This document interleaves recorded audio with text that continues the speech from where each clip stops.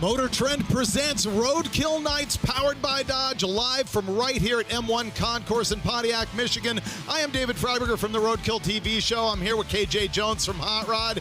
And KJ, I think the rest of the day is going to be all about the action on the drag strip. We have a bunch of competitions that we're going to show you. What are you looking forward to? I'm looking forward to small tire. I'm a small tire guy, David. We have two categories, small tire and big tire, amongst the competition. And I'm really looking forward to seeing what the small tire competitors do on this road right now. And of course, small tire shootout, big tire shootout, both any year, make, model. It's $5,000 to win, but there's also a competition for the single quickest Dodge-powered Dodge in the entire show. Plus, we've got the Direct Connection Match Race, or Grudge Race, coming up, and that is a deal where Dodge has given 8 people, 7 of whom actually showed up, a brand new 2026 Dodge Charger Scat Pack with a 550 horsepower Hurricane inline-6 twin turbo engine, and they've given them to these shops and said, build them, bring them out here, go heads up, cut loose, and we're going to have last person standing. And I say last person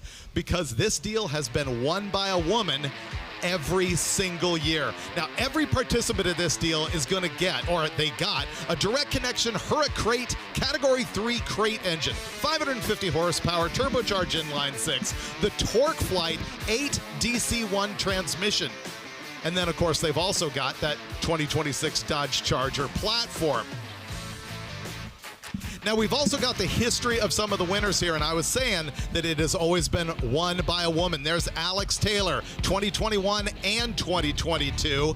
And then, of course, Kayla came and won in 2023. Morgan, 2024 and 2025, with her 8th in the quarter mile D100 with Hurricane power. And you will see Morgan joining us on the broadcast, as she is going to end up doing a lot of the interviews that we'll play for you throughout the week. And I got to tell you, she is connected with the Hurricane hop-up community. Absolutely. She's one of the founding people of it. You know what I mean? She took the D150 and came out here to Roadkill Nights and won twice. First time wasn't extremely modified, but the second time, boom. This is what's going to do. This is what you need to make this thing a badass. And she did it. So she really set the template, in my opinion, establishes a template that we're going to see going forward, just more and more and more refined. And it was interesting talking to her about all the competitors.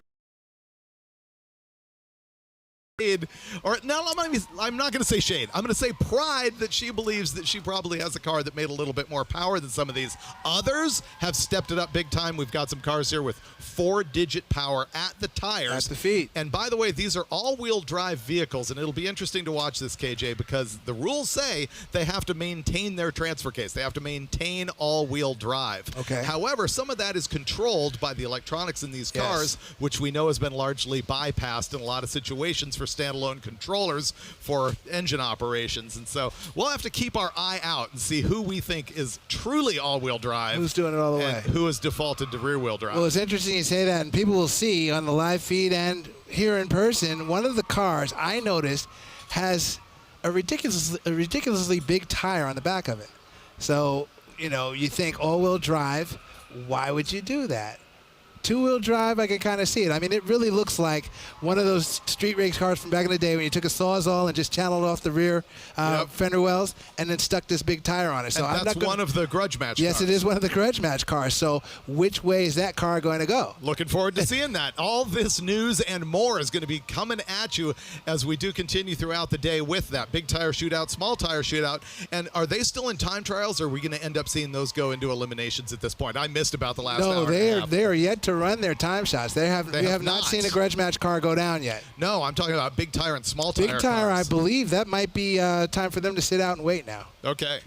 And we'll start to see the Grudge Match cars. Now, you've seen Grudge Match cars already making some warm-up passes, haven't you? Going round robin and looking very impressive. As we talked about earlier, for the folks that are just tuning in on the live feed, this is a process. This is a process when you're playing in the small or big tire game where you're basically trying to get a feel for the surface, rubber is coming into the surface, and you're adjusting your tune-up accordingly so that more than likely your last lap's probably going to be your home run lap to get into this field. Well, so you're just trying to go. Home on the live feed understands that we're racing on the street here, but for your edification, yes, this is drags on Woodward Avenue. This was the road to the McDonald's yesterday, and they worked all night and scrubbed this place up, and it's actually a surprisingly good surface, and as KJ described, it does come in through type conditions, brought to you in a legal fashion by MotorTrend and Dodge. And every year, year after year, and sometimes when the weather doesn't even cooperate with us, they come back and get this thing right. So a hell of an effort by that team, and we are really ready to get things going, David. I'm excited. I'm always excited for this, but now I'm getting charged up because you have the competitor, you have the Direct Connection Grudge Match coming up, and not that this has really been a big smack talk environment for this thing, but it is the perfect fodder for just ultimate smack talk, and I wish that maybe some of these competitors... can deliver that. Oh, well, I think that we will. That's the thing about it. Yeah. I think that we're finally going to bring some of the smack talk out for those competitors because that's what we do very well. And the other thing that is coming up that I really hope you'll be in the grandstands for if you are standing here or on top of the Dodge hospitality trailer over there. Look at those people packed in. We do have, once again, Nitro Burnouts on Woodward. You are going to see that coming up at 3:30 local time. You're going to have Leah Pruett in her NHRA Top Fuel Dragster. Also see Matt Hagan in the Nitro Funny Car doing burnouts right here on the street. It's one of my favorite parts of the entire meet. For perspective, for the people that don't know, NHRA Top Fuel Dragster, we're talking about 12,000 horsepower? That is correct. We're talking about, you know, currently the record in Top Fuel is 345 miles an hour. And so this is a vehicle of that type that's going to be out here making laps. And you know what? Leah just took a recent first win after motherhood. So that's been very cool. And of course, Matt Hagan, your 4-time funny car champion. These are legit. I got to emphasize, these are big show cars. This is not just fooling around. Oh, the real deal. Yeah. Totally real deal. It's going to be incredible. A lot of things still to come. I haven't, looking down that way at the Dodge VIP area, and in years prior we were able to see, in a sense, beyond that at the crowd, and I'm not able to see crowd now. Have you been able to see what's going on beyond that VIP and how those stands look? I hope they're packed. I have been out there. It is a very, very packed house. Good. And, you know, one of the problems is we can't see. 0%. The people at home want to see, and we do have some footage here to show on the live feed. That's, I think, a live shot of what's going on in the grandstands. There but we go. do have some footage of cars running from earlier in the day that we can show you while we are waiting for the track to go hot, which it will be fairly quickly here. But look, there's Garbage That Barfed. Garbage That Barfed. Right there, and there's the cop car. Of course, Hellcat power in that thing. These were the sort of, I don't know, test and tune runs that were being made earlier today by all the cars in the big tire and small tire categories. And by the way, the difference there is small tire is a 28 by 1050 or a 275 radial. And any all-wheel drive car goes into big tire, and any car with big tires goes into big tire. Obviously, yes, and sir. I say car, by which I mean car or truck. It's interesting how car becomes the default. Let's see if we can see the, they cut away from it. I wanted to see the lift gate fly open on this thing when it launched, which we saw earlier live. Chrissy and I determined that's his statement. That's all. That's just his statement. Yeah. Whenever I come to Roadkill Nights, my tailgate's going to just pop That's what up. you do. That's what I do. Yeah, understandable. So if you've missed out on the 11-year history of this deal, Roadkill Nights started way back when we were running it in the parking lot at the Silverdome in Pontiac, Michigan. Of course, the Silverdome doesn't even exist anymore, but you can see our drag strip from Earth on the Google satellite view for many, many years. But it was powered by Dodge from the very, very beginning. And the whole thing, Roadkill Nights, was the brainstorm of Eric Schwab at MotorTrend and Tim Kaniskis at Dodge. And those guys got together and came up with the idea, and they put me and Mike Finnegan against the guys from Gas Monkey Garage in that initial shootout. And we've been doing it for 11 years since then. But in the year number 2, we sat at a round table inside Dodge, and let me get through these facts right here. They're playing music over the story. We're talking through the big tire, small tire classes. Of course, there's pro racers, there's hometown builders. Many racers here also attended the Hot Rod Power Tour and Hot Rod Drag Week. We had 40,000 fans here in 2024. This is the first time there's 2 racing venues. We're racing not only on Woodward, but also on a road course section of M1 Concourse. I was telling the story that after the very first year, we had a marketing meeting at Dodge with ourselves and the guys from Dodge. And Tim Kaniskis, who was the president of Dodge at the time, says, we need to do something to make this bigger, badder, faster, louder. And I was like, guys, you need to run the drag race on Woodward. And Kaniskis points at some guy at the table and goes, yes, make that happen. Something. And here we are. I need to have that kind of power. Ultimately, I need to be able to make that happen, to point. I hope he pointed. I just want to give the props to both Schwab and Kaniskis for birthing what we're still doing here 11 years later. Eric Schwab still doing his thing at MotorTrend and making things like that happen. And salute to everybody involved with past and present, honestly. We appreciate Matt McAleer, of course, the current CEO 100%. of Dodge, who is out here having a great time. Introducing the new 2026 Dodge Charger Super Bee yesterday, the new 600 horsepower iteration of that Hurricane twin-turbo inline 6 that you will see in all of the Grudge Racers cars later on today.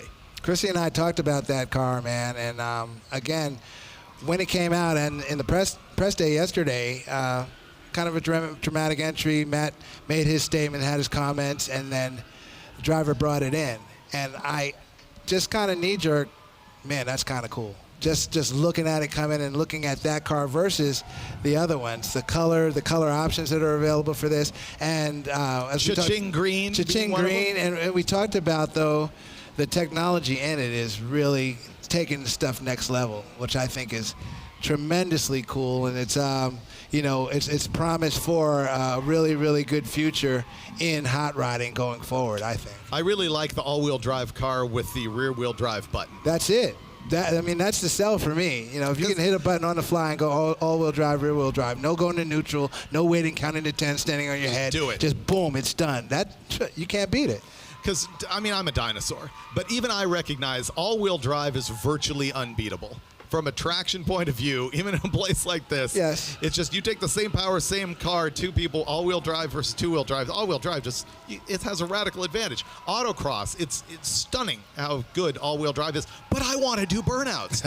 And so I think the burnout button is probably what they need to be calling. We'll call it the burnout button, yes. We will. Unofficial burnout button, exactly. Actually, Dodge probably would. Well, they have a launch control now in cars and stuff, so. Yeah, they do have, They assist in burnouts, so why not? They facilitate burnouts. It should just be called burnout button. The burnout button. Thank us later. Yeah, because they never thought of that. That was our own brainstorm. That was our own brainstorm. You know what? We're going to go actually to an interview with Kevin Hellman from Dodge, who's going to give us more insight than KJ could possibly have right now.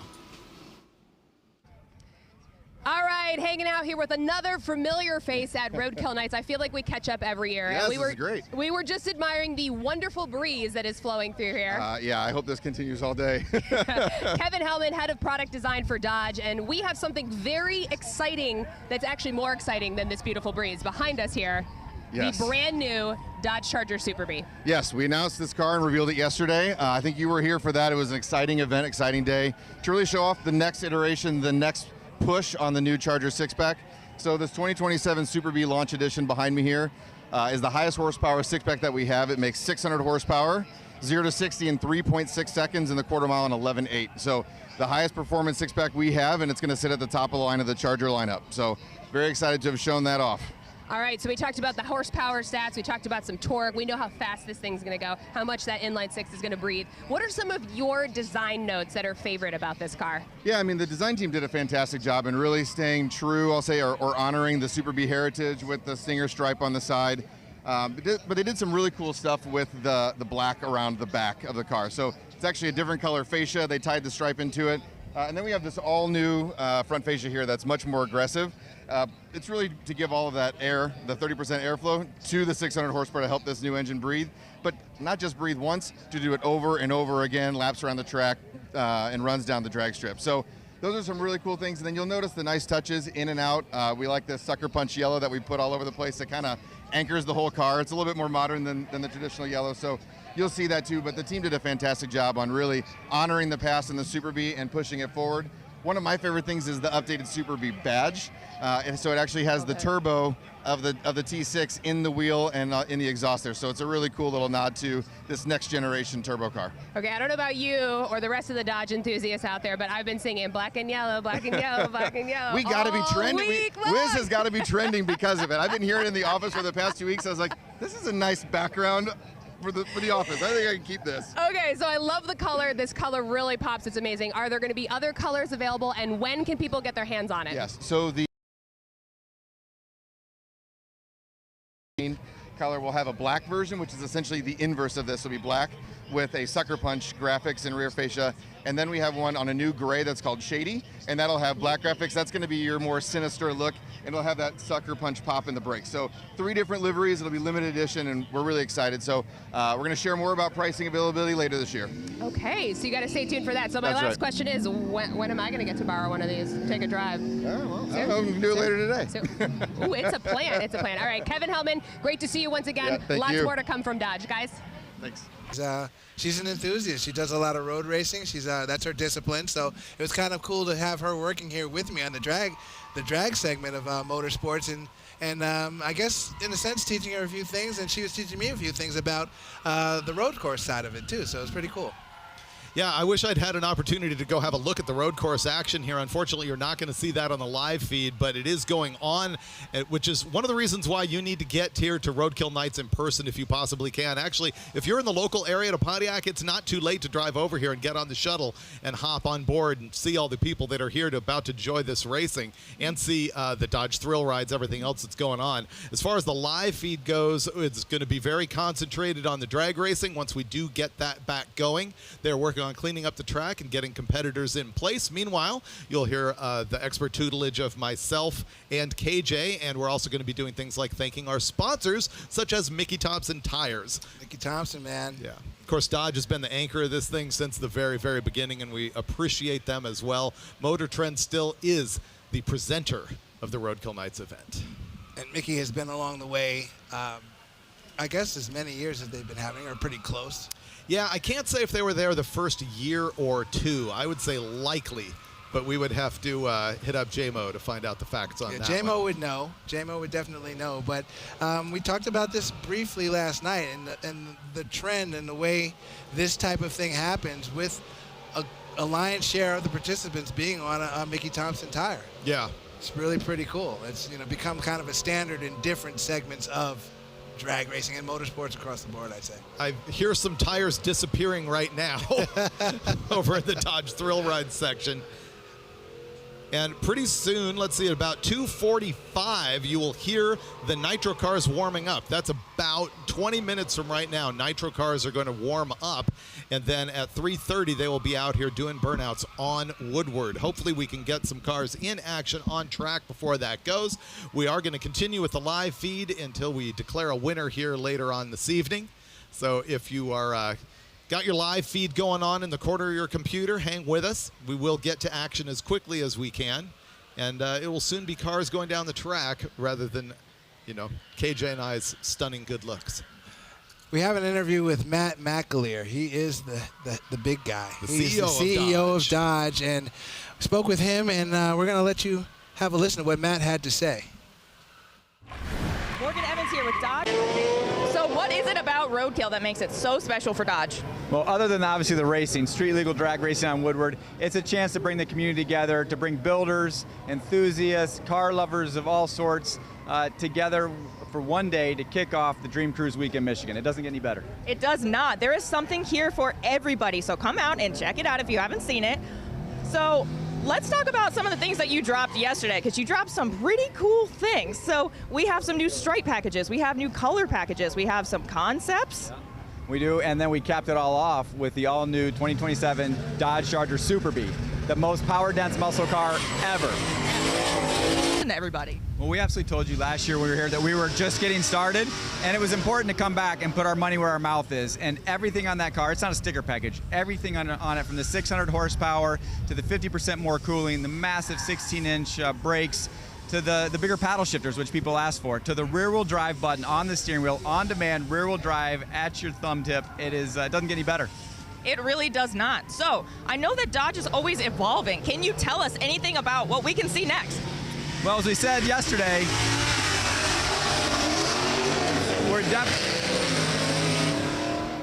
this is not the finish line. We will continue to listen. We'll continue to push the needle. The Super B outperforms the original 707 horsepower Hellcats, and it's not even wearing an SRT badge. It's the best that Dodge has brought to market yet, but we're not done, and Tim and the team are just starting to get going on the SRTs. That's awesome. We can't wait to see what it can do. Do you want us to close out, or? Just close it out. Yeah, I think this is pretty good. This is a quick hit, pretty much. Okay. Yeah.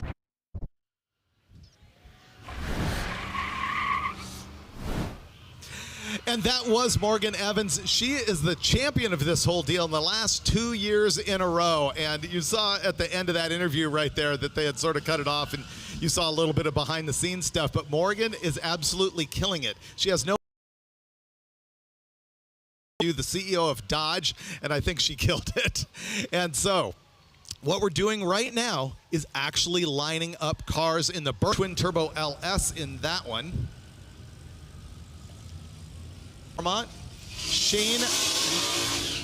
Shane Molly is in the right-hand side in the Trackhawk.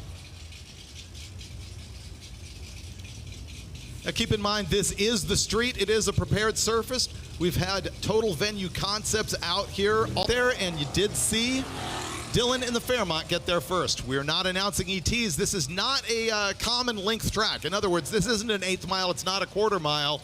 It is more than across an intersection. And we are determining winners just by who gets there first, and they are leaving on an arm drop, as you see Pooch do right there.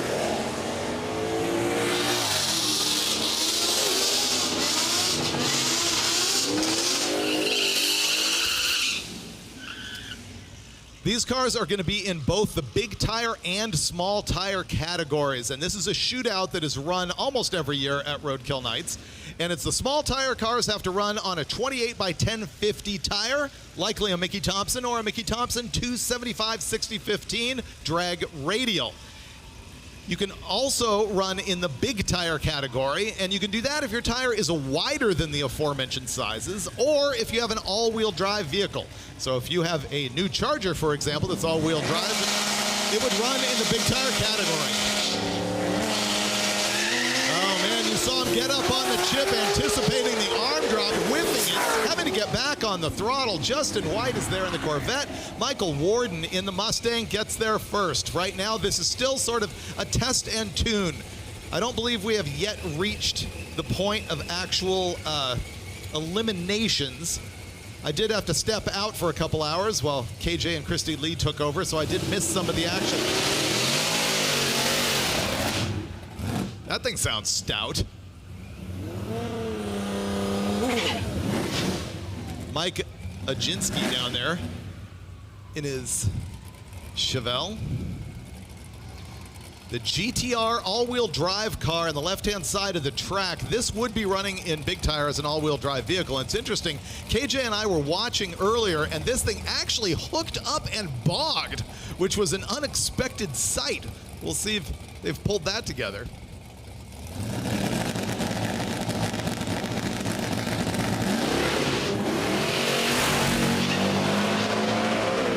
Looks like he did stick it and get the thing rolling out. You'll notice that he delayed a little bit. Obviously, I think he's still in testing tune mode rather than winning mode.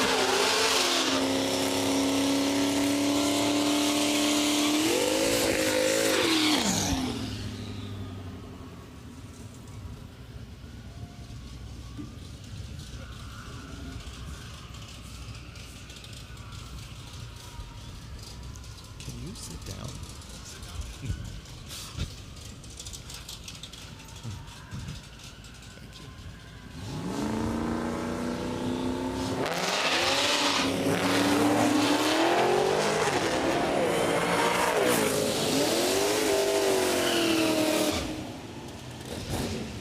Brett Smith on the left-hand side just went through with that orange Challenger, and that was Ashton Mitchell on the right. Next pair up, Garbage the Barfed on the left-hand side. That's a car that ran Hot Rod Drag Week, and Brian Lones and I were admiring its appearance.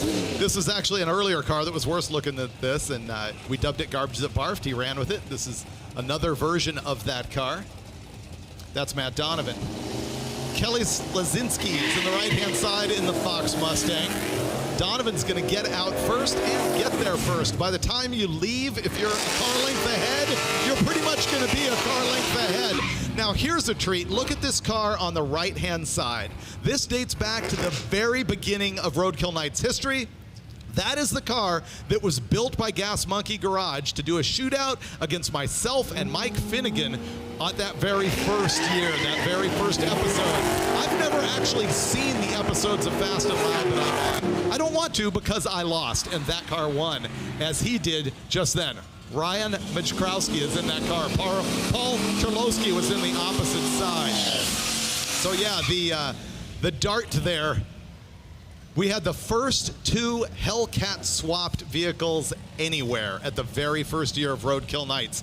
The General Mayhem Charger that I still own was the very first running driving Hellcat swap car, but they got that dart done with a standalone setup that ended up giving them a significant advantage, and they had also tunneled their car in ways that we didn't do. And it's a whole drama. You can go back to 11 years ago and relive all of that, probably still on social media and in episodes of both Roadkill and Fast and Loud. But that is really where Roadkill Nights all began, and it continues today with another late model shootout here with the Ford on the left-hand side and a Challenger on the right.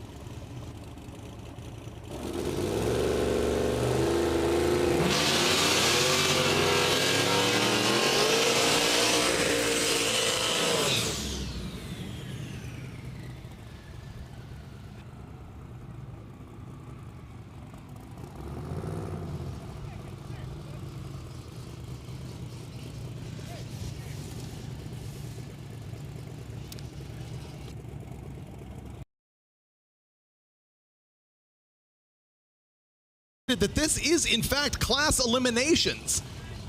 I missed that, Cage. Apparently towards the end of your handoff they had run a few cars in elimination, so I must admit I don't know which round we are in right now. By eyeball I would suggest that this is small time. Oh, Deal Brothers on the left hand side have been working on that car all day. When I was here earlier today they were just putting it down the track. And now they're coming out here and taking the win. Shane Maley on the right-hand side in the Ford F-150. So Deal Brothers in the Mustang takes that win.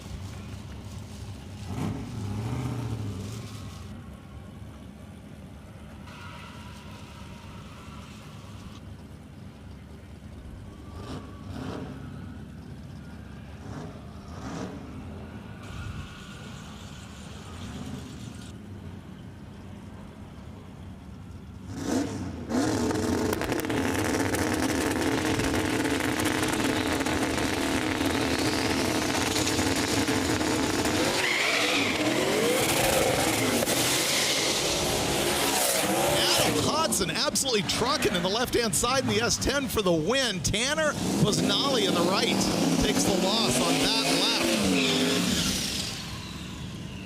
Here comes more Fox sedans going against more Chevy Camaros.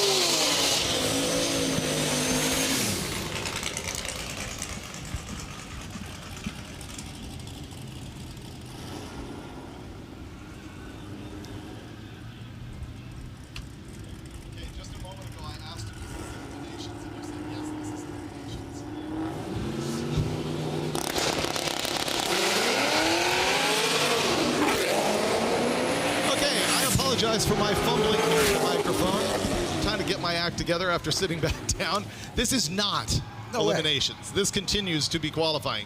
KJ Jones is back in action after swallowing that sub. Most of it. That sub It was sandwich. tasty. Shout out Jimmy John's. It was Yeah. tasty. But yeah, we're still making laps, qualifying. trying to get 8.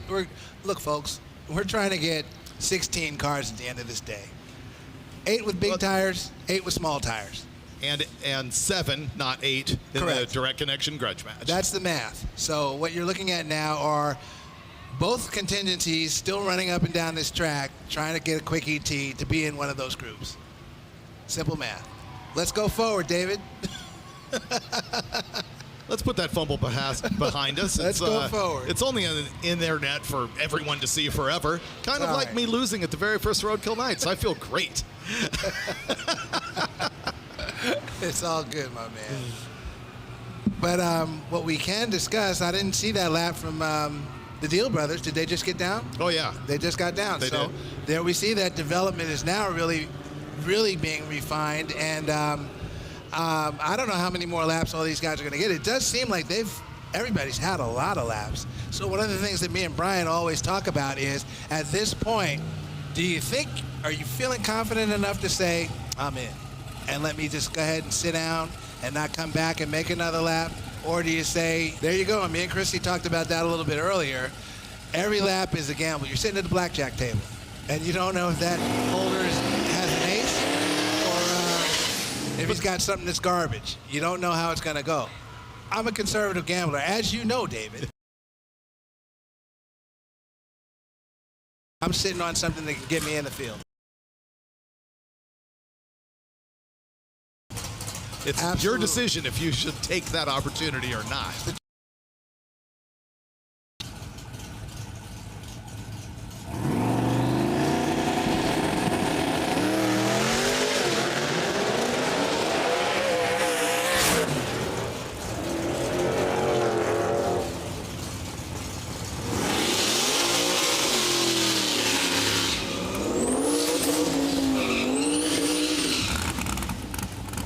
This Dodge Dakota in the left lane is really starting to come around, David. That was a driver that seemed like he was really trying to figure things out initially with a lot of wheel spin and tire spin and stuff. And something that we haven't discussed is management of this power.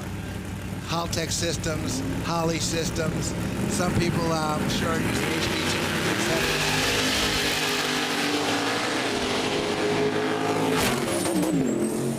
And, of course, management by weight and wing, which is what you just saw go down the track. Absolutely. And what you're talking about is the technology of today gives people so many more opportunities to be fast on a track like this than they possibly could have been in the 60s. And it's not just that we can make 1,000 horsepower at a blink of an eye now or buy a brand new inline 6 with 600 horsepower.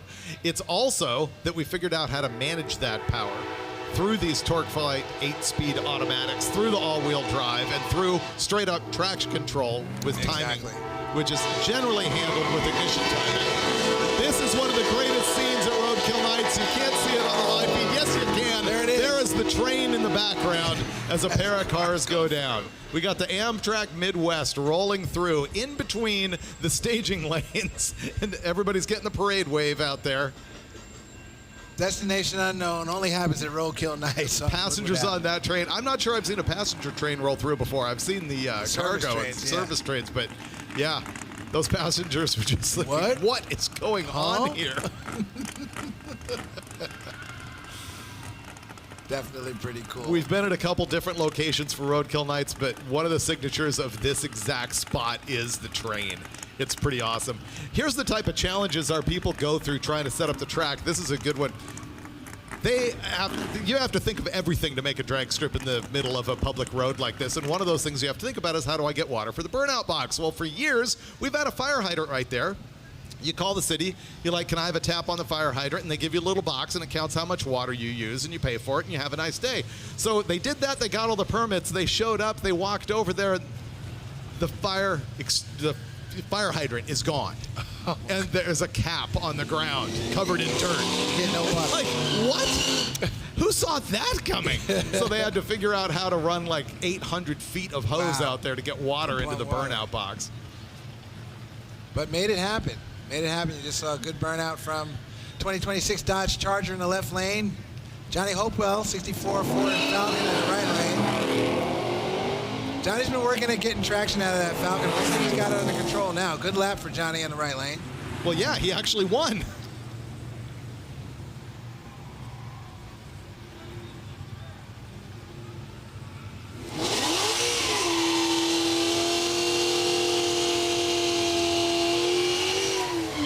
I think if I was making laps out here, one of the things I'd be doing is practicing like the arm drop, watching, seeing what he does. Well, a great point, but I didn't ask Pooch this, and I'm wondering, is he doing it with consistency, or is he being Christmas, where a Christmas tree might go now? Is he randomizing? Now, is he randomizing? So, good point, but I'd really need to know from Pooch, how is he actually delivering the arm drop? Well, that's the thing, and that's what the racers did back in the Flagman days. They would stand there and try and pick up a guy's pattern. That's what you do. You sit in the grandstands, you just watch. The track hawk over here is going to be wicked. Yep.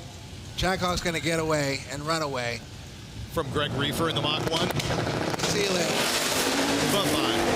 See you later. Wow, that thing's trucking. And the thing about it is a Mach 1 is actually a fast car.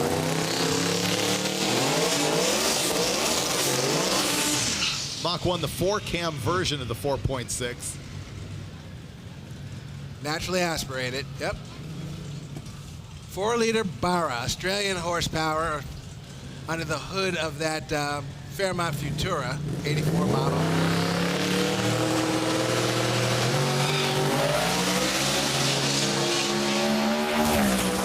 Alex Judd.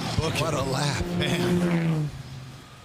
But here we go. The progression of the day, David, you know, faster, quicker throughout the day. And the point we raised a while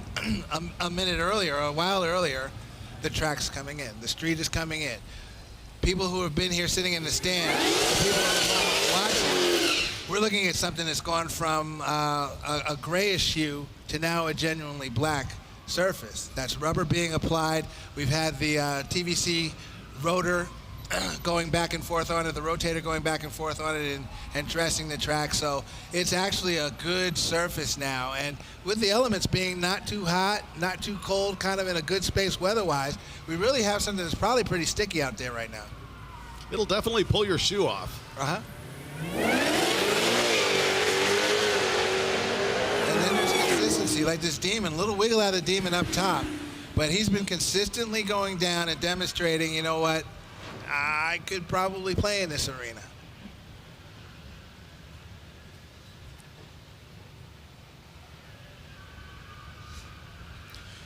There's those of you who have watched this before at this location, because as I mentioned, we have moved around a little bit, but when we've been here in front of M1 Concourse on Woodward, the track is not the same as it used to be. Cast your eyes up towards the big end, and you can see that there is a pretty significant left-hand jog up there.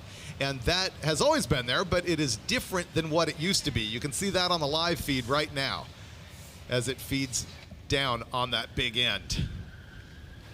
And it's a challenge for drivers, and it's interesting. There is a crown to the road, and I was talking to Kurt Johnson, who was telling me how they were trying to compensate. They had mapped the curve and hump of the road, which is a compound curve, and figured out how to get the track as straight as they could for the easiest path over the hump. So yeah, it's actual street racing. It's a street race. It's just legal. It's a street race. All right, here comes our killer. What do you got, KJ? You know, you're looking at a 6-time champion in the big tire category of this event. So it's very, very hard to go against him. But I'm convinced, or pretty certain, that among those 3 cars, the Everest car, the Regal here, and Nate's Blazer, I believe they're sharing data. Well, to the point where they might have similar or spot-on same tune-ups in those vehicles. You had advised me that they had moved the Acadian over into the left-hand lane. Yes, sir. And now he's back in the right. Now he's back in the right. The man knows how to do this. Well, out of 11 events, he has won 6 of them and 3 in a row. The man knows how to do this. And he's now acting from a standpoint of, I'm in. Yeah. Let me get this figured out so I can go rounds and win it. 600 plus cubic inch nitrous car.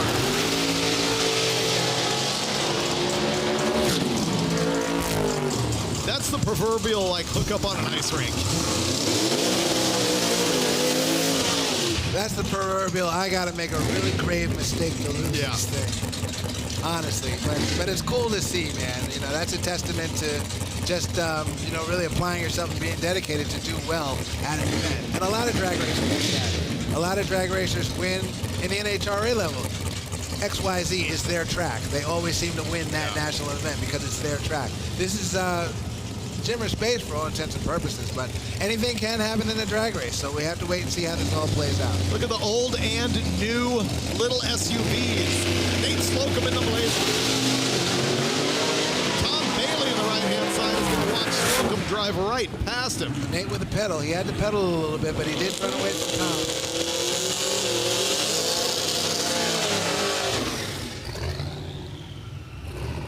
And you have to think about this now, David. Time could be kind of running out. We don't know if this is the last lap for everybody or might they get one more, but you certainly don't want to ask me. Tom is yet to really have a really good definitive lap that right now, by my scorecard, could have him just on the edge of this thing as far as 8 cars go. Quite possible. So you're saying he could be on the wrong side? On the wrong side of it. Absolutely. Could be on the wrong side of it. He could be behind the cut line. And if he is inside the cut line, act better come together very, very quickly because that's a ladder deal. And he'll have to see number 1. Thad House on the left-hand side in the Malibu. Josh Holman in the Mustang. That one goes to the Mustang. I'm looking at ETs here. You know, this track, it's not an 1/8 mile. It's, you know, something like 450 to 500 feet. So the ETs are not really comparative to anything that people know in drag racing. However, I can tell you that being in the 3s means that you're stout out here. Absolutely. You're cooking it. But it's not about ET. It really is about first to the finish line. A lot of that comes down to this arm drop. So you'll be seeing that as we go in eliminations. That seemed like a backfire and a slow roll, didn't it? It sure did. And to your point about what we want to see out here, what anybody wants to see, especially from a competitor side of this, you want to see a very good 40 feet. You want to see a really good 40 feet. That's the real nuts and bolts of it. Everything happens in this race down low. I made a reference to topside not really being that important unless you're on a scramble button or something like that, getting ready to run by somebody or trying to run by somebody. That would be real tough. It's very dicey, but it has been attempted and done.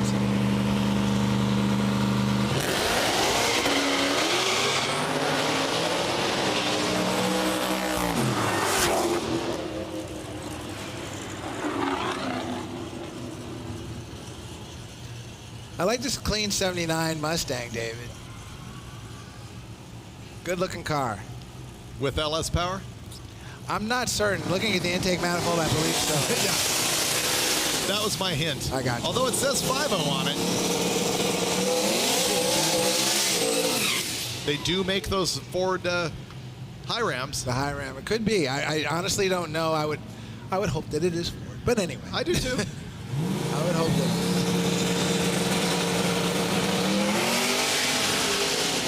Chase Deschanel in the truck has run better earlier in the day. Glenn Ward is in that Mustang. Good lap, Glenn. Another car in the 3s, a 373 out of that car.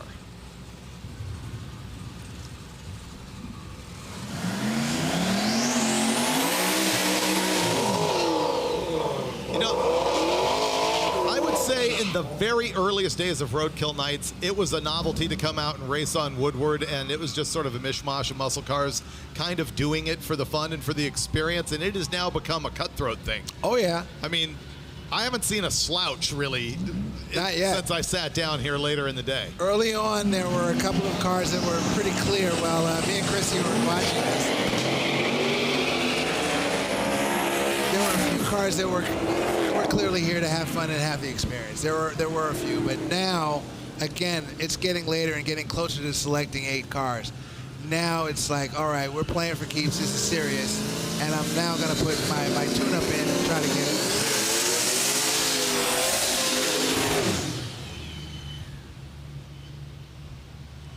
Everything is looking a lot sharper than it did earlier in the day.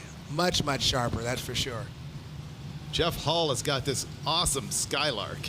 Yeah, it's a nice car. Unfortunately, KJ and I don't get full access to meet every single racer. I'd love to know the power plant in this thing. Yeah, you know, conventional thought might even say LS in it, but you know, what if it was like a 455 in that thing or something like With that? a flat hood, it wouldn't be a carbureted 455 making this kind of steam. Just to draw some conclusions on from the street racer's point of view. Austin Sanchez left side. Good lap, Austin. Yep. Yeah, the games are getting stepped up.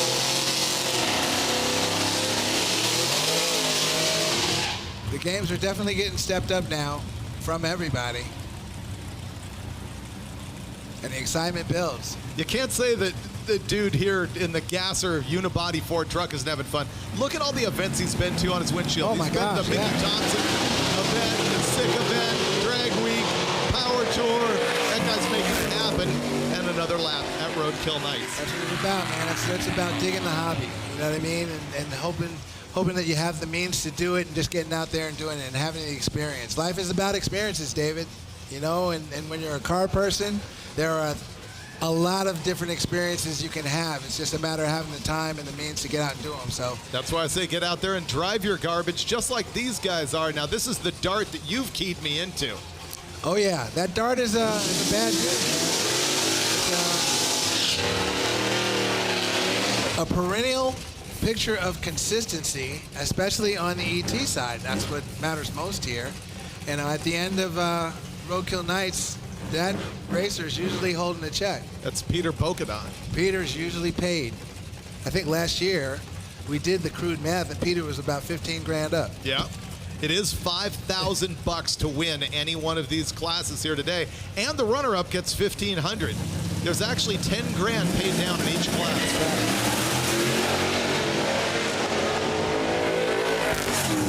And when you see a car like Peter's move, for everybody watching on YouTube and in the audience here in the crowd, I'm thinking that he's just got his track management figured out. You know, that's probably electronics that are controlling timing, keeping things consistent, watching the wheel speed. He's got a dry speed sensor on it or something like that, and it's just monitoring everything. And a sense of wheel speed, too fast or wheel spin about to happen, just pull a little timing back on it and get him down the same way every lap. I haven't seen that car spin tire yet.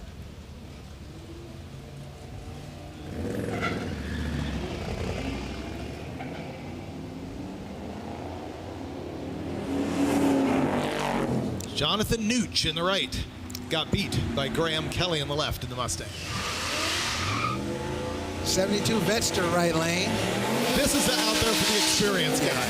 72 Vets Stingray. I made the comment earlier off the live feed, which means I can say it again, and half these people won't even know it's it. New. You just said it. For I think that this car is more like what you actually saw out here on Woodward in the 60s on a given Friday or Saturday night. L88 hood. Lots of tire smoke. Yep. Let's see if he blows a half shaft out of it. There's the wheel spin. Having fun on Woodward Avenue, man. Nothing wrong with it. Nothing wrong with it. The 72 big block vet, I co-sign. Tony Saladino.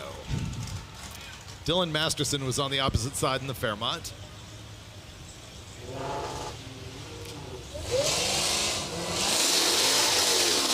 Man, that was violent.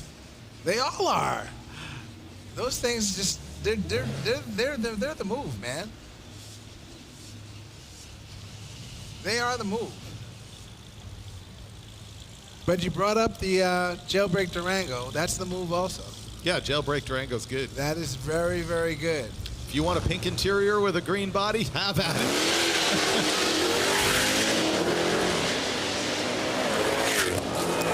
As a matter of fact, if anyone is so inclined to dial up hotrod.com, there's a fairly decent article about that Hellcat Durango jailbreak that I think people should check out. Hotrod.com, written by some guy named KJ Jones, whoever he is. And at Dodge.com, you can learn a lot more about that jailbreak car and the full line of Dodge stuff. It says here that you can get literal millions of available customization combos on Jailbreak. That is the marketing spiel. Yes, Did he indeed. just launch that thing in reverse? Millions. That would be the second one. Is that the same car that did that earlier? No.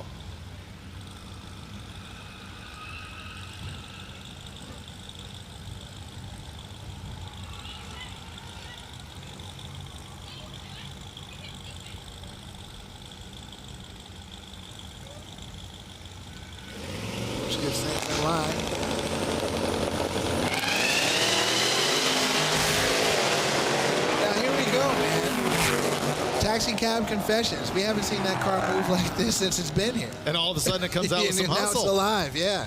Man, he wanted a 5-star rating. Yeah, please tip. Interesting.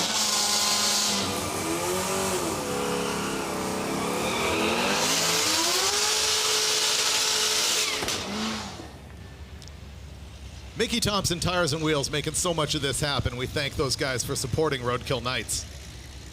Shout out J-Mo.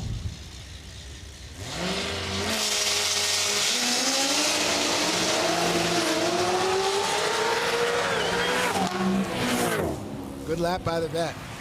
You can see the guys who've done this before, the nose just drops so fast on those cars right across the finish line because they know they got to get the thing wheeled down to make the turn up there.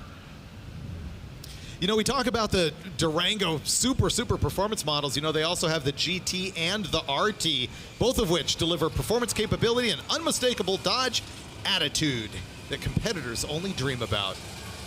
The GT has the 5.7 Hemi. The RT turned things up with the 6.4 392. So you can get the full range of Dodge muscle in those Durangos.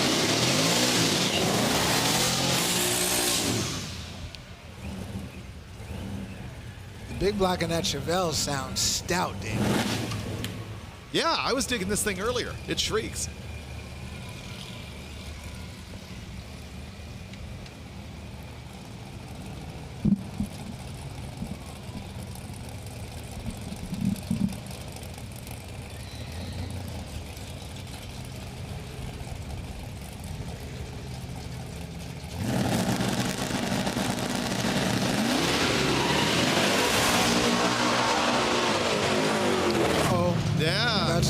We got yeah.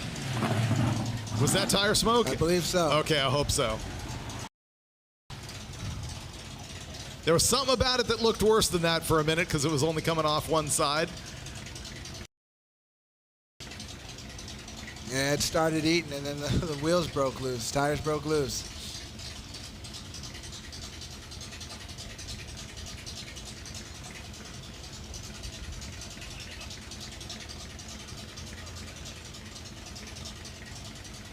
Now, as a Mopar guy, David, are you able to name that engine based on a camshaft shop? I have to admit, I was asking myself if it had a slant 6 in it.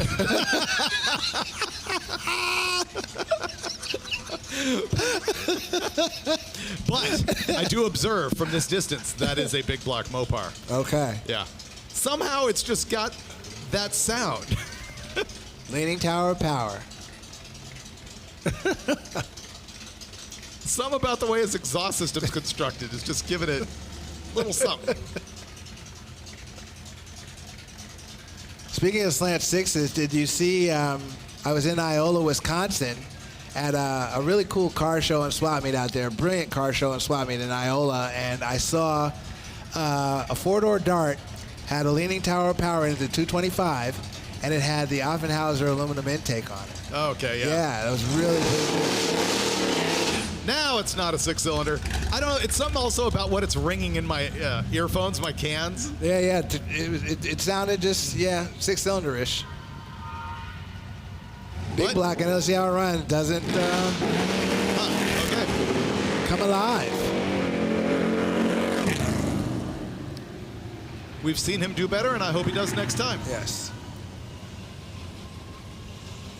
And speaking of next time, it looks like people are still going around to make laps. So I guess so. This session is just still wide open. But again, you got to consider parking your stuff and being confident with your perceived number and waiting versus, you know, keep cooking it, because at this point now you're in a hot lap situation.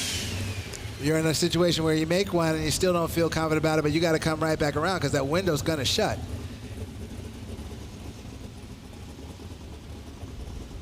Strategy is what you're saying. That's what I'm saying. That's absolutely what I'm saying. And it's cool that even something like this has a strategy to it. A pretty serious one. You know, we know that heat is a car's enemy. Drivetrain, engine. Heat is a killer.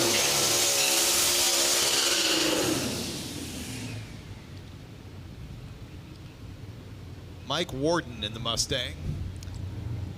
Mike in the SN95 Mustang. Demetrios in the left-hand side in the GTR Nissan.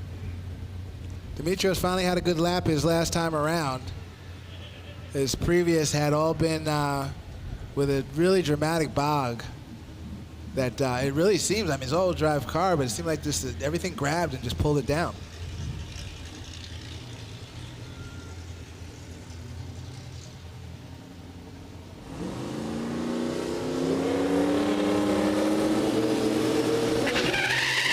Demetrius got it figured out now. Now it's acting like a GTR should. Good lap by Mike.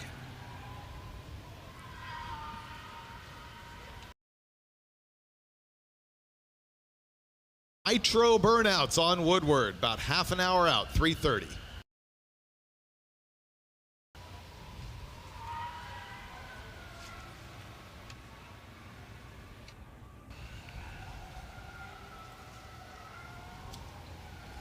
The Dodge Charger RT packs its six-pack standard output turbocharged inline six-cylinder to deliver 420 horsepower and 468 pound-feet of torque and a top speed of 168 miles per hour. All-wheel drive when you need maximum grip. Rear-wheel drive when you're ready to rip. Legendary Charger attitude, next-generation performance. Come and see them here, right on the ground at Roadkill Nights, because out on the asphalt, they're a blur.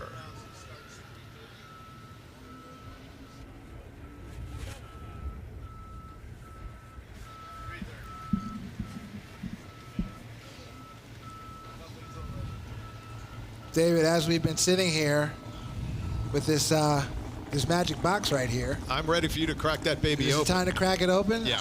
Have you ever had one of these? Oh, yeah. Okay. We're going to the 5-hour energy right now. I'm not familiar with 5-hour energy, and I'm not going to cop to needing one right now, but they are one of our sponsors, and we need to acknowledge 5-hour energy.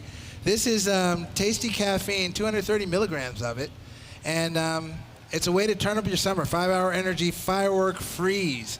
I'm guessing that's some type of frosty cool summer energy drink. You throw that thing straight in the freezer and it's like a bomb pop. So you seem to be the expert on it. You want to go ahead and finish the rest of this promo? No, go for it while I crack one open. Well, crack one open. You go ahead and jolt yourself up with a 5-hour energy, David. And if you want to turn your summer up with 5-hour energy firework freeze, now's the time to do so. We're sitting here with a box of them, so we might be able to get you one if you really need it. It's inspired by your favorite freezer pops. Firework Freeze explodes with juicy cherry, tangy lime, and a crisp blue raspberry finish, all packed into one bold sugar-free treat.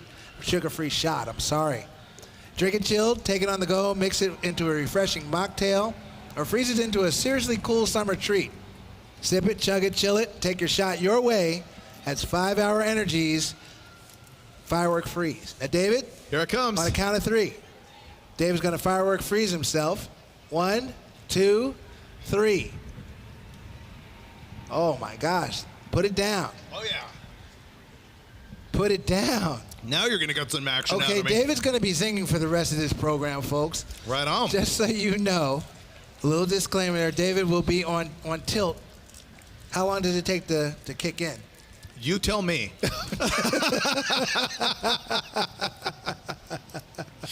It's kicked in. Yeah. I'm not familiar with the energy deals, but you know what? 5 Hour Energy Drink, thank you for supporting Roadkill Nights powered by Dodge, and I'm going to take one to go, and you never know when I might need it.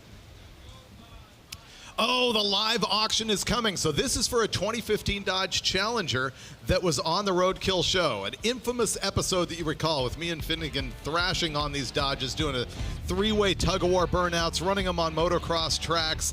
I later on took this very car on the One Lap of America event. You saw that on Roadkill. The car is for sale. This 2015 Challenger has been owned by MotorTrend since the very beginning, since we wrapped that episode, and it has been maintained in their fleet.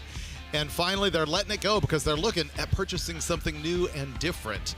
And so it's on Bring a Trailer right now. So yes, this 2015 Dodge Challenger is on Bring a Trailer, and it's going to end at 4 o'clock, and you could be the owner. I have been to 11 Roadkill Nights. That's pretty cool. Uh-oh, me too? Hi, what's your name? My name is KJ Jones. Where are you from? Reseda, California. How many Roadkill Nights have you seen? 5. Thank you. We're going to ask forgiveness later. Thanks, guys. Uh-oh, we're in trouble. All right. I might Thank want you, one of these 5 Hour Amanda and Energies. Roodster, for coming in doing some social media stuff with us, apparently. Meanwhile, we're going to go to a video that we shot earlier today with myself and Mike Finnegan down at the Mike Finnegan apparel booth with that Challenger that's being auctioned off. So many questions about this car because my recollection is we did a 3-way tug-of-war with it. Right? And I might have driven it on a supercross track. Big time. Okay, that happened. Apparently, when we were done, I'm pretty sure the skate skirts fell off the car. Yes. But it was totally maintained by other humans after that, and it's in great shape. Remember, it was fixed, and I took it on One Lap of America while you were driving the Firebird, or this is trying that to. car. This is that same car. Oh, it runs mint. And ever since then, this thing has remained in the ownership of MotorTrend, and they've had it in their Detroit area office. I think it's got about 50,000 miles on it. But the punchline is they're finally selling it. You can buy this on a Bring a Trailer auction that closes today at 4 o'clock local time here in Pontiac, Michigan. We're going to be counting it down here at Roadkill Nights. And the best I can offer the person who's actually going to own this fine piece of equipment is that we'll sign the dash for you. So let's do that. Yeah, that'll help. Yeah. I've actually bought several vehicles off Bring a Trailer, and it's probably the best buying experience I've ever had. Really? Because the comment section... Someone's going to need to actually unlock the car. The comment section on Bring a Trailer is full of people that know more about the car you're bidding on than you do. Right. So I learn all kinds of stuff that reassures me when I bid on anything, including maybe this. I don't know. I might feel good about this. Hey, I looked it up to see if I would bid on this. I decided no, it's up to $35,750 right now. Okay. But you know, these sell, maybe it's a 2015, it's a little old. Oh, well, here, General Maintenance sold for 60 grand. That's because you and I didn't do a 3-way tug-of-war with it, did Oh, we? yes, we did. Oh, then because we did do a 3-way tug-of-war with it. So this is at least 80. Feel good at paying 80. Do you remember being here with General Maintenance doing Burnouts so hard that we blew the tires off of it? That was actually here at M1 Concourse. Oh, you're right. Yeah. That was fun. That's the best thing about these cars. Like, if you're considering buying this, here's what you need to know. 6-gear, 190 mile an hour wheel speed burnouts. The tires turn to barbecue sauce instantly. It's so good. Yes. Yes. All right, I think we may have to sign this thing after the auction closes because no one can find the keys. But they do have 2 red keys for this thing ready to go. So watch that auction on Bring a Trailer. It closes today at 4 With o'clock. confidence. Yeah. And there is the countdown you heard at the very beginning of that clip. I did accidentally call that car a Charger. It's obviously a Challenger. We also had the Charger, I think, which is why I had the brain slip there. But look at that. The auction ends on Bring a Trailer in 47 minutes and 18 seconds, 17 seconds, 16 seconds. KJ, I can do this for another 47 minutes and 13 seconds, 12 seconds, 11 seconds. I'm just wondering if I need to dial this up, man, and just kind of stoke the fire a little bit, you know what I mean? And people probably want it, but... It's up to 37.5 Just now. put one of those bids in there for like 38, you know what I mean? Yeah. 'Cause I got 38 and then somebody go on top of that, and somebody go on top of that, just to bring the dough in now. Well, I will say that the General Maintenance Charger that was on those same episodes did sell for $59,500. I called it 60, but it was $59,500. That car had been hit pretty bad and repaired well, and it had lower miles on it. The Challenger has not taken as much damage as the Charger at all, but it also didn't have the character of the paint that made it look like the General Maintenance. So it's sort of, I don't know, to me a toss-up on vehicle condition versus character. It could get up there into the $50,000 range, I think. As roadkill cars go, which one were you the most endeared to?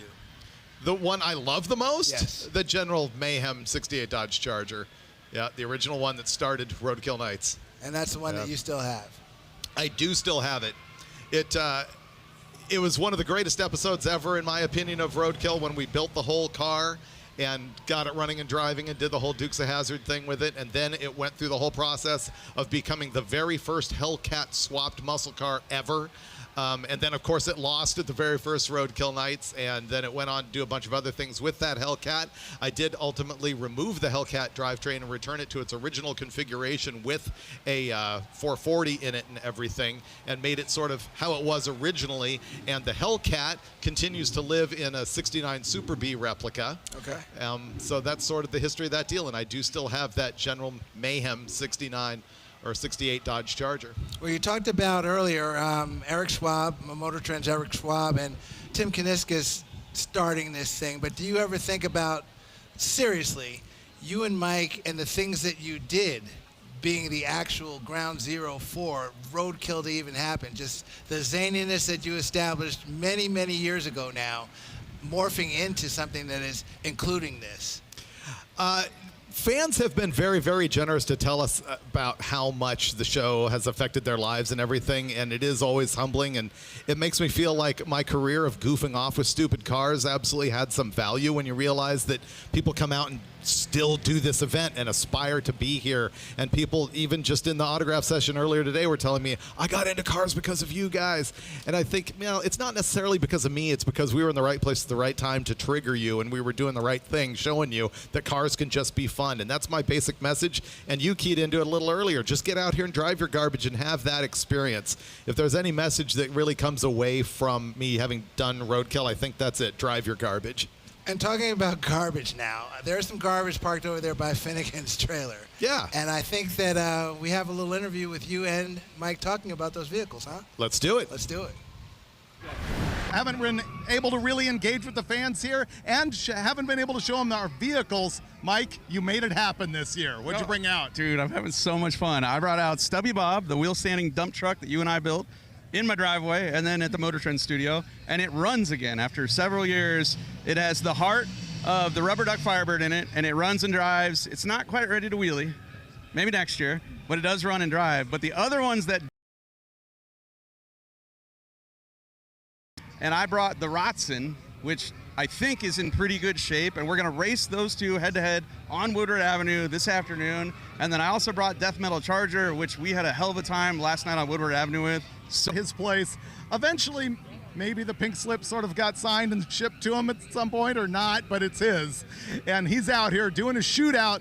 Understandably, he has hopped up the 350 or the small block Chevy that's in that thing. And what is in the Rotson now? The Rotson has a junkyard-ish, either 302 or 351, I'm not sure, that my friend Kyle Buntley put together. And read into this whatever you want. He had to grind the main caps to get them on the short block. So stay tuned for Jeff Lutz winning. Meanwhile, we got to show you another car from Roadkill, and it's one you can own. And, of course, that car that I referred to at the end of that clip is the Challenger. We just ran the clips a little bit out of order there, but you can go to Bring a Trailer and potentially win the auction and own that Challenger. I just want to say a quick thing about Mike Finnegan, which is that doing Roadkill together with him was great because he always pushed me to be at my worst. He's like, no, come on, man, let's do it. Let's do it. Let's do it. Let's do this thing that you wouldn't normally do in your comfort zone. And I think that's kind of what made the show great, is sort of the yin and yang that was going on with that. We had such a good time together building cars like those. You definitely had that. Yeah. All right, we are heading towards a 3:30 countdown here locally on Woodward for Nitro Burnouts with Leah Pruett and Matt Hagan. Meanwhile, we have got interviews here with Leah and Matt and team owner Tony Stewart. Smoke. Let's have a look at that. Yes, sir. Well, KJ, David, you guys have been talking about the horsepower that's here this weekend with our drag racers, and I'm happy to say we got Leah Pruett right before she fires up that Top Fuel dragster back at Roadkill Nights and back in competition. Welcome back. Thank you so much. I mean, there is not another event like this, right? The sights, the sounds, the smell, high horsepower, absolutely everywhere. But to be able to, you know, put down a burnout that, I don't know, maybe I'll go faster than I had before. A couple years ago, I went 157 miles an hour on a burnout on Woodward. So we'll see if we're going to get close to that. But man, I'm pumped. I mean, there's nothing like the Dodge culture and what people bring and the new cars that are launched, and this is the place to be.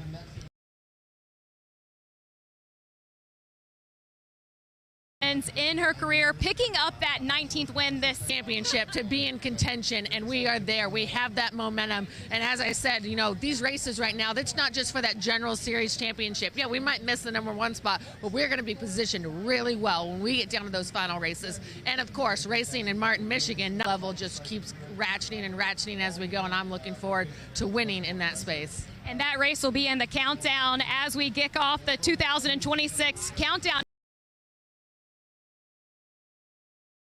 Top Fuel driver hanging out with us here this weekend is Ida Zetterstrom. She races in and out of the series, but always hustling, always honey. This is Ida. Ida, you're here hanging out with Dodge, just being part of it. Oh, Dodge itself has been with me for many years over in Europe, and I thought that was so cool representing Dodge over in Europe. I was the first Dodge ambassador over in Europe, so that was something that meant a lot to me. But to be able to come here and bring it over here and be part of the big family here, it means a lot. It's my 3rd year at Roadkill Nights. I actually unveiled my first ever NHRA car right here at Roadkill Nights in 2014, or 2024, sorry. We got to show the new livery a week before we hit the track in Brainerd. So this place really has a special place in my heart. Now I'm excited to be back. There's a lot of brands, there's a lot of sponsors out here. This is Ida Zetterstrom. If you were pitching them right now, what would you say? Oh, I would say that to be part of what we're building and the family that we have around us, it's not just about the Dodge and everything that we have, but it's what's to come. There's so much more. We are scraping the surface, and to be part of that journey and the B2B connections that we're working on, I want you there. I want you there. All right, guys, go check out Ida's story. And last but not least is your 4-time funny car champion. He's going to fire up this funny car soon. Hanging out with NASCAR trucks driver Corey LaJoie.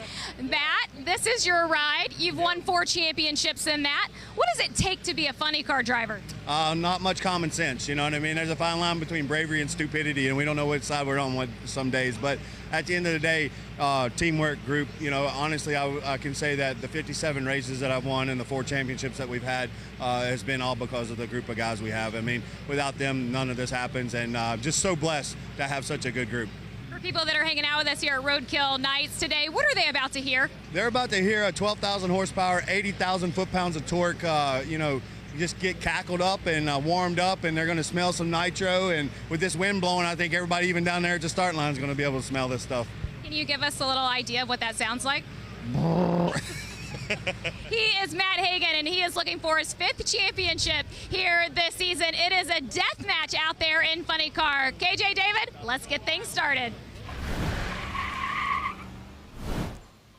Thank you very much, Amanda Busick. She, of course, is a pit reporter for NHRA on Fox, in addition to a number of other motorsports events. She's an ace. Yep, we are happy to have her with us here today, and also being able to have that chat that I had announced was going to be with Tony Stewart. Apparently he wasn't there. He is the team owner for both Leah, who he's married to, and also Matt Hagan, who he's not.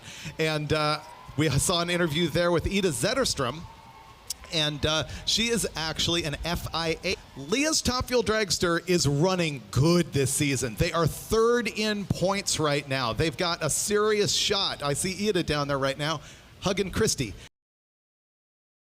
I gotta say, thanks and apologies to Neil Strasbaugh and Mike Damagala and the entire crew down there on Leah's car, because this is actually their race car. This is not a show car. These are not leftover parts. This is what they run with. So when they come down here to Roadkill Nights to do these burnouts, they have to service the car and turn it around just like they would between rounds. And so this is a whole extra weekend for them in their schedule. It's going through parts, it's potentially damaging stuff, and we really appreciate all of the crew doing that for us because this is wildly entertaining. And really quickly, David, being on the inside of turning that car around as you were, what's involved there? Well, they rebuild absolutely everything. I mean, well, I'm just saying, I know this. There might be people out there that don't have any clue about what you just said, so I'm asking you, what's involved with that turnaround? The engine comes 100% apart and gets completely rebuilt between every single round, and they have to go through the whole clutch in the vehicle. And I said, you know, they're not running used parts here. They probably are running clutch discs and stuff that are leftovers because they just need to do a burnout. They're not going to pick their select clutch discs for this. But nonetheless, these are the legit cars and the legit guys doing the legit work just to put on a show for you out here, and you're going to see that with Leah. And she's had a very much of a competition with Matt Hagan on who can do these burnouts better, and Leah's had the edge. I have to say, she has had the edge. She told me that, or she just said in that interview, she was clocked at 157. I thought that they actually nicked a 200 on one of our tracks one time that we did this, but apparently not. Leah would have that in her mind because she wants to always make sure that it's fast. For distance, this is more of a burnout for wheel speed. Yeah. I would not like to see them go full distance. Not here. Excessive wheel speed, not excessive distance either. No, this is sketchy. This is sketchy, but I will say both Matt and Leah have more experience doing nitro burnouts on the street than anybody on earth because they've been doing this at Roadkill Nights for so long. Although there is a history of it. Clay Milliken did burnouts in front of Graceland. How cool is that? That's pretty cool. He did one in front of, I believe, Goodyear as well. He did, you're right. And of course, they have fired up the car in front of Comp Cams and Edelbrock down there, Tennessee. But who was it? Tony Nancy did a Top Fuel burnout on Hollywood Boulevard when they opened the Peterson Motorama circa 1972 or 73 and actually blew the glass out of the Bank of America building there on Hollywood Boulevard. As far as I know, we haven't shattered any glass with these cars out here, but they are loud. As a guy with really bad tinnitus, I would say you want to go ahead and plug your ears if you're down there on the line or even in the grandstands, because when they fire these things, it's legit. And if you have never actually heard nitro cars, you should follow up your experience here by going to the race that is coming up right here in Michigan with the NHRA. US 131. Yeah, we were out there for Drag Week a while back, and definitely a good track, great facility, and I think it's going to be a really cool experience to see NHRA racing out there and to start the countdown out there. You know, it's not going to be at one of the super tracks or the big tracks that you would think, Texas Motorplex or something like that, going all the way out to Martin, Michigan, and kicking off a really critical part of the season. And what it means is that a lot of the crew chiefs do not, well, but it's going to be some of the smaller teams, and it really worthwhile for sharing? Exactly. Or are they showing up just like our racers are here on Woodward, looking at the track going, I need to figure this place out? So there you go with what we were talking about earlier. That's on a much bigger scale and a much more critical scale than anything that we're doing right here. But it's essentially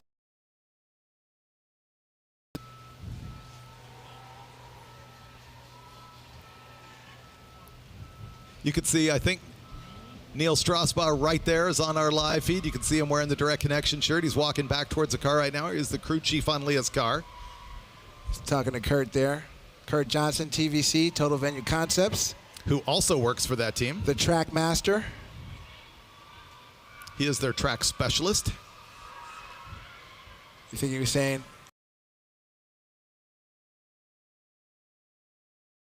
Really?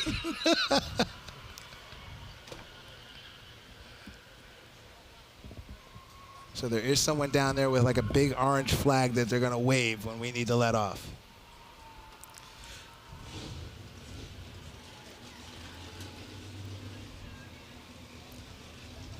Again, we can't see down there in the grandstand area from where we sit, but hopefully everybody is ready to hear and see some nitro action. I see Ida standing down here. She actually did the burnouts in the dragster here on M1 Concourse on the road course here a couple years ago.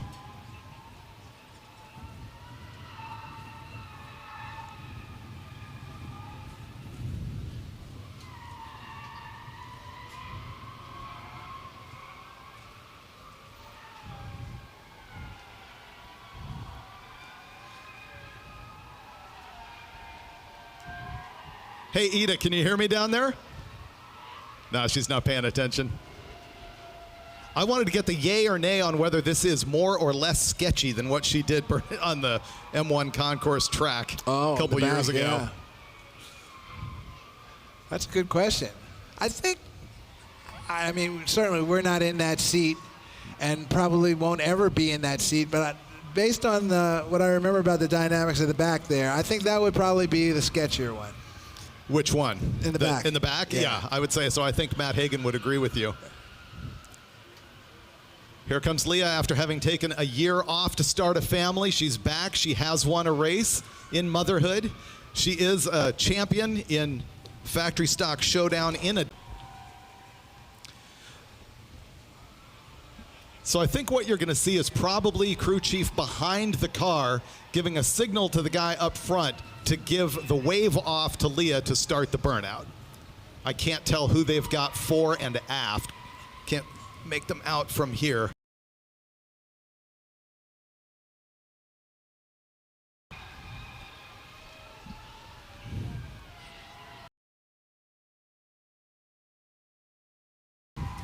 Hey, folks, if you are watching us on the live feed, do us a favor and share the link with some friends right now. Get some people watching this thing. Let's see some Nitro burnouts on the street. Totally cool. This is way past cool, man. Way past The best thing about it is that it's completely senseless. It's only for entertainment. Well, that's the roadkill way. It is, exactly. Let's just go make some noise and some tire fire. That's the roadkill way.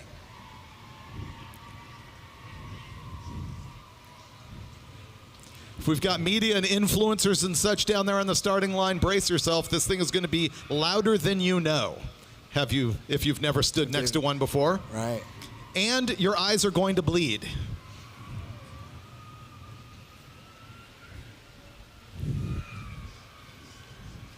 Yeah, they should put a camera actually on them like they do at the NHRA races when they have various dignitaries and celebrities stand in the middle of two Nitro cars when they fire off. Yeah. And the reaction is just like, whoa. It's always great to see the jump when somebody experiences Nitro for the very first time. Yep.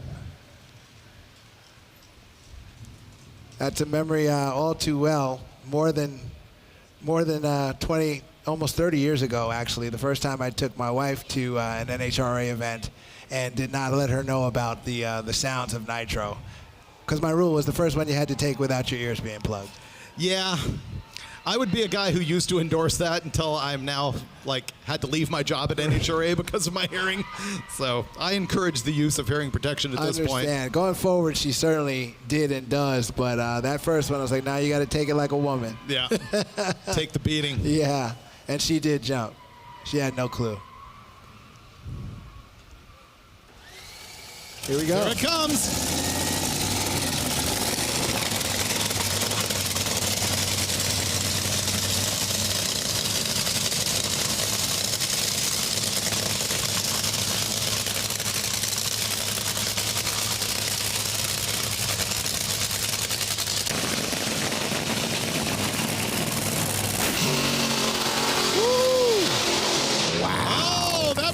For some distance. All right. Everybody stand up. Give a hand for Leah Pruett. That's just sick, man. That is so cool. Burnout on Woodward Avenue. A fuel car lighting it up on Woodward Avenue, man. I think she just put Matt Hagan on notice because we got a funny car coming up next. Anyone clock any distance? I hope everyone in this space understands the treat that they're seeing right now. And once again, seriously, Neil Strasbaugh, Mike Damagala, the entire crew, thank you very much for your efforts down there. We know this is extra work for all of you, and we appreciate it so much. We're going to see some instant replays on the live feed. Look at the big screen. Watch the big screen. Watch your live feed. Slow-mo. She gets the wave and smoke. Crazy. Keep in mind that is about a 32nd of a throttle position right there. They're barely on it. They actually have a clip in the throttle that prevents them from going wide open in burnouts. And that's how much power that Mopar Hemi is making. Good night, man. Oh, gosh. She got down there, man. That was way past the finish line. Yeah, it was. Oh, Matt is on notice. She's on her carbon fiber brakes right there. As far as you know, of course, there are obvious visual dynamic differences between a funny car and a fuel car. In the burnout, do you think there are any type of distinct nuance that makes executing different, that makes the experience of the driver any different? They certainly are when they're out on an actual drag strip. Here, I think they're just trying to survive it. Okay. But you know what?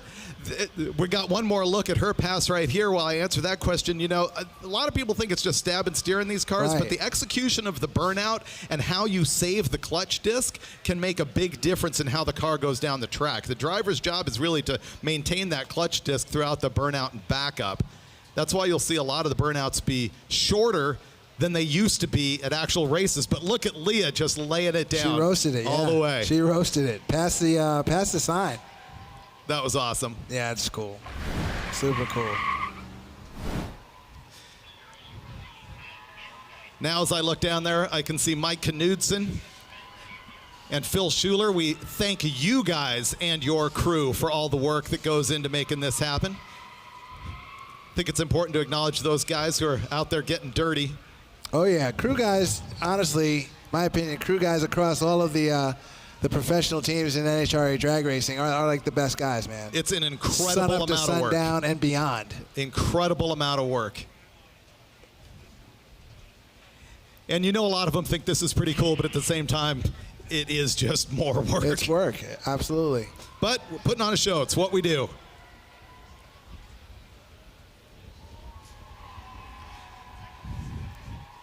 If you would like to see these cars in actual competition, you really should. You've got opportunities coming up August 20th through 23rd at Brainerd.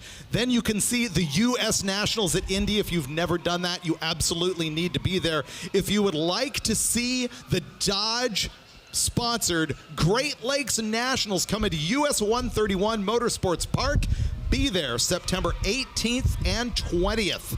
Those are all NHRA events coming up. And trust me, if you haven't seen these cars actually race in person, it's something you have to do. TV does not cover it. No. The live feed does not cover it.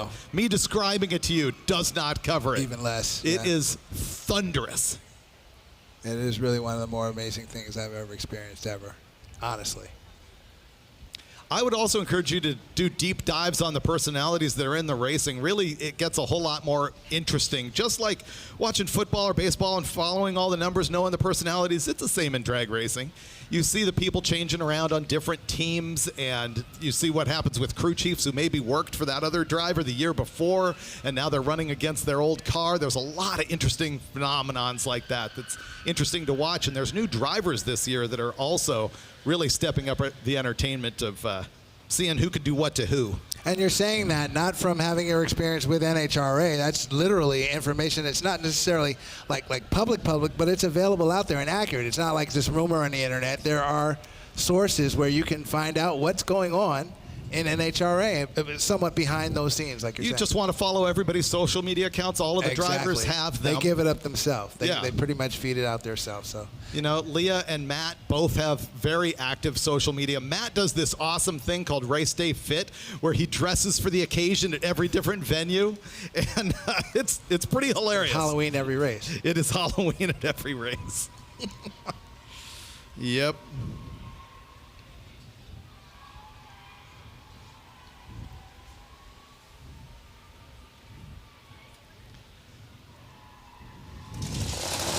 Fire in a hole.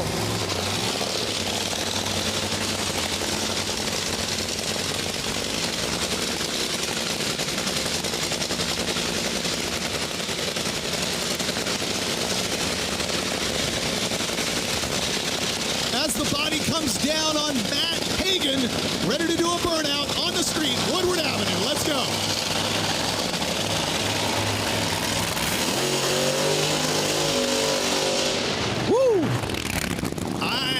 Gonna have to say it's pretty clear cut, man. I'm gonna have to say it. Clear cut. I think Leah got him again. Yeah, he got smacked around there. Yeah, he got smacked he around. got smacked around there to burnout. Yeah, let me give you Hagan's number. I'll let you tell him that. Oh man, that was super awesome. We really appreciate both the crews on all those cars, Tony Stewart Racing, Dodge for making that happen. And once again, I encourage you to go see an actual NHRA race near you coming up. You can go to Brainerd. or the U.S. Nationals at Indy. And I'm looking up once again the dates of the Dodge NHRA Great Lakes Nationals presented by Mopar is at US 131, September 18th and 20th. You need to do it. That was cool. That was very cool. Very, very cool segment. All right, we're going to take a quick break, and we'll be right back at you.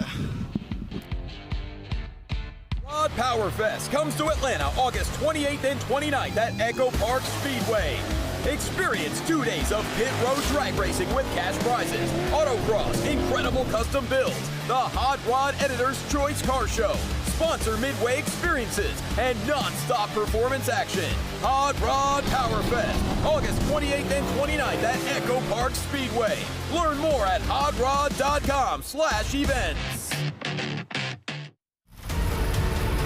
The feeling of a car working is different than a feeling of a car going fast.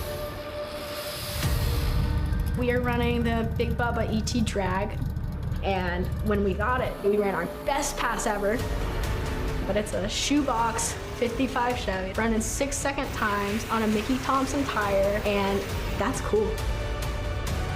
When I think of Mickey Thompson, I think of legacy.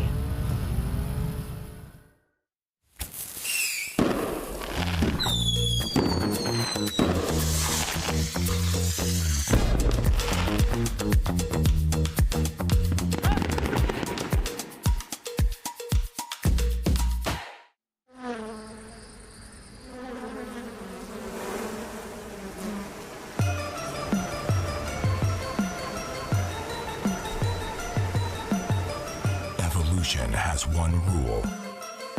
Never let off the gas. Push the start.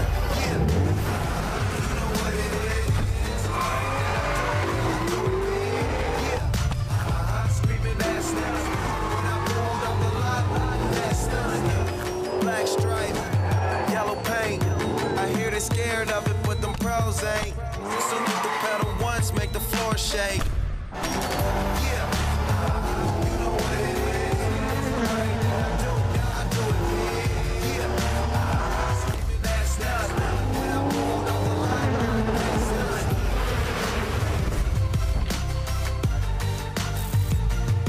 Fastest, most powerful Super B ever.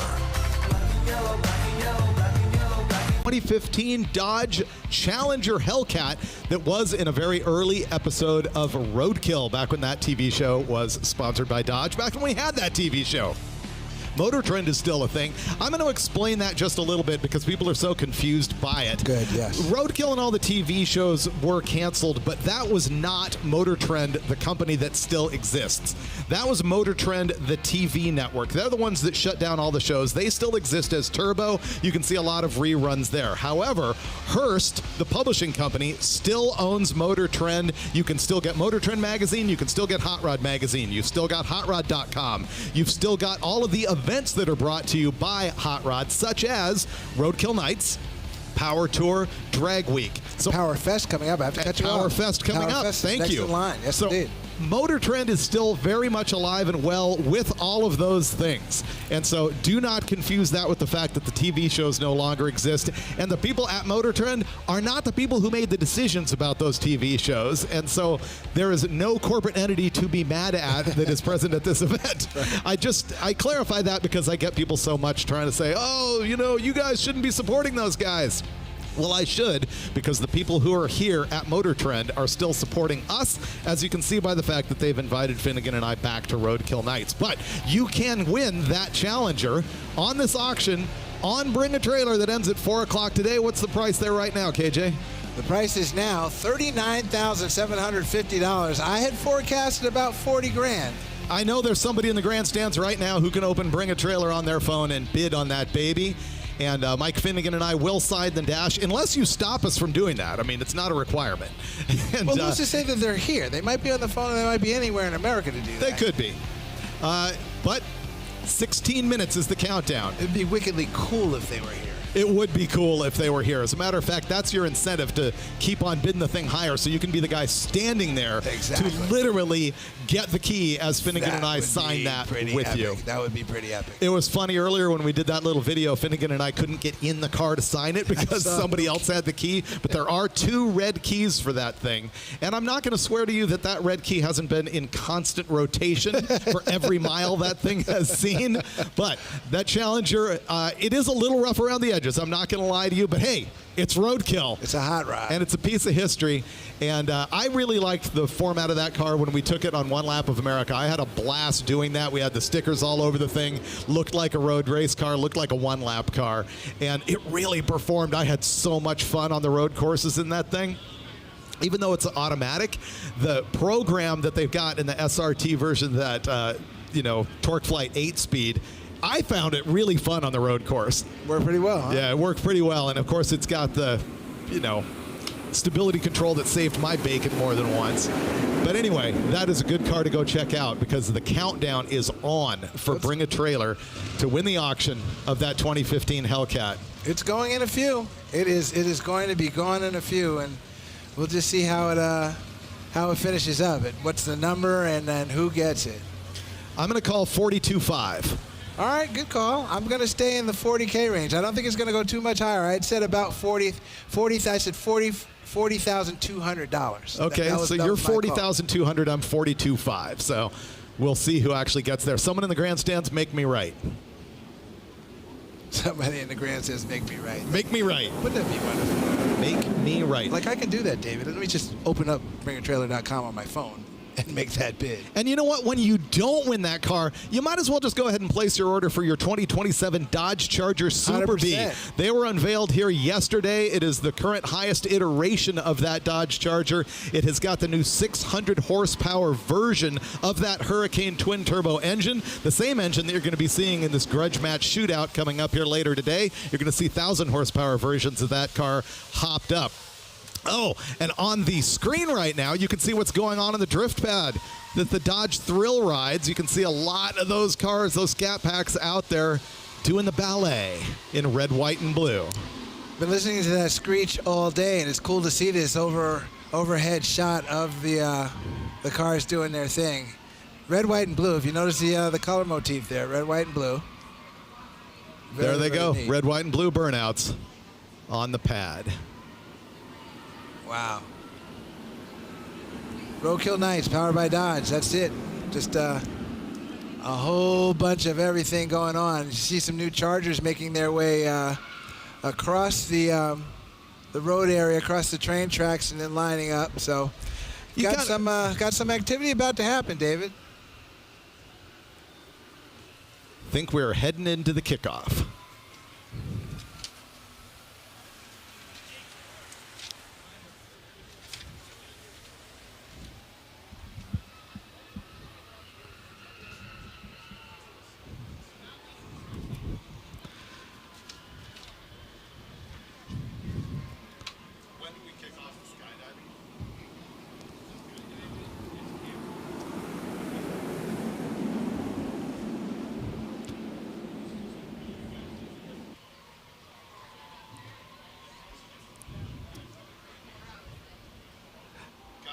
Please let me know when to throw it.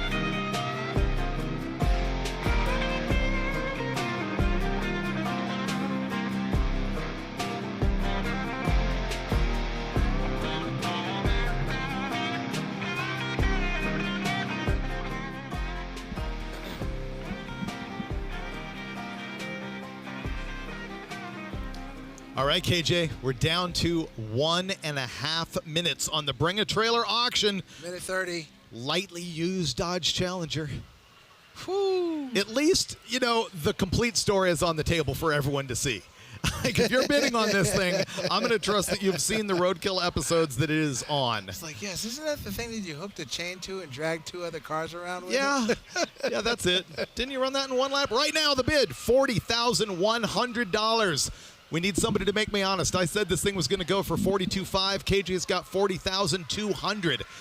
I'm going to win the Price is Right showcase, David. Yeah, you're nearest without going over. I'm going to win the Price is Right showcase, David.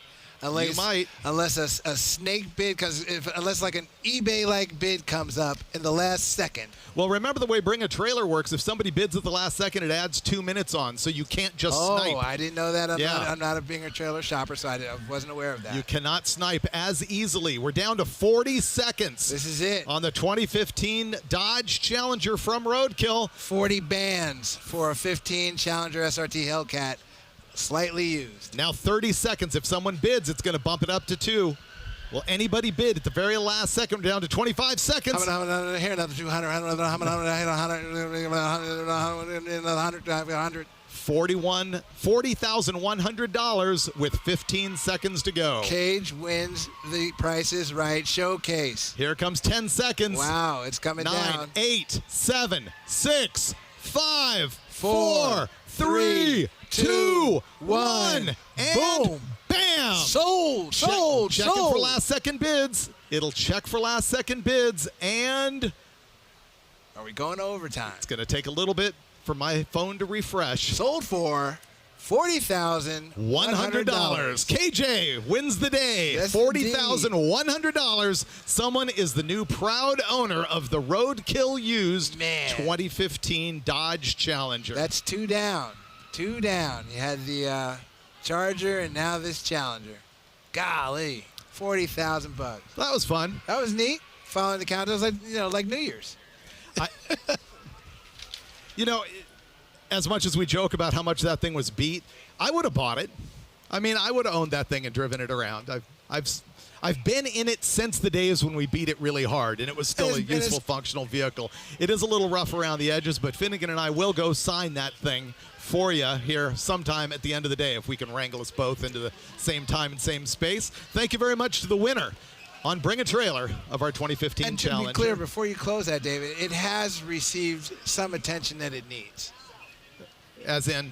Maintenance. Oh, yeah. No, that's what I said. Subsequent to our beating it, I have driven the thing, and it's been solid. There it is. Oh, here comes the train. Right on.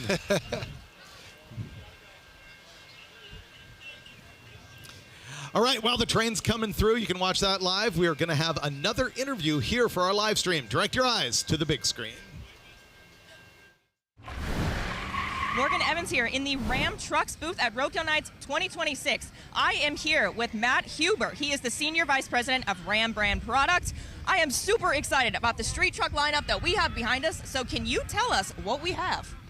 Yeah, so Morgan, you know, I was standing here last year at Roadkill, and we had just made 2 huge announcements for the Ram brand. 1, Hemi was coming back in the light-duty truck, and 2, Ram was returning to NASCAR for the first time in 14 years.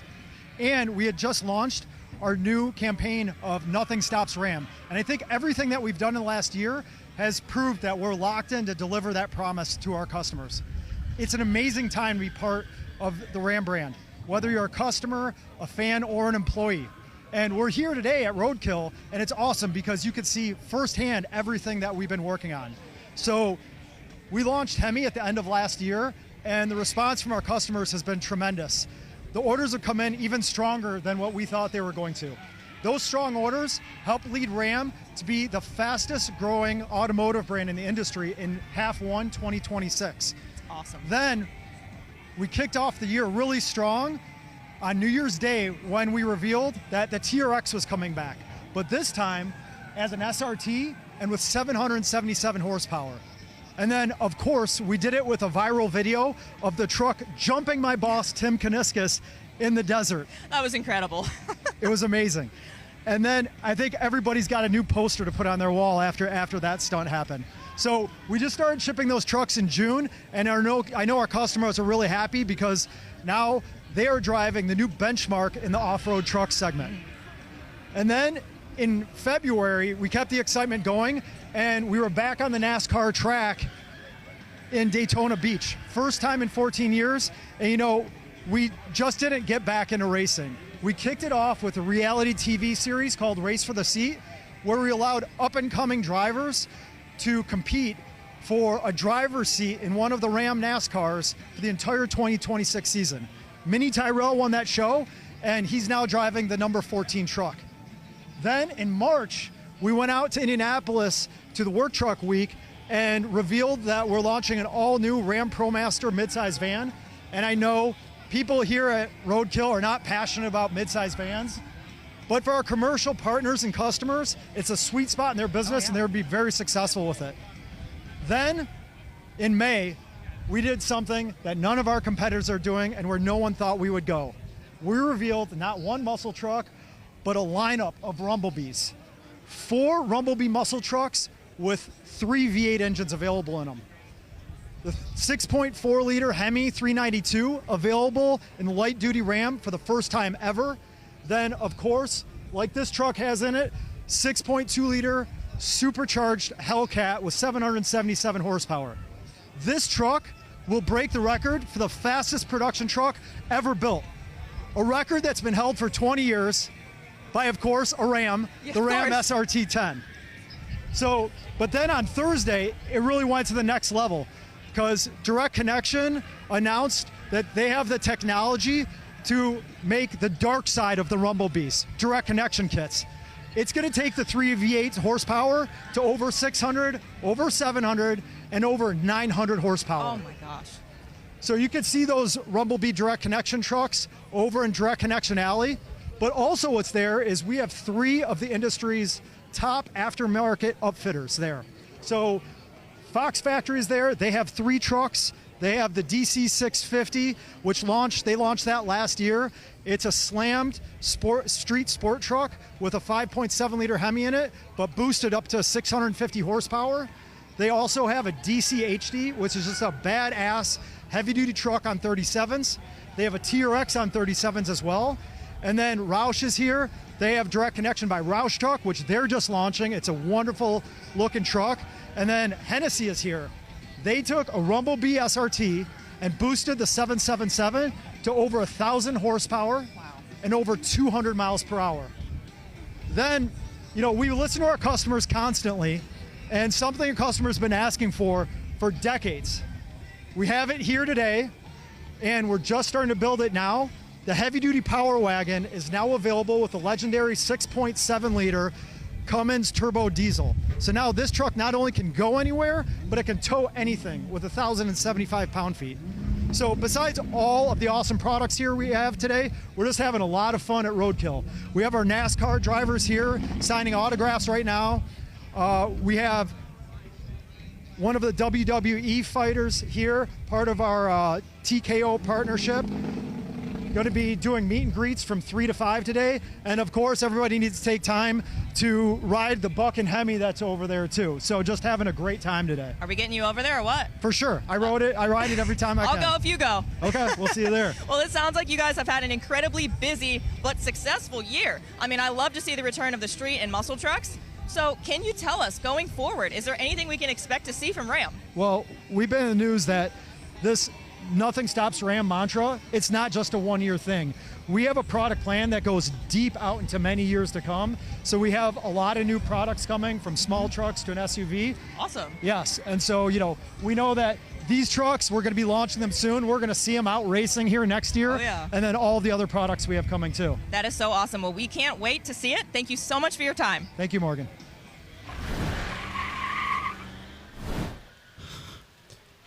And we're back in the middle of the drivers' meeting for the drag race shootout over there for Big Tire and Small Tire, and I presume also for the Direct Connection Grudge Match. I believe you're right, David. It's one of those things now where if you have that kind of vision and you can see under the straw hats, you'll have an idea of who's made these fields. I can't determine who everybody is, but that clearly does look like it's a drivers' meeting. So safe enough to assume that we have 16 racers who are going to go for it out here on Woodward Avenue. And this is going to be the absolute meat of it here at the end of the day as we find out who's going to win all these classes and take home $5,000. And runners up get $1,500 each. And the thing that's going on with this grudge match is not only the race right here, but perhaps you're aware there's a whole program for these cars. They're going to have another official shootout at an event coming up. Then they also have to hand in their best time slip from a local test and tune, a track of their choice. Then the 4 quickest cars out of that whole scenario get to do a shootout at NHRA Las Vegas. Wow. And then the winner at NHRA Las Vegas gets a prominent position in the Dodge display at the SEMA show. Wow. So this is actually bigger than Roadkill Nights. It's huge. This is really, really big. Man, that's a hell of an honor all the way. But just to be in it at this level, but to go all the way is like ultimate prestige as a builder or a tuner or, you know, just an enthusiast. That's something else. I like that they've added that new level to it. I mean, this obviously is a platform to make a big name for yourself, and it's a great opportunity to do some R&D on some speed parts that somebody else is paying for, giving you a car and giving you the 20 grand to build the thing. But then to also be able to go actually race at an NHRA national event with these cars. Yeah. It's going to be great. You and I will see them there. That's going to be really cool. Speaking of national events, though, and that opportunity, part of the Roadkill experience, I believe, was Finnegan and Freiburger either attending or making a lap. I think Finnegan made a lap in an NHRA race, didn't he? He must have, yes. I believe he did. I believe he did.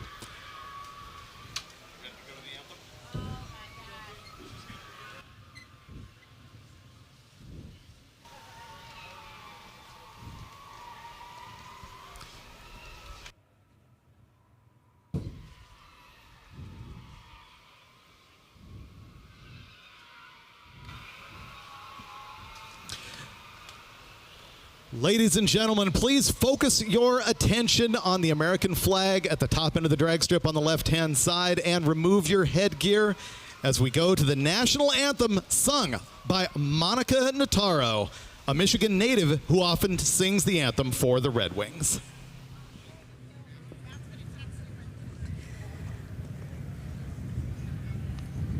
Oh, say, can you see by the dawn's early light what so proudly we hailed at the twilight's last gleaming, whose broad stripes and bright stars through the perilous fight, oh, the ramparts we watched were so gallantly streaming, and the rockets' red glare, the bombs bursting in air, gave proof through the night that our flag was still there.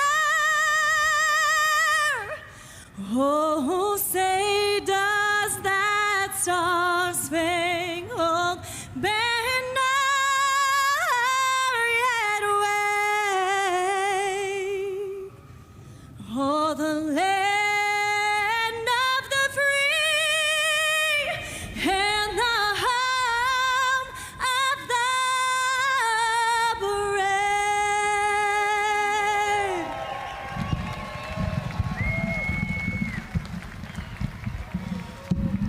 Monica Notaro, ladies and gentlemen, is a Michigan native, often singing for the Red Wings, just absolutely killing it out there. And now, Roadkill Nights is on. We're officially going to eliminations.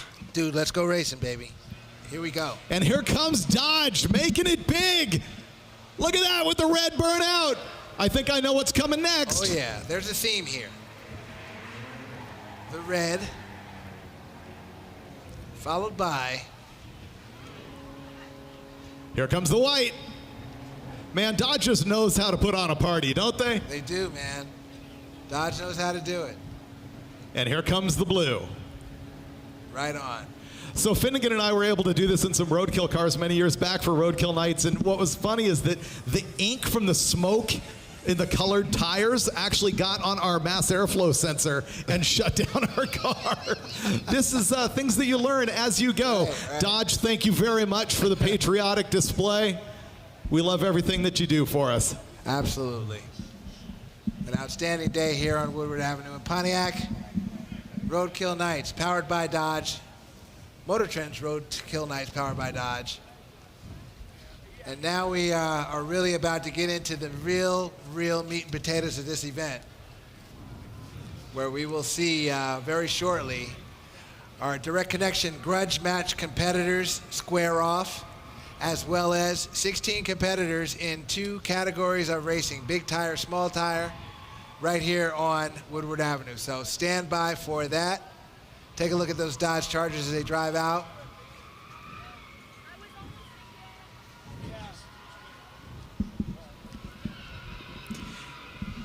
It's not often that Matt Hagan is made to look small by another human being, but that might be happening right here on the starting line. Is that the guy? Yeah, he's standing next to Adam Scher. Yeah, he's a pro wrestler. Got him handled by a bunch, and Matt is a big guy. Those guys are working on doing a shootout themselves on a couple of Dodge Charger scat packs. I think Adam's shorts win. Yeah, they're busy. As these things go, and in your history, David, who have you thought of as one of the better celebrity drivers in an event like this? Interesting question. Leah and I together won the Grudge Race Shootout one year. Okay. Yeah, that was back when they did it with sort of, you know, close to home so-called celebrities, and they teamed us up, and it was me and Leah, and we each had to drive in different rounds and everything. We actually won the thing, so I guess that doesn't really count. No, it doesn't. I wasn't nominating myself. I was thinking of Leah. Okay. Let's see, who is an impressive celebrity driver who I've seen out here? You know, there's a lot of very legit guys. You know, Goldberg is a super cool guy. Yeah, and he's a Mopar guy. He is, he's very a much so. Mopar guy, and from what I understand, really, like, he's good. He gets it. He knows what to do. Something about those wrestlers, huh? Guess so.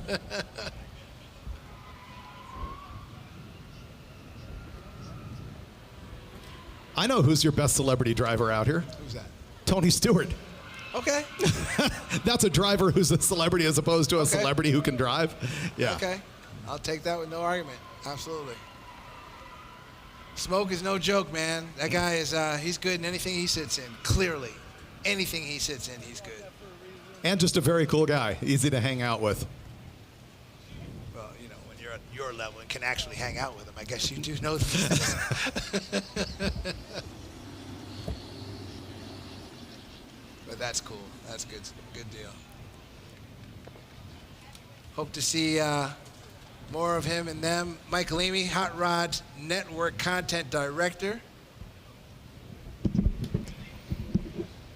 Hopefully he's making his way up to see us. Mike Leamy, again, Hot Rod's Network Content Director.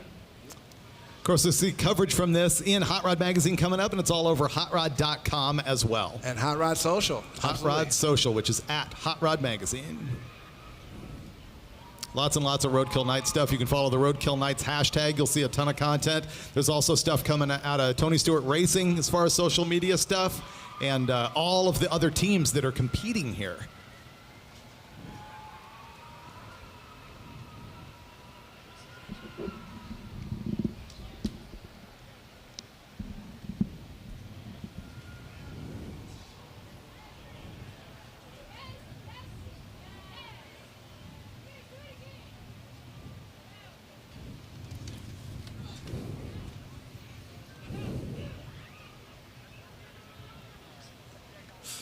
Look what's going on down here. We got some shtick. Some shtick. These guys threatening each other.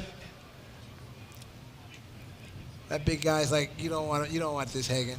You don't. You better act right, son. Act right. That's a big dude, man. Woof.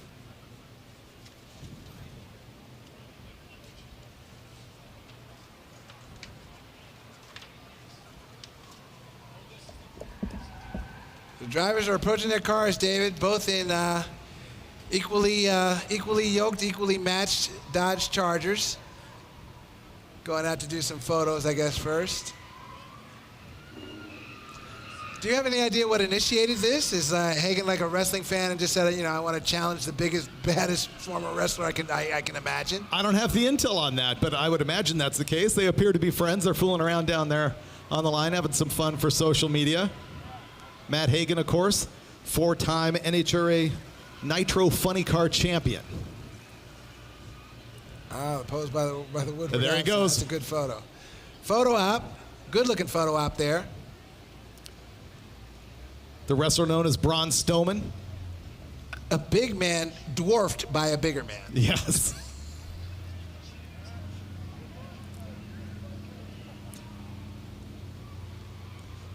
All right, guys, let's get to our cars and settle this.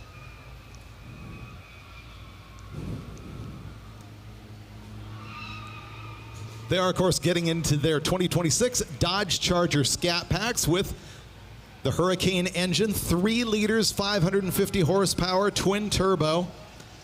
I believe this is the HO version of those cars. You can get 2 different versions of them. The HO version, forged pistons, forged crank, bigger boost. Actually, lower compression, higher octane demand. And the Scat Pack making 550 horsepower. You know, the hotness coming up, though, is going to be that Super B model with the 600 horsepower. 600. Extra cooling, Yes, stronger sir. rear axles, different front fascia, 3 new colors that are only for the Super B. You can see all of those Super Bs down in the Dodge display here at Roadkill Nights.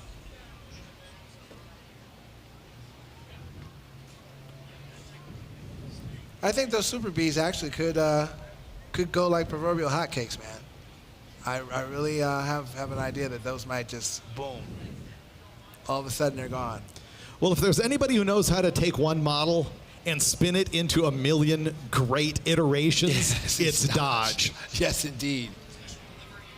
It's absolutely Dodge.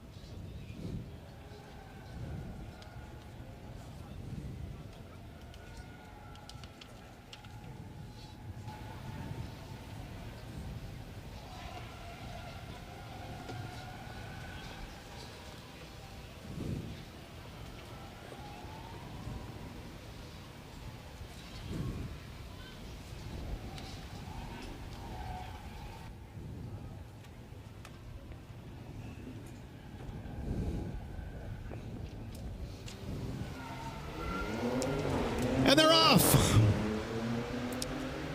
Who's going to get who? Ooh. Win goes to left-hand side. I think. It was the right lane. Was it right lane? Looked like right lane. Well, I'm looking at the readout right here that says win on the left-hand I'm side. looking at a replay that I hope they'll give us. All right, let's look at the instant replay of Adam versus Matt down there in these Scat Packs. It could be the right lane could have gone by after they went through. But no, it looks like right lane, David. Oof, it's a good race. I see what you're saying. That's a good race. That was a good race. And it's the right lane. There you go, right inside. That's Hagan.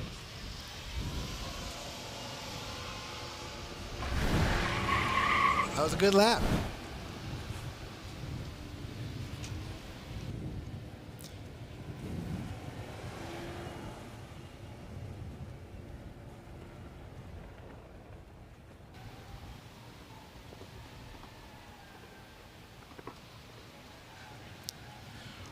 What you're seeing now is some track prep as our heroes come down the return road in their Dodge Charger Scat Packs.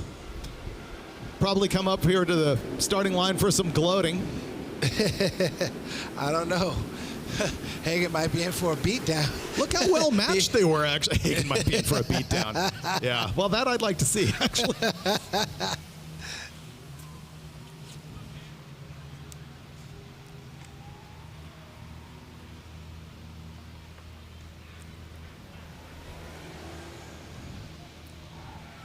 By the way, Cage, our screen did change and confirm your eyeball that it was right-hand side winner. Very good. And don't let that fly. Flying documents here in our announcer booth.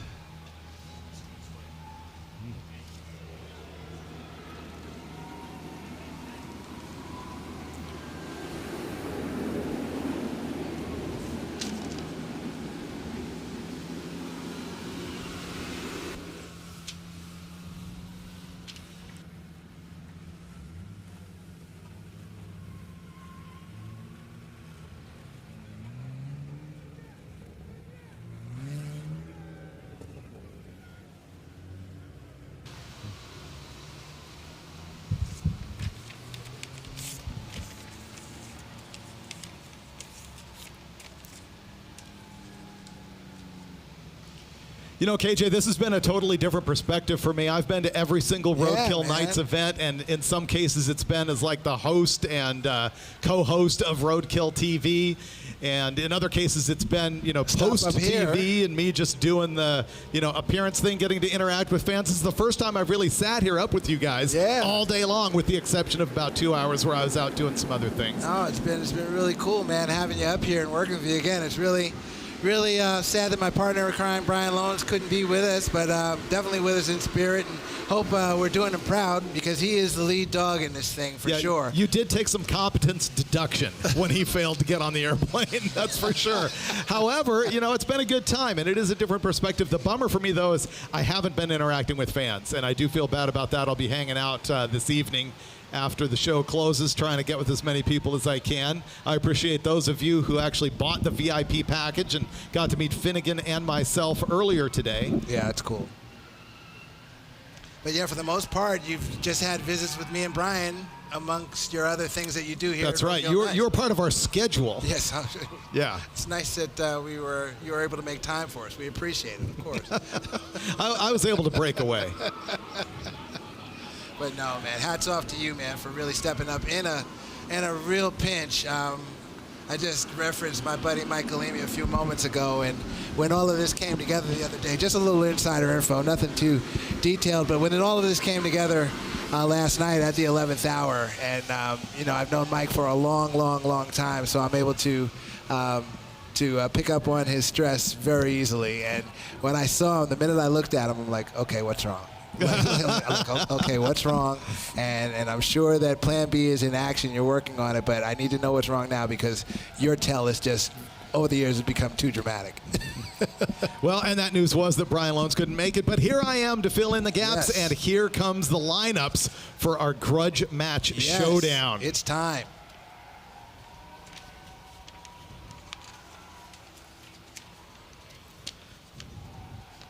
Let's review some of the racers who we're going to see here. There's Jack Rimbo out of Ultra SRT, and he's got a car that has been built by Applied Torque Systems. ATS, Applied Torque Systems, Jack Rimbo. Actually, if you want to take a quick second and dial up hotrod.com, we did a small feature on Jack Rimbo, but Jonathan, Jack Rimbo is one of these Dodge Badassadors. He's the Ultra SRT builder who's known for hands-on wrenching, drag racing, and high-performance Dodge content. You find him online, of course, I'm sure on YouTube and all of the socials, but he's got a car that's supposed to be the biggest player out here. It is claimed to be the first one showing more than 1,000 horsepower to the tires, first 4-digit one, and it's the only one with a built bottom end as opposed to running a stock bottom end. Now, interesting. Before we move to the next person, I'm wondering how necessary right now is a built bottom end. I think we should try to find a threshold of the stock bottom end first. Oh, I think there's some other people here who have tried to do that. Okay. All right, next one up, John O'Malley. Now, he was a racer here from last year. He had a Viper, and it was Hurricane-powered. That same drivetrain is now in his Charger at this event. He is a former professional motocross and snowcross racer. As part of the Winter X Games, he was also a competitor, and he's an automotive builder. And he had boosted performance. Boosted performance, and that Viper that he brought last year was one of those theoretic cars to beat, and anything can happen in drag racing. He ended up not winning the Direct Connection Grudge Match, but he had a pretty vicious setup in the Viper, so let's just see what happens in this Charger configuration. Next up, Brian Keffer. This is out of Keys Motorsports. He's out of New Jersey. This is a guy who really has a business that focuses on Porsches and BMWs, and you'll see the commonality there is going to be six-cylinder performance. And so this is his first experience really with one of these cars, and he is working on figuring out this Hurricane platform. He's a content creator known for performance accessories and accessible DIY expertise. Exactly. I did a piece on Brian as well. 4 of the Direct Connection Grudge Match competitors sent me information. We wrote small stories on them prior to this, and Brian's focus is to develop parts for these cars. He's really in the business of making parts. Right now, I saw when I looked at the engine, he has a cold air system that he's developed. It's branded with Keys on it and other things. So this is probably the, I guess you could say, most stock Charger that's in the play right now, but it'll be interesting to see what he develops as time goes on and as these cars move forward. Next up, Heavy D Sparks. Of course, the guy from Diesel Brothers. He's a custom vehicle builder, entrepreneur, and co-founder of Diesel Brothers. And I've gotten some conflicting information about exactly where his car has come from. So I'd like that story to develop sort of as we go, if you get any information texted to you, KJ. Well, all I know is they just thrashed it together. They just started it a couple weeks ago. That's a fact. I understand it is still twin turbo, and Morgan tells me that they do have nitrous on that car. But as far as the shop that is responsible for most of that build, that's the factoid I do not have. Well, Sparks, though they did have a shop when they were doing truck stuff. I don't know if that's still in effect, if they might have developed it at their place, which was in Utah. Good question. Right now, that's a good question, and we'll try to figure that out. But before we get deeper into it, David, I did mention, and people will see, this car, with all the cars being all-wheel drive, and you'll notice they're kind of sitting the same way with respect to tires. You're going to notice that there are bigger tires on the back of this entry. We'll see that coming up. Why? All right. The next one out, Demi Bagby. Now, she is basically a personality, TikTok, Instagram, YouTube in the athletic space and adventuring space, but she is a gearhead. And so she was out here last year and had a Buick Grand National with a Hurricane in it. And now she's out here, of course, with the 2026 Charger Scat Pack. Now, her car, I saw her gutting the thing online, but it is very stock appearing sort of from the rear tires forward if you look at the car. And I think this actually is one of the more stock kind of configurations. And yes, the heat is on because no man has ever won the Direct Connection Grudge Match. Let's make it clear. Let's make it abundantly clear. So she's the one with the opportunity to lose that streak. So we'll see what happens with Demi as we go. Evan Shanks actually not here. Or he's here, but I understand there is no vehicle involved. So we can roll through to the next one.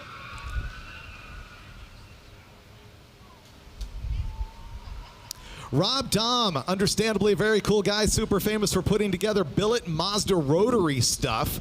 And his car has been put together trying to maintain all of the streetable stuff. Air conditioning and the touchscreen, everything else still going on. Apparently, he has figured out some really high-level electronics to make this thing work. And he 3D printed his own intake manifold on this car. So it'll be interesting to see how this one runs when it gives the illusion, at least, of being one of the most streetable packages. A streetable car, yeah.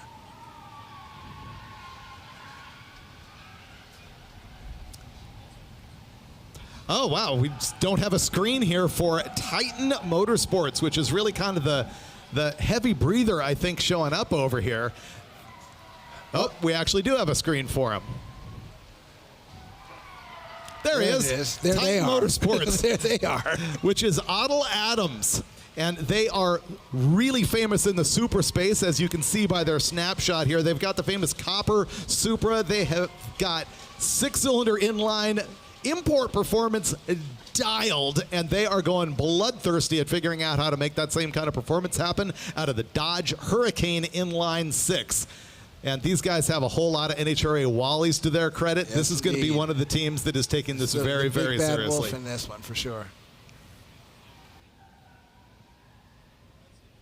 And that's a wrap-up on the influencers that we've got making. You know, I hate to use the word influencers for most of these people because really, they're hardcore builders this time. Exactly. These are not people who are out here looking for the social take presence. another selfie, please. As much as they actually are looking to make speed parts and make speed. Absolutely.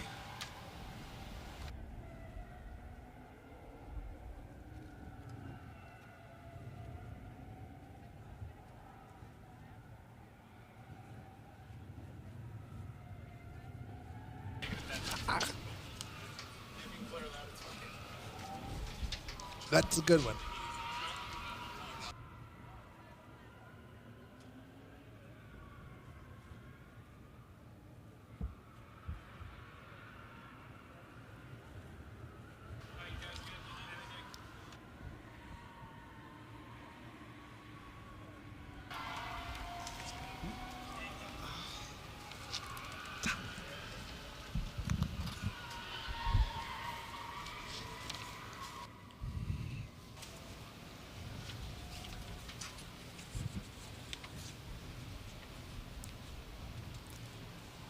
Don't forget that the next evolution of the Charger is right here at Roadkill Nights. The new Charger Super B introduces more power, the ability to switch to rear-wheel drive on the fly from an all-wheel drive car, and it's got sharper response overall, 600 horsepower, more cooling, bold, vibrant colors.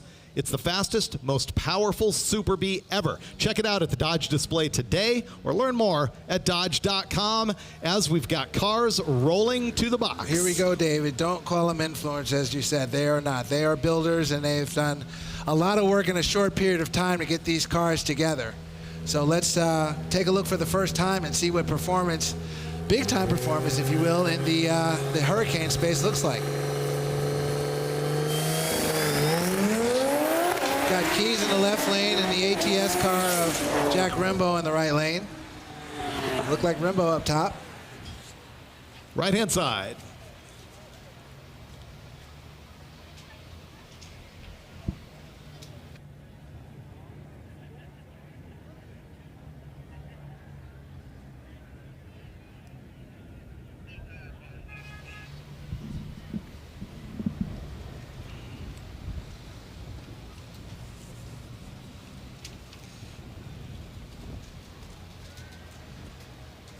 David and I were just chatting about this being the first time we're seeing these Direct Connection Grudge Match cars on track today. So everyone has been sitting around waiting and anticipating, and now it is their time to actually show and prove here on Woodward.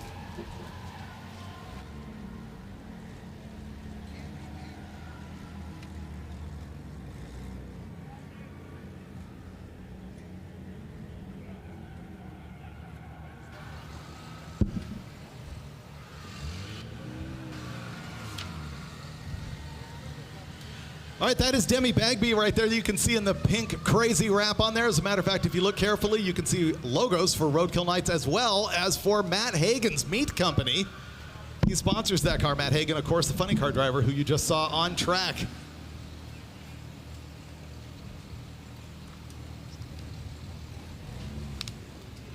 On the other side is the car of Dave Sparks. Sparks Motor Car Company. Got it. Dave Sparks, Heavy D. That's him. Oh, Demi gets way out in front of him. So Demi this D's is what first. we were talking about this is a car that is reportedly not modified as much, but there she goes. She takes the win in that lane. Stuck it and took it away. Here comes Titan Motorsports. This is the one that we were actually giving an opinion was probably the most dedicated hardcore performance attempt out here. And Boosted Motorsports in the right-hand lane. Of course, this is his second attempt out here at Roadkill Nights. He had the Viper last year, and now he's got that same drivetrain here in this car. Titan looks like they get out front. Oh, man, this is a drag race, though, but out front and stays out front. So that one goes to Titan Motorsports.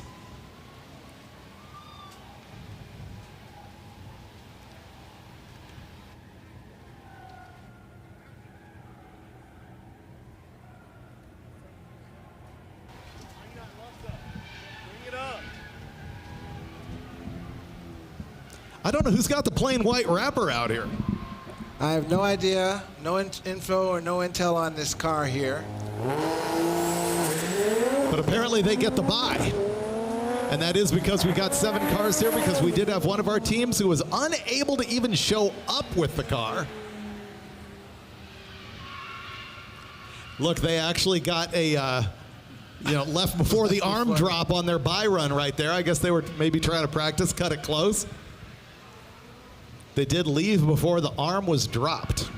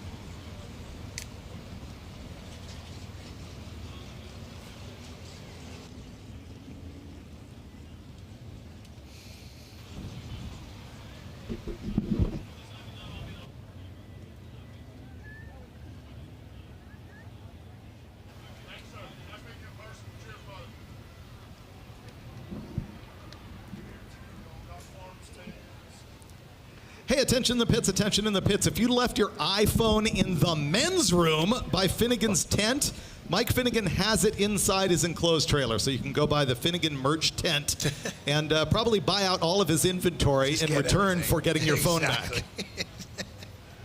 Hostage situation.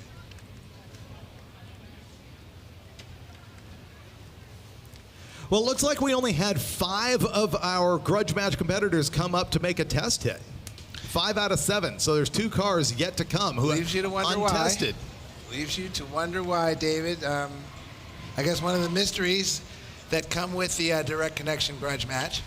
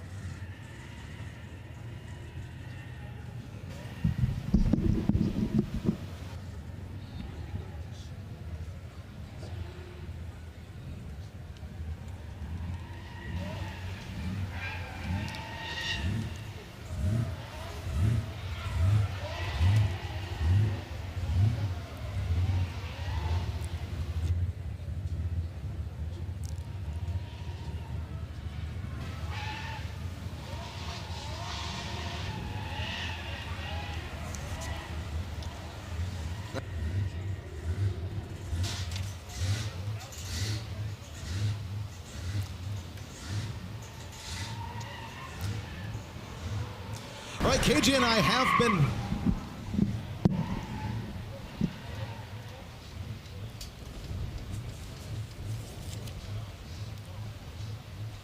The documentary guy just dropped off has 16 names on.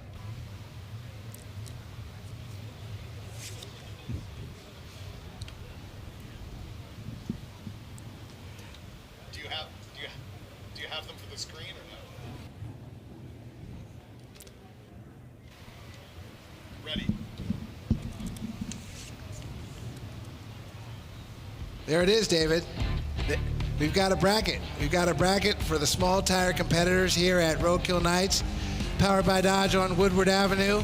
The moment you've been waiting for, really. I've been waiting for it. I'm a small tire guy, so let me go ahead and knock out who our small tire pairings are going to be. First off, in Group A, you've got D. McKenna, David McKenna. David's in a 1988 Ford Mustang, red 1988 Ford Mustang. He's going up against Austin Sanchez in a 92 Chevy Camaro RS in Group A. In Group B, Johnny Hopewell has made it into the small tire field. Johnny's got the white 1964 Ford Falcon, and he's going up against Nick Deal. What a matchup. Well, that's because the Falcon's number 8 qualifier. Exactly. And Deal's number 1. He's just getting absolutely ladder. served up to the lions on that deal. I tell you, man, this is going to be some lap right here. Johnny Hopewell and Nick Deal in Group B. And actually, that's Dave Deal that drives the car. Let me correct about that. In Group C, T. Martin. Travis Martin, 2001 Chevy Camaro. And Glenn Ward. He sees Glenn Ward. And finally, in Group D, Sean Fensler. And Jerry McQueen, 2006 Ford Mustang. So this should be a really interesting set of 4 passes. Well, yeah, they did a pro ladder on this deal. Yeah, this is cool. So we know who was quick. Yeah. We know who was quick. And in the middle, it's really, really good. I like the middle. I like the middle there. Johnny Hopewell and Dave Deal. Big tire, David. What's it look like? Here is the big tire circumstance. Our low qualifier was Jimmer Kline, who has won this thing 6 times, including 3 in a row. Here's our pairings. First of all, you're going to have Alex Chudd going against Eric Mills. Second pair is going to be Demetrios. He has got that Nissan GTR that we've been seeing. He's going to be running against Nate Slocum in the S10 Blazer. On the other side, we have got Mike Mislevek going against Jimmer Kline. Looking at the pairings there. And then next, Christopher Torres versus John Paul DeLucci. This is going to be good, man. Wow. So you have to look at something here in the big tire. This is really interesting. Demetrios, despite having struggles in the GTR, has made it into the field. His 3rd and 4th laps must have been really good.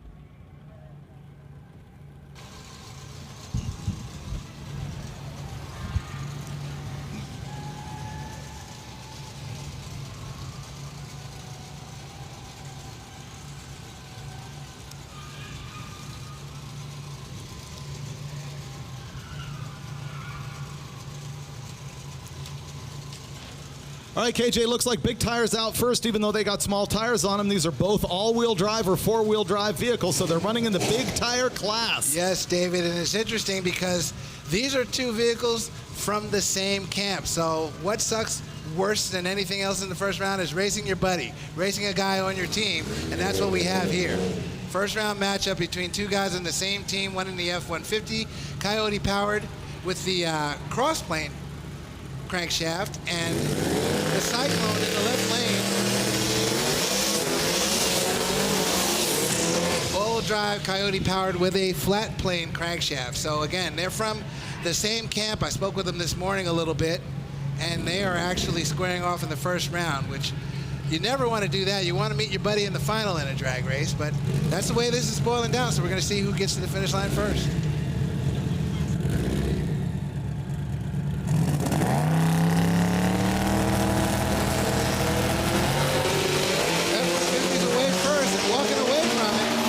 Cyclone's a bad dude, but doesn't have enough. F-150 takes the win in the right lane.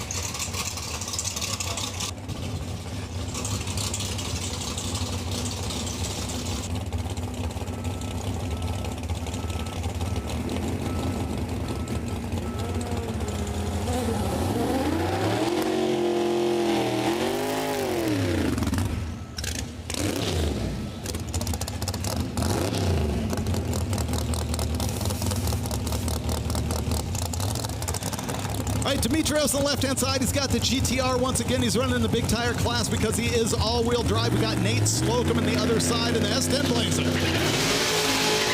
Oh, man, look at the Blazer getting out and just destroying. Look at the fire coming out of the pipes as he decelerates at the top end. Nate Slocum taking the win. Nate with the runaway, literally.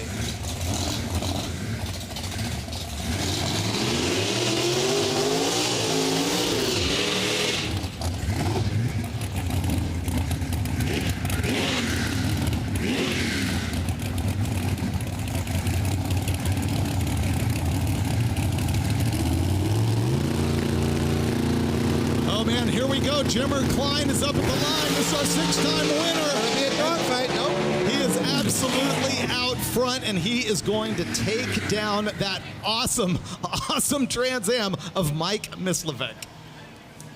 Jimmer Kline well on his way to taking another win here at Roadkill Nights, but he's got some more cars to plow through first. A pair of track hawks, David. We got both track hawks on track at the same time. Christopher Torres, he's got the one in Rhino Gray, and you got Jean-Paul DeLisi in the white one. Okay. Okay. Okay.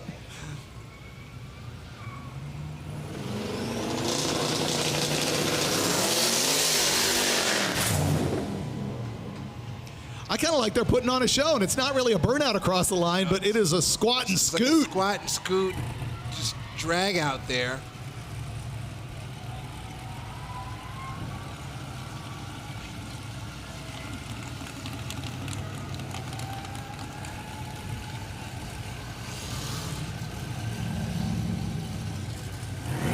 I don't know if there's a statement there in the number of all-wheel drive vehicles that have made it into this quick 8. I was looking at that myself, and I was also realizing every winner so far has been the lower qualifier, which makes sense, but you still never know what's going to happen. That's why we race them. Here come the track hawks.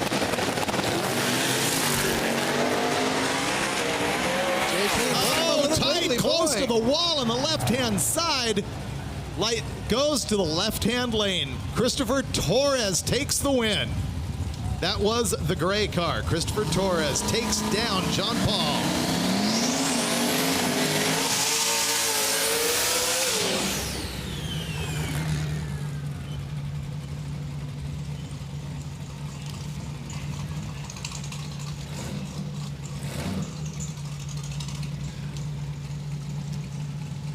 Now it looks like we made our way into the small tire category, David. We are officially there. Austin Sanchez in the right-hand side. David McKenna in the left.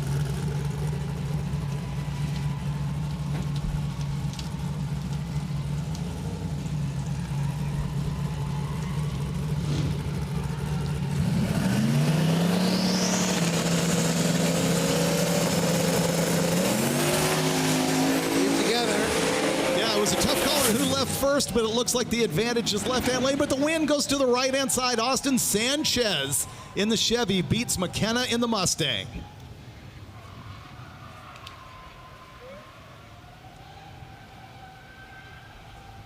Now we're seeing cars that are all running in the threes, by the way. We haven't been announcing ET, but every car that you've seen make a pass so far here in small tire has been in the threes. Those guys were really, really tight. It looks like we're going to go to an instant replay. Yeah, let's take a look at this up top. What a lap. That's about the tightest race we've seen. That's a good race right there. Beat a strong Streeter Bomb, and losing it by just about bumper. And for the record, a 366 to a 363, and it was the 363 that won. It took the win. Hard to really declare a whole shot or not out here unless we really laid an eyeball on the start line with the arm drop. On the arms. Maybe technology will take us that much farther in future years where we can actually record or measure what's coming off the arm drop. You probably could put a motion tracker on his armpit. What you're looking at here is the small tire part of the program in the shootout for $5,000 to win. $5,000 to win, $1,500 to runner-up. So guys are even looking for that runner-up spot to take home some cash, hopefully pay for their gas on the way here.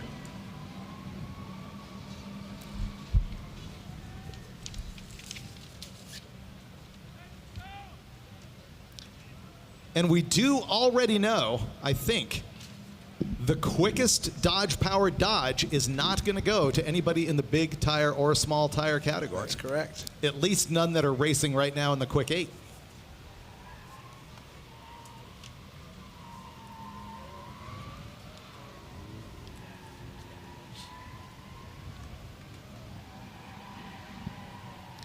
Hey, don't forget about that deal where the Dodge Power Dollars is back. Basically, they give you $10 per horsepower as cash back for a retail purchase of a new Dodge. That means you buy a 550 horsepower Charger Scat Pack, $5,500 back, or you can get the 420 horsepower model for $4,200 cash back. See how it works? Get more detail at Dodge.com. Awaiting our next pair, still in small tire. Hey, thanks again to Mickey Thompson Tires and Wheels for being out here supporting this deal. They do such a good job of wanting to promote grassroots drag racing, and you can see that they're doing it here with guys that are not necessarily competing at a national event level or even at any kind of a series level. They just want to support the guys actually out there at your local drag strip every weekend. We appreciate Mickey Thompson Tires and Wheels.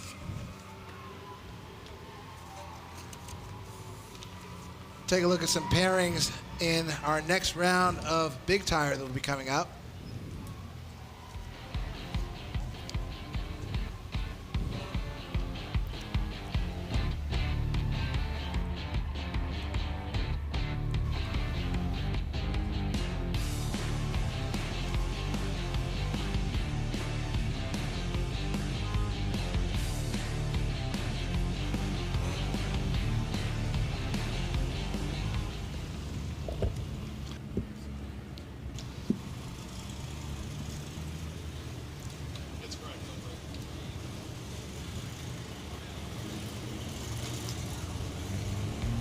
Taking another look at our big tire bracket.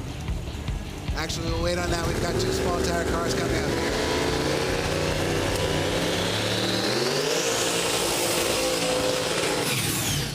Wow, this is the Lamb and the Slaughter coming up here right now. Now, of course, we love the Lamb. Johnny Hopewell's out here with his very first car. Man. Hey, man, he knows he's getting slaughtered. It's not news to him. But Johnny's a drag racer. Johnny's saying, bring it. Let's go. Well, of course he is. That's why we actually race him. And how glorious will it be my gosh. when the underdog wins? I promise you, we need in-car. Johnny will probably start crying if he wins this lap. He's probably crying at what I'm saying right now. Well, you never know what's going to happen. They got to get the deal car backed up here before they can actually have a drag race. You're right. What's the deal? What is the deal? Deal Brothers Racing, the Phoenix, So Deal here, the Phoenix on the right-hand side, our low qualifier. Of course, Johnny Hopewell on the left-hand side, homegrown guy, small block in that thing. It's his very first car. He's out here at Roadkill Nights to be somebody.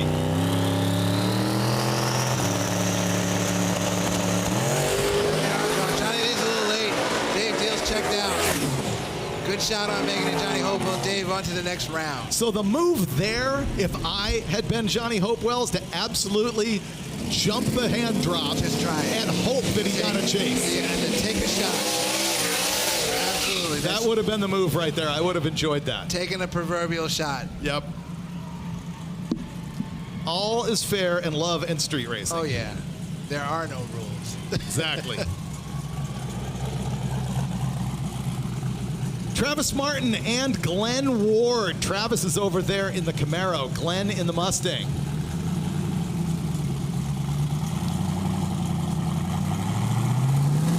Travis, the better qualified car. And he's also out front, but this looks like a drag race. Top, that looked close, David. It did. Win goes the left-hand lane. Once again, the lowest qualifier has taken the win.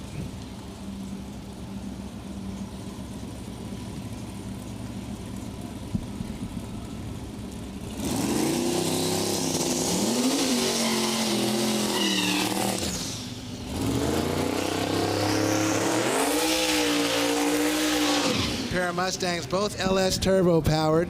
Jerry McQueen in the left in the later model car. Sean Fensler on the right-hand side in the 93.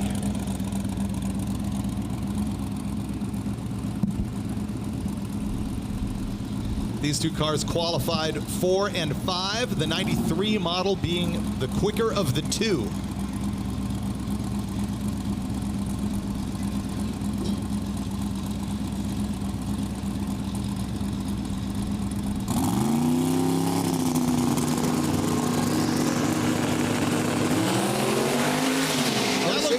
McQueen got the jump.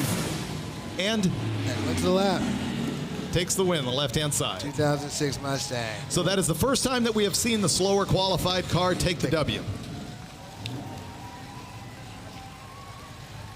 And this is something special here, David. This is absolutely something special. You got Mike Finnegan on the right-hand side in the Rotson, the small block Ford turbo power car from the Roadkill TV show. Finnegan and I put this car together with a V6 and a turbo in the very early days of Roadkill. Whose turbo was it? It was KJ's turbo, exactly. And then it was again when we put a small block Ford in the car. It no longer is. We've got Jeff Lutz from the Street Outlaws TV show on the left-hand side in the Monza, and he is just going to get absolutely destroyed by Finnegan right now. Yikes. As the Rotson goes through the top end, and Lutz is wondering what just happened. Lutz has got a Blueprint 383 in that thing, and he's supercharging it with some of the leaf blowers that we left in the hatch of this thing. If you look inside the back of the Monza, we got 5 leaf blowers, and they're all named. He only was able to get 2 of them running after this car had been sitting for 8 years. We named him. One of them was Crazy Bob, who was named for Bob Perrine, who ran Drag Week for many years and supported Jeff Lutz. And then the other one is called Mayor. And those 2 leaf blowers were running on that Blueprint 383 down there. And of course, Finnegan took the first win. Those guys are going to come back and do a best 2 out of 3 of actual Roadkill cars running here at Roadkill Nights for the first time in a long time. KJ, we're going back to the Direct Connection Grudge Match. Direct Connection Grudge Match time. This is round 1 now. This is for the win. So, looked like left-hand side got the leave, but then they traded back and forth like this is a movie, and the win is going to go into the right-hand lane. That looked like one of those movie scenes where it's like, this guy, no, it's that guy. No, I'm going to pull ahead. Now, I heard... now, what I don't know is who that is in the right-hand side. We can get an ID for the car on the right, but the Dave Sparks car... I heard a little popping coming out of it. I'm wondering, they talked about that car having nitrous on it. I'm wondering if that might have been conflictive with everything that's going on with that engine.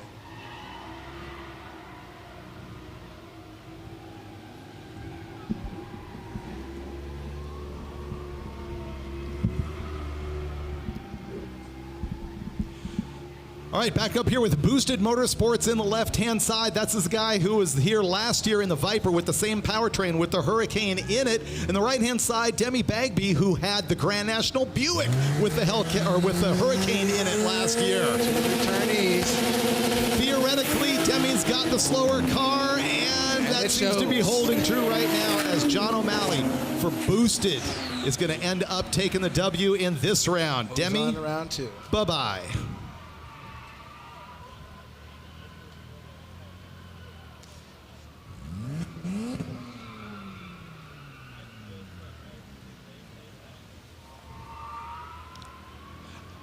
Confirmed, thank you. We got confirmation on our ear that it is Rob Dahm in the plain white wrapper car. That is the car that is ostensibly the most streetable one out here, and he's done a lot of his own work on it. He even made his own 3D printed intake manifold, and now we got another car going down, taking the bye because we've only got 7 cars, and that is Keys. Brian Keffer from Keys Performance. A BMW and Porsche guy who's got his first experience here with the Hurricane Dodge Inline 6.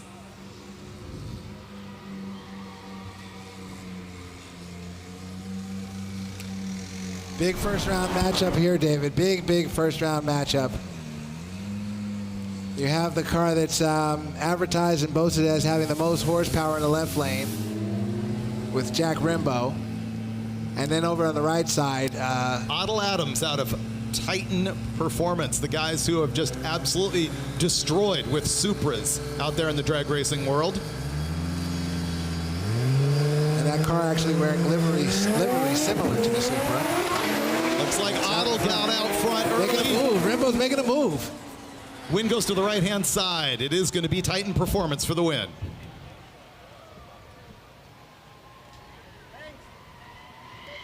Now, if we can see that again, you got to wonder if there's a hole shot in there, a hole shot involved. On yeah, we're going to have a look at the replay here.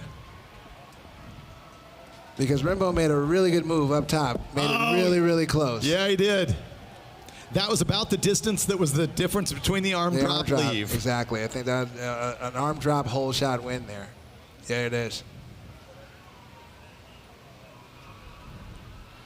All right, so to review, we got Heavy D Sparks out, Demi Bagby out, Jack Rimbaud out. So our next racers are going to be John O'Malley, Rob Dahm, Brian Keffer, and Otto Adams coming back to the next round. Okay, so we've seen it. Competition, not a time shot, not just a lap for nothing. What do you think? This was actual racing, and it's good to see. You know, like you say, the track has come in. Everybody's got it figured out. We're actually seeing guys go down. I think a lot of races are coming down. Well, in cases where there's just one car that's going to slaughter another one, there's that. But we're seeing some more races in the middle of the ladder where it's depending on that arm drop reaction time. Absolutely. What do you do on the arm drop? Good first round. Very cool all the way across the board. And there's certainly more. See if there's going to be redemption from Jeff Lutz, because the only word I know is embarrassment on that first one.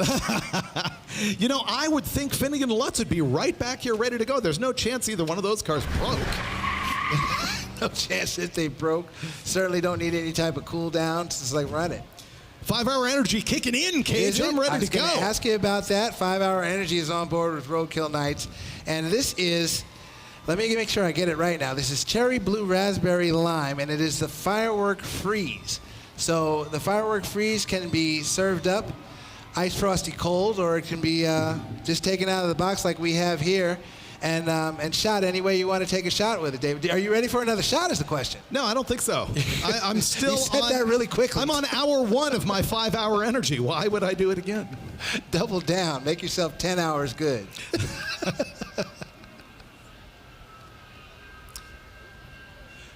Okay, here's a cool deal. We just saw Dave Sparks get eliminated, but we did have an interview with him from earlier in the week, earlier in the day. Let's check that out. We are here with Dave Heavy D Sparks. Now, you guys are no stranger to these crazy projects. How did it go? What did you do to it? Tell us a little bit about it. So we're no stranger to crazy projects, but we are a bit of a stranger to racing. We've never been great at racing, kind of at anything we've ever done. We try, but we're typically more kind of big, over the top, crazy, capable, functional vehicles, mostly trucks and stuff like that. But cars, we also have a good time with. So when Dodge reached out and they said, hey, this is what we're trying to do, this is what you want to do with the car, and you have all the freedom you want, we were like, okay, well, we're definitely in for something like that. Yeah, sounds like fun. So I do love this engine. It's one of the most capable engines I believe Stellantis has ever put out, and it's one of the most durable. Like, you can throw a lot of this and it just keeps on going. So I was excited. Yeah, that's awesome. I mean, it is looking good.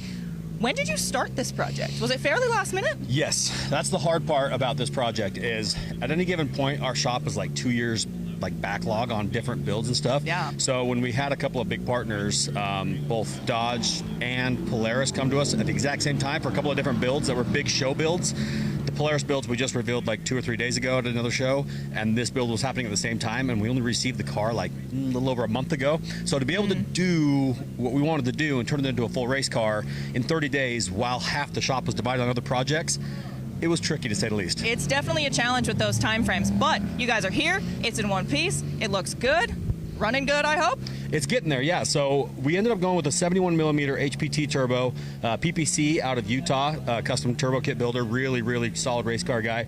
Came through and helped us put it together just because we were short-staffed. Yeah. We ended up doing that. We've got the water ice intercooler. We've got nitrous. We got the Corbeau seats, Mickey Thompson tires. I mean, it's set up for success. The hardest part about these cars is the engine is so relatively new to the market that there's just not a ton of aftermarket support available. Yeah. So when it comes to tuning and accessing the computer and telling it what to do, the options are limited. So that's what we're working with now. We got it here, it's running, and it's running decent, all things considered. The fact that we didn't ever drive it, when it literally rolled out of our shop onto a trailer and then here. And my guys have been up for the last 36 hours testing, tuning, and getting it ready. So I think we're close. That's awesome. So you mentioned you're not super into racing, but you did race a little bit last year with the Ram, right? I did, yeah. So we raced a Ram Cummins last year, and it was amazing. The truck did incredible. We just don't do a lot of actual street drag racing and stuff like that. But when a partner comes to us and says, hey, make this vehicle fast, we'll do our part. What we're really good at is suspension. We're really good at drivetrain, but when it comes to actual performance mods on engines, it's just not something that we've ever done a lot of. Yeah. We're capable of it. It's just our specialty is in a different area. So when it comes to being fast, there's people who are always way faster than us. But when it comes to being capable and making it through the toughest conditions, that's kind of where we shine. Yeah, well, hey, out here, there is a benefit to that. Yeah, so absolutely. You guys are definitely well equipped. It looks good, and we can't wait to see what you do with it. Awesome. Thank you. Happy to be here.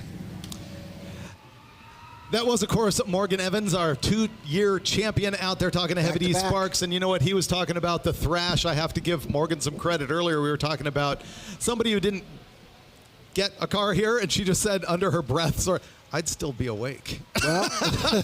And that's what it takes out here. Dedication. There's a lot of thrash making the stuff happen to get out here. We appreciate all of our racers who have come out here and made it happen. And one of them is going to be a name you probably know, who we just saw win his round in the plain white Rapper Charger. It is Rob Dahm. Let's see what Morgan has to say with him.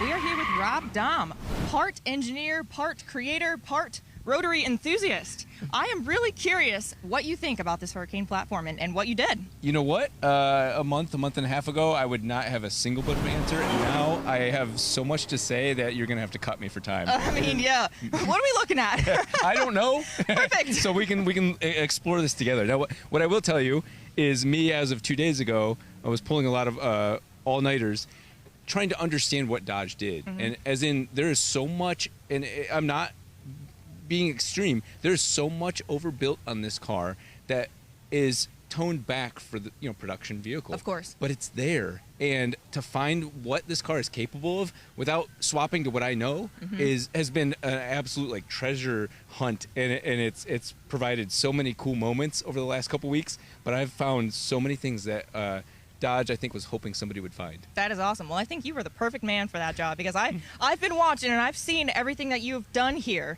and it is really cool. You got ECU on ECU technology here, and the way you're tricking it with all the wiring is so cool. So, have you tested it? Yes. Right now, basically first to third gear. Because I realized 3 years ago when I did Roadkill, I was trying to make 1,000 horsepower, and that's not what wins the race. It's the launch. You got to get down. Yes. Yeah. Yep. So I was like, you know what? Let me focus on the launch. And I've never built or worked on an automatic transmission vehicle before. It's been a personal, emotional choice. And so I committed to doing that. Yeah. And this is the perfect thing to do, because I don't know what an automatic transmission wants. but I could actually watch what this one was doing. And it was saying, okay, I want this. Hey, tone it back, give me more power, take away power. And so I realized, okay, the car's telling me what it wants. Yeah. And I just have to listen. And then after a while, I realized I could get between those things and play the game of telephone and be like, oh, you said 200 horsepower? What about if I tell you 400 horsepower? And it's like, okay, all right. And it's letting me do that. That's, in a nutshell, what's so cool about this build. Well, that is awesome. I am excited to see what you can do down here on Woodward Ave. Like you said, the key is getting down the track. Yes. Do you have any horsepower numbers? I can only tell you boost, and then you can kind of say horsepower from there. So, so right now I'm on ethanol and 26 pounds of boost, which is definitely in like the low 800 range, I would say. And honestly, if I had 2 more days, of course, if I had 2 more days and I had a dyno day, I could get this to 1,000.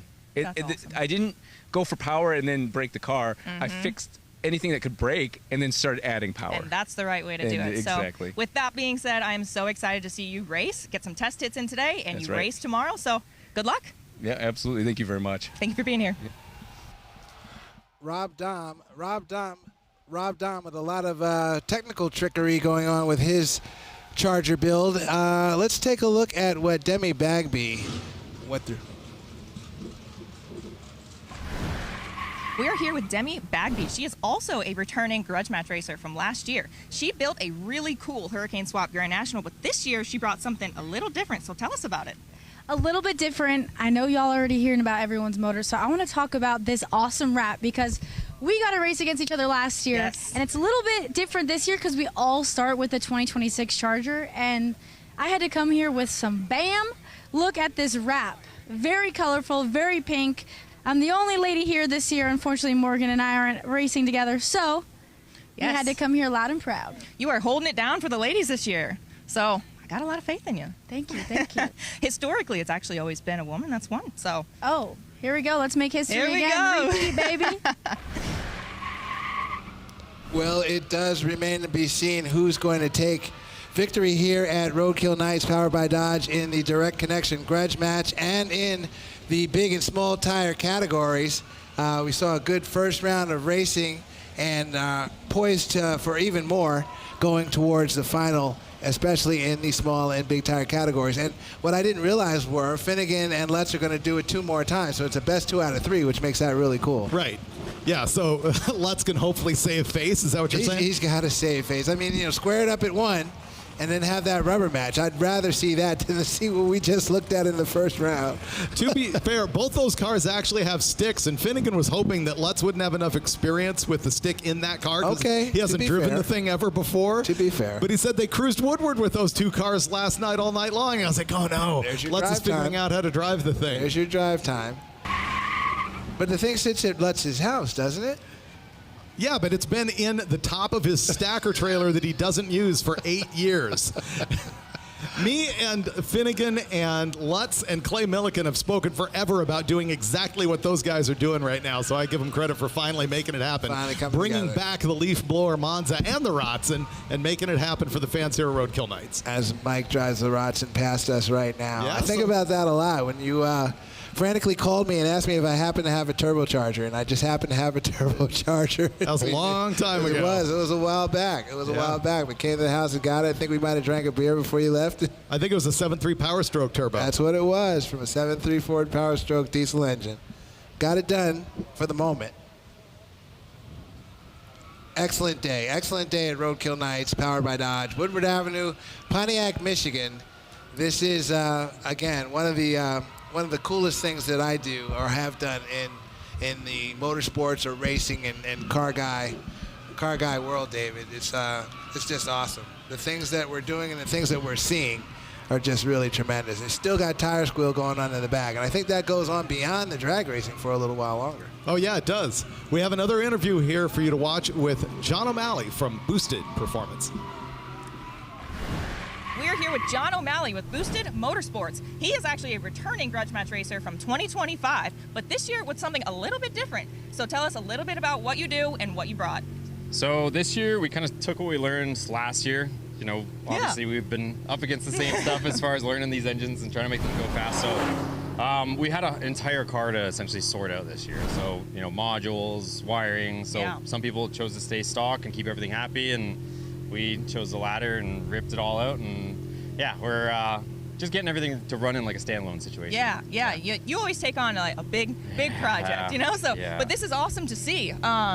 What turbo did you go with? Did you run with the factory ECU? Any of those details that you want to share? Yeah, so essentially on the engine side of stuff, like I said, took what we did last year. This is actually the same turbo kit. I got super lucky with it actually just fitting in here. Nice. So this year we kind of just focused on the rest of the car, and then obviously, you know, transmission. We had to get that sorted out, and that was kind of part of at least my issue last year was getting it to leave. Yeah. So we got a standalone, we got a turbo Lamech on the transmission this year, and then just now it's all-wheel drive too, so that helps. That was another aspect of it, so we had to figure out how to program that, and it's been a lot. It's been a lot. So how are you feeling being back, as far as your chances?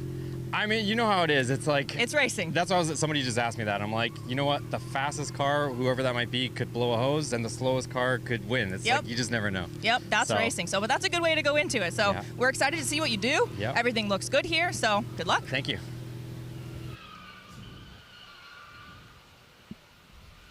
And we're back, and that's another competitor who we will see return for the next round of the Direct Connection Grudge Match.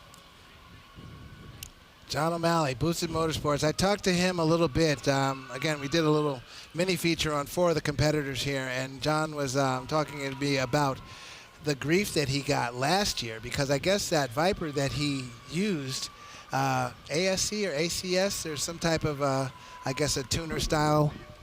Say again?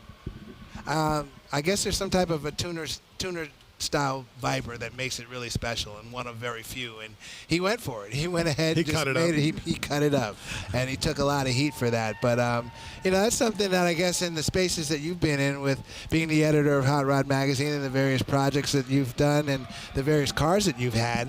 Have you ever had that kind of a beatdown from enthusiasts who think that there's no way in the world it's sacrilege for you to take a car and do what you've done to it? Oh, constantly. I just took a bone stock 29 Ford Model A and hacked it up to make it into a hot rod. People are like losing their minds about how could you take an antique and destroy it for the sake of a hot rod? And my answer to that is they made 4.85 million of these, and there are more than 1 million still left. So, yeah, of course, everyone that you kill is no longer an original, but this was a bad restoration to begin with, and I cut it apart. And I get it, because I'm a guy who honestly doesn't like to drill a hole into 50-year-old sheet metal if I don't have to. But sometimes you got to break the egg to make that. The egg. Yeah, I mean, I know you prefer the quiche to the omelet, but you do have to break the egg either way. You do, and I'm one who has been down that road myself, of course, with T-Top Coupe. And the backlash, just the, oh my gosh, it got bad at some points, because you take a car that there weren't many made and you modify it to an extent where it's just no longer its semblance of original, and the people that are really dedicated to the platform get very, very, very upset. So you're telling me there's people who are dedicated to having a bone stock T-Top Coupe Fox Mustang? They're dedicated to having a bone stock Mustang, period, across the board. We're talking about Fox Mustangs. Right. But bone stock, there's that small pocket of enthusiasts that, and the big communication source is online. You know, back then it was in forums, and now, of course, it's social media, but everybody's got something to say. And that one person, in a sense, speaks volumes by way of those channels. You know, it's just crazy. Absolutely crazy. I didn't realize that the Fox Mustang marketplace was at the point where people were getting geeky about bone stock. Oh, yeah. V6s. Oh, yeah. No, not V6s. Not V6s. Let me qualify then. 5 liters. Okay. 5 liters. But was that a 5.0 car? Yes, sir. It was. Yes, indeed. So you're saying if that one had an inline or a V6 or even a 4-cylinder, no one would care? I don't think they would care, because actually Ford did make them with a small engine. I had a 505 speed, you know, I have a 505, but there were some with a small engine, and I don't think those cars are nearly as ridiculed as the 505 speed was. Ah, okay. Something else, man. Man, something else. These are just great, great days out here at Roadkill Nights, I got to say. I've seen it from so many different perspectives now, and I haven't seen it from the perspective of the fan in the grandstand, but I think those people are having the time of their lives. I hope so. I talk to people who tell me either this is my first time ever and it wildly exceeded expectations, or they'll say, I'm here for my 5th time because I will never miss this. And so we love all of you. We appreciate you coming back. We appreciate, of course, Dodge making this happen. And MotorTrend is really the group and the people who suffer the most to make this happen. You wouldn't believe the number of permits required to make it happen out here on Woodward Avenue. I mean, you need permission from the highway department and the sheriff and the county and the city and water and power because there's a manhole cover someplace, and the trains. You need permission from the railroad. Yeah. It's a lot of work, and it runs into just unexpected things like I mentioned before, where you're counting on a fire hydrant being there because you've used it every year you've been here, and all of a sudden the fire hydrant's gone. You got to figure out how to get water into the burnout box while it's 6 a.m. the morning of the race. Absolutely. Shout out Karen Brown, KB, and her team. Absolutely. Do a tremendous job across all of the programs that we do. And you talked about Power Tour, our upcoming Power Fest down in Atlanta coming up at the bottom of this month.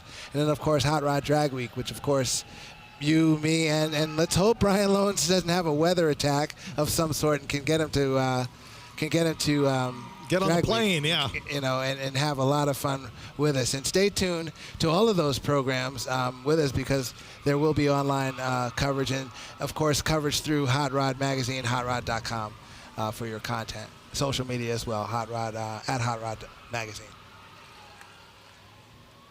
All right, here's yet another more entertaining bit of information, because you're going to have Morgan Evans and the guys from Titan Motorsports down there in Florida with their killer. Let's have a look, see what those guys have to say. All right, Morgan Evans here. We are here with our 2026 Grudge Match racers. And first up, we have Otto Adams of Titan Motorsports. Tell us a little bit about what Titan does.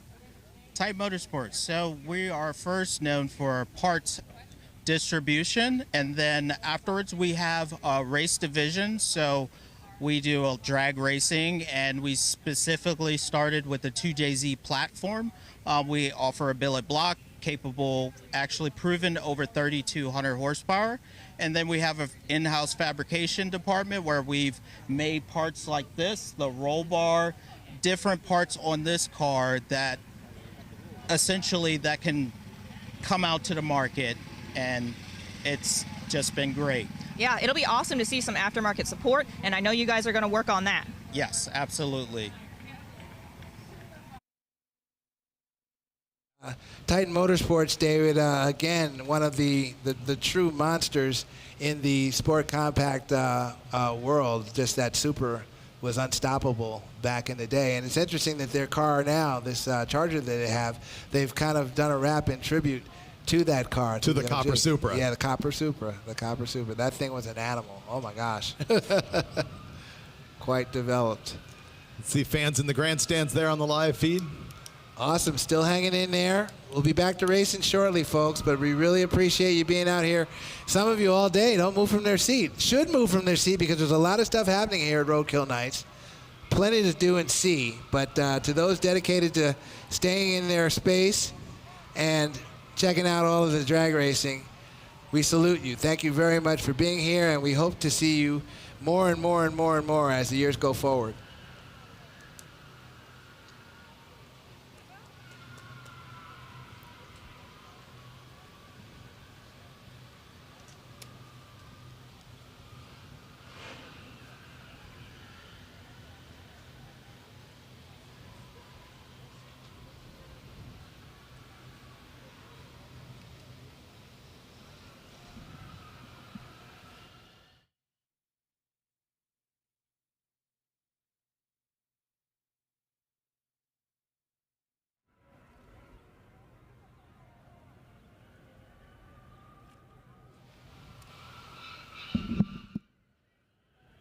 The inaugural Hot Rod Power Fest comes to Atlanta August 28th and 29th at Echo Park Speedway. Experience 2 days of pit road drag racing with cash prizes, autocross, incredible custom builds, the Hot Rod Editor's Choice Car Show, sponsor midway experiences, and non-stop performance action. Hot Rod Power Fest, August 28th and 29th at Echo Park Speedway. Learn more at hotrod.com/events. The feeling of a car working is different than a feeling of a car going fast. We are running the Big Bubba ET drag, and when we got it, we ran our best pass ever, but it's a shoebox 55 Chevy running 6-second times on a Mickey Thompson tire, and that's cool. When I think of Mickey Thompson, I think of legacy.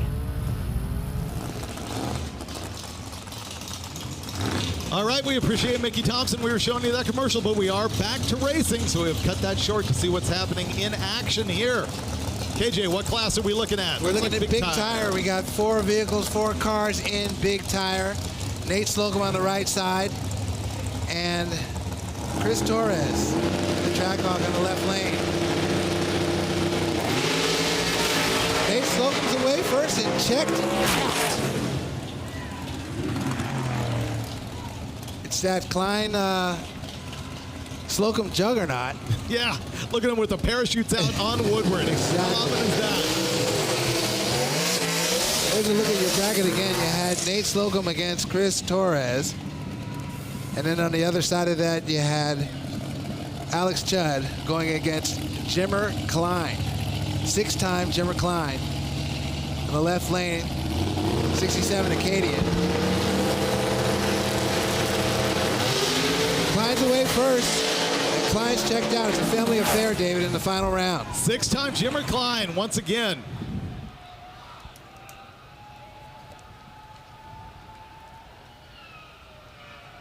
Once again, we will have a family affair in the final round of Big Tire. Uncle Jimmer takes on nephew.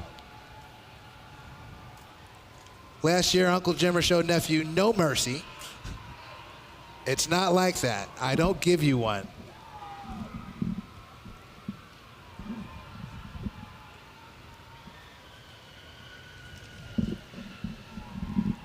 You look at the left lane, plain as day, Jimmer leads first.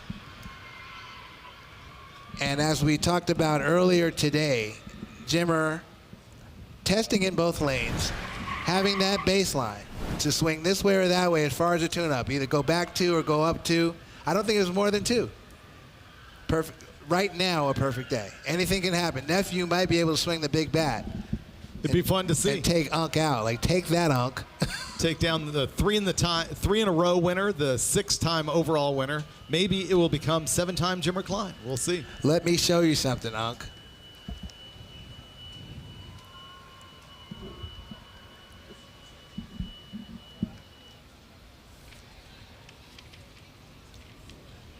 Salute to all of the competitors in both classes, though.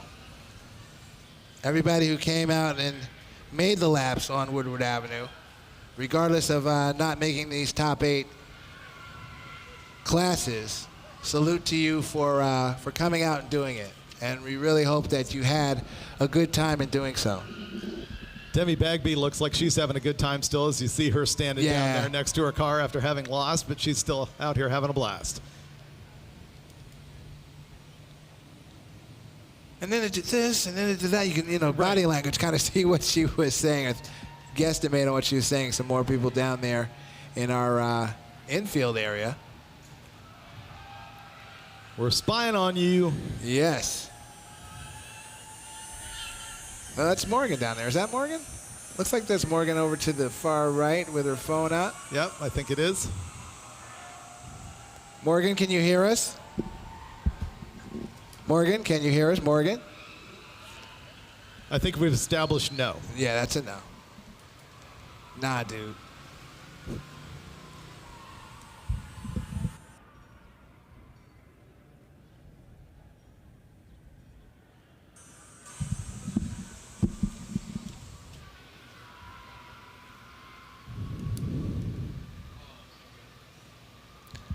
Just taking a quick look at that other side now as we await Small Tire. And you got to wonder, could this be the Deal Brothers year? You know, you don't want to say that with any idea of jinxing everything, but they have been close a lot. And this is, at this point, we can say this is an event that escapes them for whatever reason, sometimes by an index card of an ounce of space. Remember, we had to replay a final round with Deal and another car. We had to replay it several times to determine who won that lap. Really? Final round, yes. This has escaped them by literally inches, literally inches. So it's one of those deals, man. You know, as a drag racer, when you drag race and you're going rounds and you're doing really well, you know, I start to, I guess in some superstitious manners, look, I'll just go sit in the same chair. You know what I mean? I'll just do the same thing and not let anything deviate it to hopefully get to the promised land at the end of the day. And usually that's after you get past round 2, you start thinking that way, like, wait a minute. I might be able to have my day in the sun out here. You can see the Promised Land contenders right here. There they on are. the live feed. There they long are. shot. We also saw Jeff Lutz there a minute ago, as we'll continue to watch the Lutz versus Finnegan showdown in Roadkill cars. And unofficial, but based on the way they look like they were lined up there, it looked like you might have a Mustang battle. You might. That's very unofficial. Oh, but we got Lutz and Mike on deck. Excellent.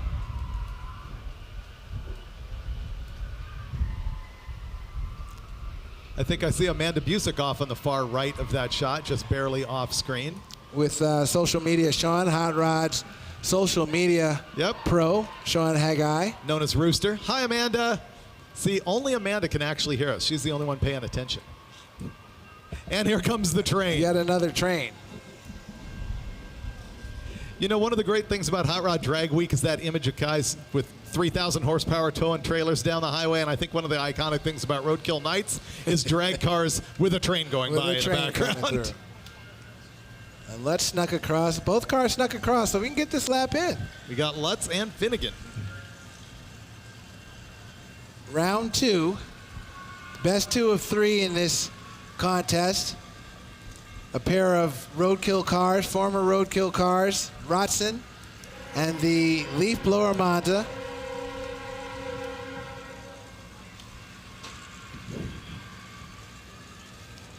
Wow, this Monza was a really good stalker when we bought it. It was a Spider. It was a 305 with a factory 4-speed. We did an episode trying to supercharge it with leaf blowers, broke the 305, put a 350 in it from one of Lutz's buddies as the train comes through here.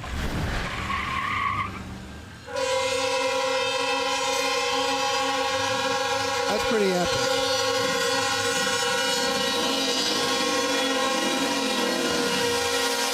Lutz with a good burnout. Mike Finnegan with a good burnout. I officially got social media video of the train going by with Jeff Lutz versus Mike Finnegan in Roadkill cars. My life is complete. Posting as a reel in 3, 2. They're away. Oh, Lutzy, baby, what are you doing to me? Pops and bangs. Let the clutch out, pop, bang, wheel spin, game over. Okay, what I need to see, actually, officially Finnegan has won the best 2 out of 3. Next round, I want to see him trade cars. That's what I'm putting on you guys. Swap cars. I want to see Lutz in the Rotson. I want to see Finnegan's homecoming in the Monza. That's a good call. That's a good call. Who out in our crowd wants to see that matchup? Everybody wants to see that. Let the people decide this one. Theoretically, this game is over. It's 2 out of 3. But if they come back around, or if Roadkill will let them come back around, switch cars. I'm going to text both Finnegan and Lutz right now. Let's get somebody in text, somebody in an administrative capacity who can make that call, and see if we can get that done. I doubt either one of them are going to pay attention to their text right now, but I'm writing it. Swap cars. 17 exclamation points. All right. That would be cool. I have commanded it from on high. We'll see if I have any influence. Maybe we can get a hold of Matt DeYoung down there. Matt DeYoung will make them swap cars. Leah's down there doing social media video. The social zone.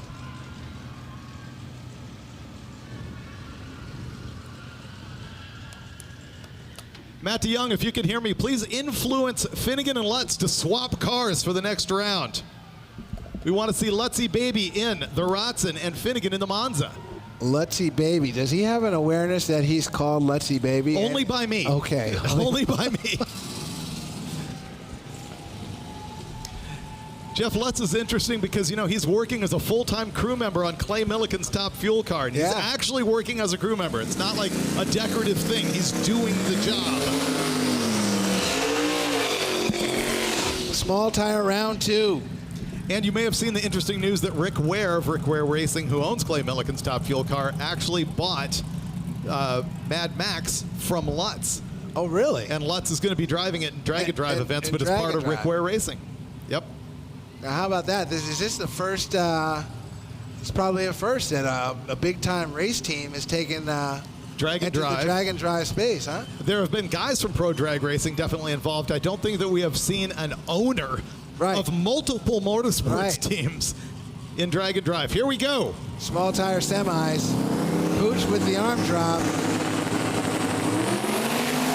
Jerry McQueen looks like he gets away first and is stretching a little bit. At the big end, it's Jerry McQueen in the Mustang.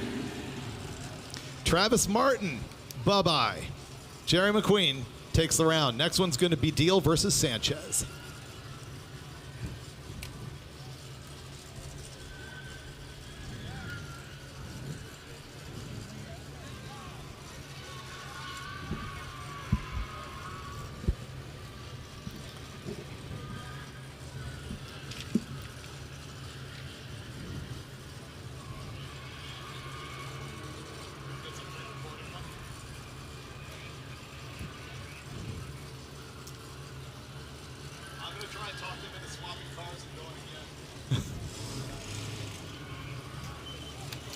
All right, here we go. Nick Deal on the left-hand side has got the black Camaro. Sorry,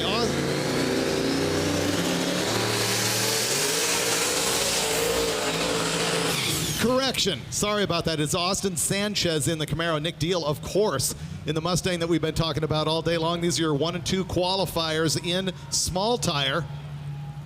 And this is going to determine who goes to the final. Ticket to the final right here.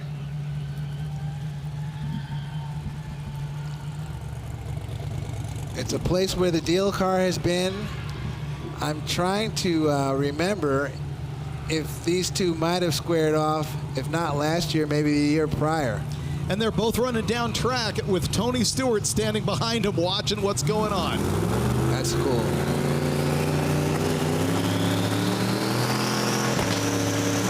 Pooch with the arm drop. What a race. This is a drag race, David. Did I see a cone fly? So tight at the top end. Parachutes out for Deal, and the win goes to the right-hand side to Deal in the Mustang. Going to the final. I'm wondering if I saw a cone fly. Wait a second. And if the cone flew, is that technically a center line violation? I'm wondering if I saw a cone fly. Did it get hit by the parachute? They are setting cones up. You saw plenty of cones fly. We're going to need to get an official ruling on that. Yes, indeed. Yes, we do need to see this again. Yeah, we're going to watch the instant replay and see what happened, who hit these cones up here. If it was a parachute, we're good. Oh, look at that. Oh, it is. On the other lane. Yep, it's the other lane. That is a clear win for Deal. As Sanchez, unfortunately, was just mowing cones at the top end, actually from half track. Deal goes to the final. One step closer to getting it done. It is going to be Deal versus McQueen in the final.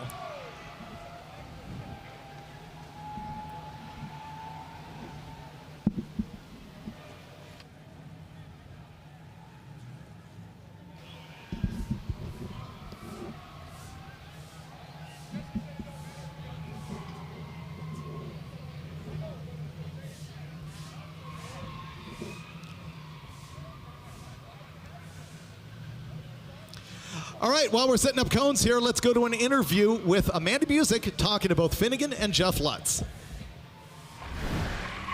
In a final that was a such a rush of excitement with a train coming on the tracks that pushed this into going. And Mike, I talked to you right before. You were like, I never win anything. You are the winner. Oh, it feels good. It feels so good. Oh my God. Like on Woodward Avenue, horrible record. Like I find a way to lose here every time. And for once, the Rotson failed to fail. It's wild. At what point did you know? I looked over and I was like, where is he? Hey, my first time at Woodward, I lost to that pile. Oh, I know. That I'm going to have to come back. It hurts, right? Yeah, it does. Talk about all the excitement leading up to everything. You guys had everyone going on social media. Will we see this again? Absolutely. Oh, yeah. Yeah, there's no way he's taking this line down. No. Man's got a ratchet strap holding his alternator on. Yes, you've seen it. Next time, he'll be better prepared. Yeah. Yes. A drag strip. Well, Jeff, absolutely. Tell us what happened. Not a whole lot. I left in second gear. We had questions on that. Even Tony Stewart goes, I don't think it's going to leave in second gear. I said, well, that's all I got. So I tried it. It still spun. That was enough to get Mike to squeak by the win at the end there. It was bumper to bumper. It was super close. So you know what? We'll come back next year, and I plan on taking that win. For those that might not know, what was happening in between rounds there? Oh, so we're back here. A car overheated. Alternator belt's crooked. Mike goes, let's put a ratchet strap on it. So we ratchet strapped up, and then a train come. Then they hurried up and rushed us to the starting line. I had no idea what was going on. They're up there going like this. And somehow in your world, it was bumper to bumper. Oh, so close. In Jeff's world, that's 6 inches. It's a bumper. Winning feels pretty good, huh? Oh, it doesn't suck. I tell you what. Do I get one of them big checks?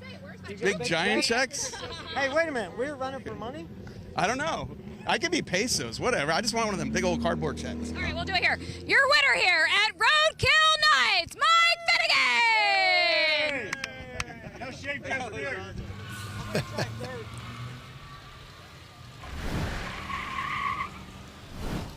And I'll go on record as saying that I am still undefeated against Finnegan on Roadkill Nights because as long as I ride the booth instead of a car on the track, I am safe. You can't lose. The best takeaway that we had right there is that before this race, Lutz was getting advice from Tony Stewart, who's arguably the greatest driver of our generation, multiple halls of fame. And he's out there giving tips on how to drive a small block Chevy in a second gear launch in a Monza. Second gear will not work. Bank on it. That was really cool. That was fun. I still wanted to see them swap cars, but apparently they didn't get that memo or didn't care. And Finnegan probably didn't want to soften the win. No.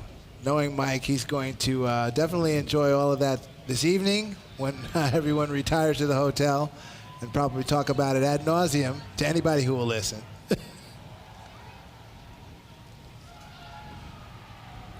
So what do you think, David? We're down to 2 cars and 2 classes. Well, plus we've got the grudge match coming up as well. We do. Not to discount that in any way, shape, or form, but we're down to 2 cars and 2 classes. Well, and it's interesting, in the big tire class, it is going to be our number 1 and 2 qualifier, the relatives, Jimmer Kline versus Nate Slocum. And then you actually see what's gone on in small tire. It's Nick Deal, who, as you have said, has come within a breadth of winning this deal and failed to actually do it. And he's going against Jerry McQueen, who appears to be your number 5 qualifier. And so he's obviously coming from behind. We'll see what happens. It's never over till it's over when you're out here on the street racing for $5,000 at Roadkill Nights, powered by Dodge. You just wonder what kind of, in a sense, what kind of swing will Jerry McQueen take, being somewhat of a, an underdog of sort in this final.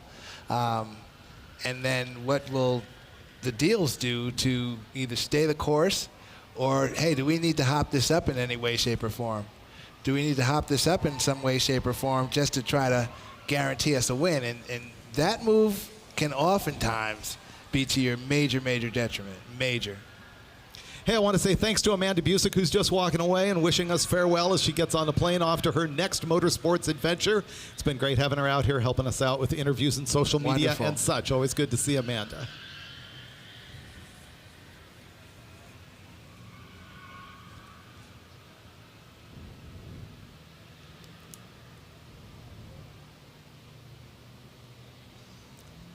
So we got 1 round of big tire coming back up, 1 round of small tire, and 2 rounds of grudge racers.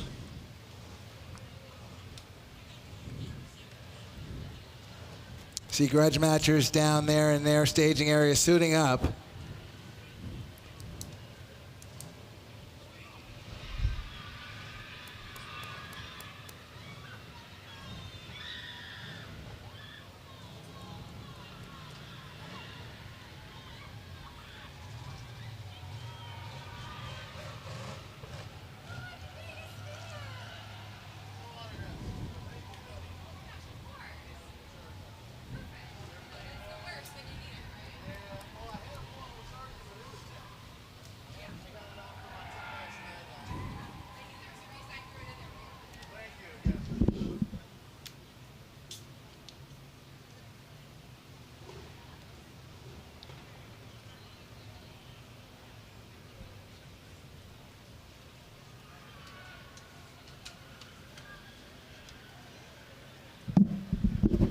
Another look at the crowd out there, anticipating what should be really exciting finals in our two categories.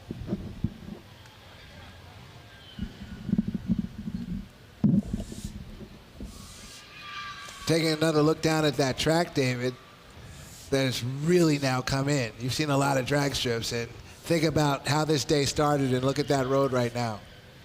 Yeah, look at it. I couldn't walk on it, that's for sure. The flip-flops. No, would fail. not make it. Flip-flop fail. It would be total fail. Possible injury.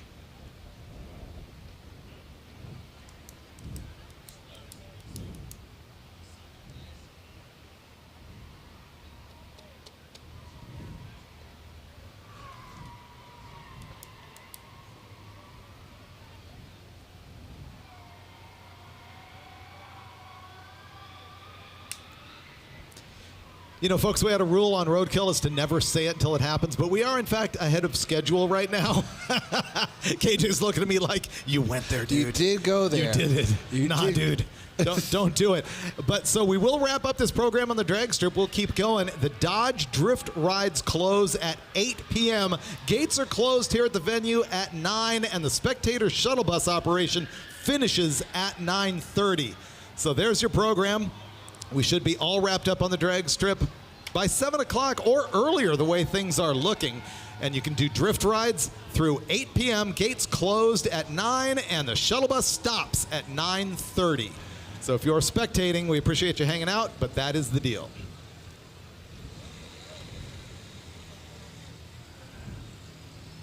Brian Keys, Titan Motorsports, Rob Dahm, John O'Malley. And then there were 4, soon to be 2. In the Direct Connection Grudge Match. Otto Adams lining up there for Titan in the left-hand lane in the orange car. I should say the copper car. Keffer gets away first in the right lane. It could be lights out for Titan. That's it. Lagging. Wow, that is an upset win. The right-hand side takes the win over Titan, Yes, who was sort indeed. of one of the odds-on favorites based on their past just massive success in import drag racing. Anything happens in a drag race, Keffer got away first. He left on the arm drop. Brian Keffer will see either John O'Malley or Rob Dahm.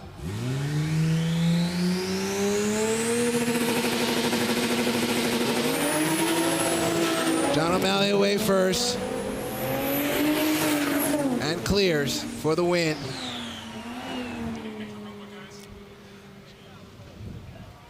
So that was a left-hand lane win. So we did say goodbye to Rob Dahm. Rob Dahm, bye-bye. So we're going to see John O'Malley versus Brian Keffer. What a dynamic. This is not really the anticipated situation here, which is once again why we race him. John O'Malley, boosted performance. Yes.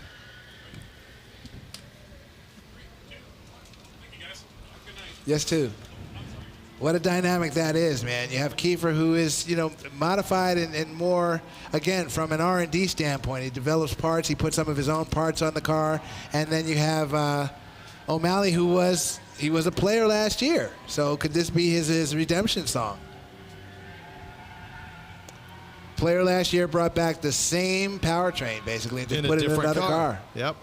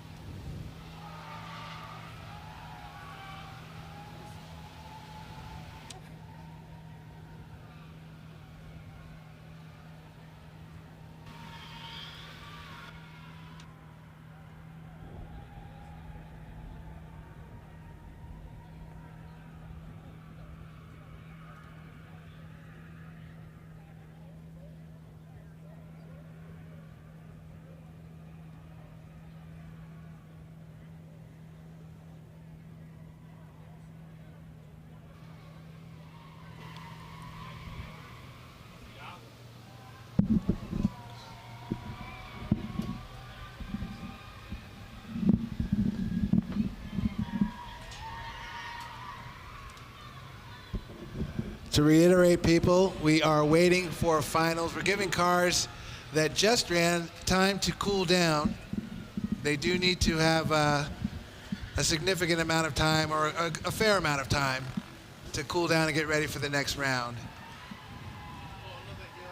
At this stage of it, with big and small tire, of course, we're looking at Christy dancing is what we're looking at. Getting her swerve on. Get down, go, get funky. Christy.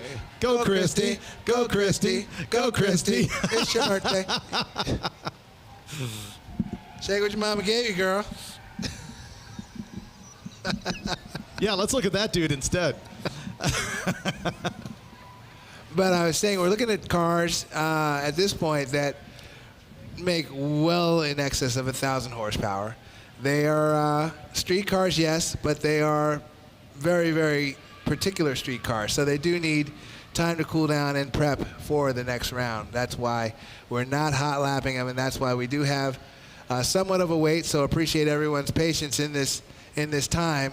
But I'm pretty close to being able to confidently say we're going to see a really good final round on both sides of this. Is it too late for a Lutz versus Finnegan foot race?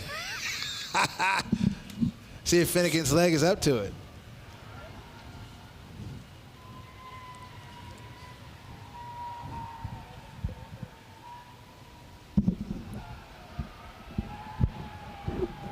Okay, here's breaking news. Remember my whole plan to have Finnegan and Lutz swap cars? Yes. Lutz gets back to me and said, that's what I wanted to do. But, of course, Finnegan wasn't going to go for it. Oh, no. Finnegan put the kibosh on that. Like, oh, no. No, I'm taking the win and walking. Yeah, he did not want to leave on a low note. I have a feeling we just set the hook in Jeff Lutz, though. He's going to be back here and being serious. Oh, yeah. Jeff Lutz is a very competitive person. We've seen that in the Hot Rod Drag Week programs that he's been on, and he's been on several. And also, if you watched in the TV stuff that he was doing with the Street Outlaws and such, you know, that was a competitive space, and he didn't like to lose. So he's a competitive guy, totally understand it. And in drag racing, you know, somebody's got to win and somebody's got to lose, but losing sucks, no matter what. It's just terrible. All right, we're going to go for a 2-minute break. Give us a break and look what we got coming at you on the big screen. The inaugural Hot Rod Power Fest comes to Atlanta August 28th and 29th at Echo Park Speedway. Experience 2 days of pit road drag racing with cash prizes, autocross, incredible custom builds, the Hot Rod Editor's Choice Car Show, sponsor Midway Experiences, and non-stop performance action. Hot Rod Power Fest, August 28th and 29th at Echo Park Speedway. Learn more at hotrod.com/events. The feeling of a car working is different than a feeling of a car going fast.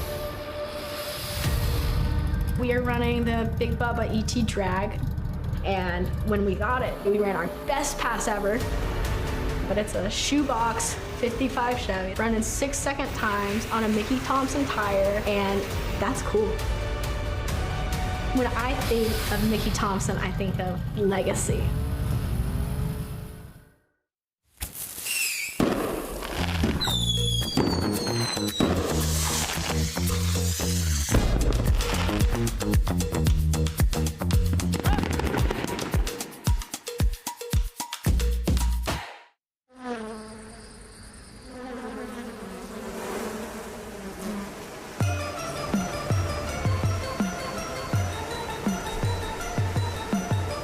Evolution has one rule. Never let off the gas. Push to start.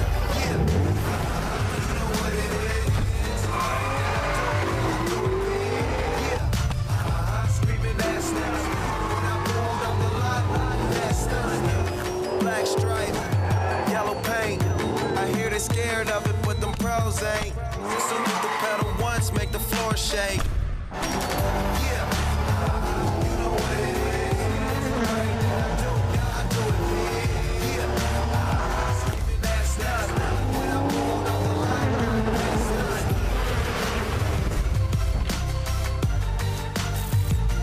The fastest, most powerful Super B ever.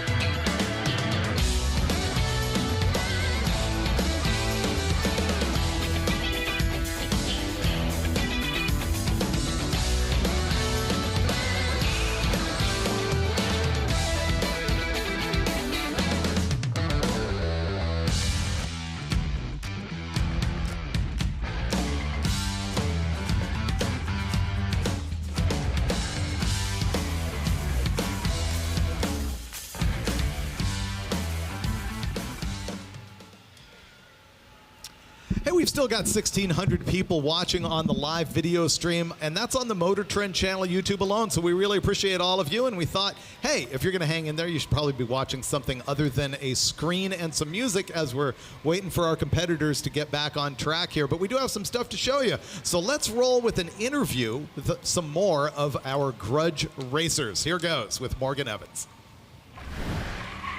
Continuing on with our 2026 Grudge Match racers, we are here with Brian Keffer of Keys Motorsports. Yep. So you do have a shop back home. Correct. How was this project compared to some of the normal stuff that you work on?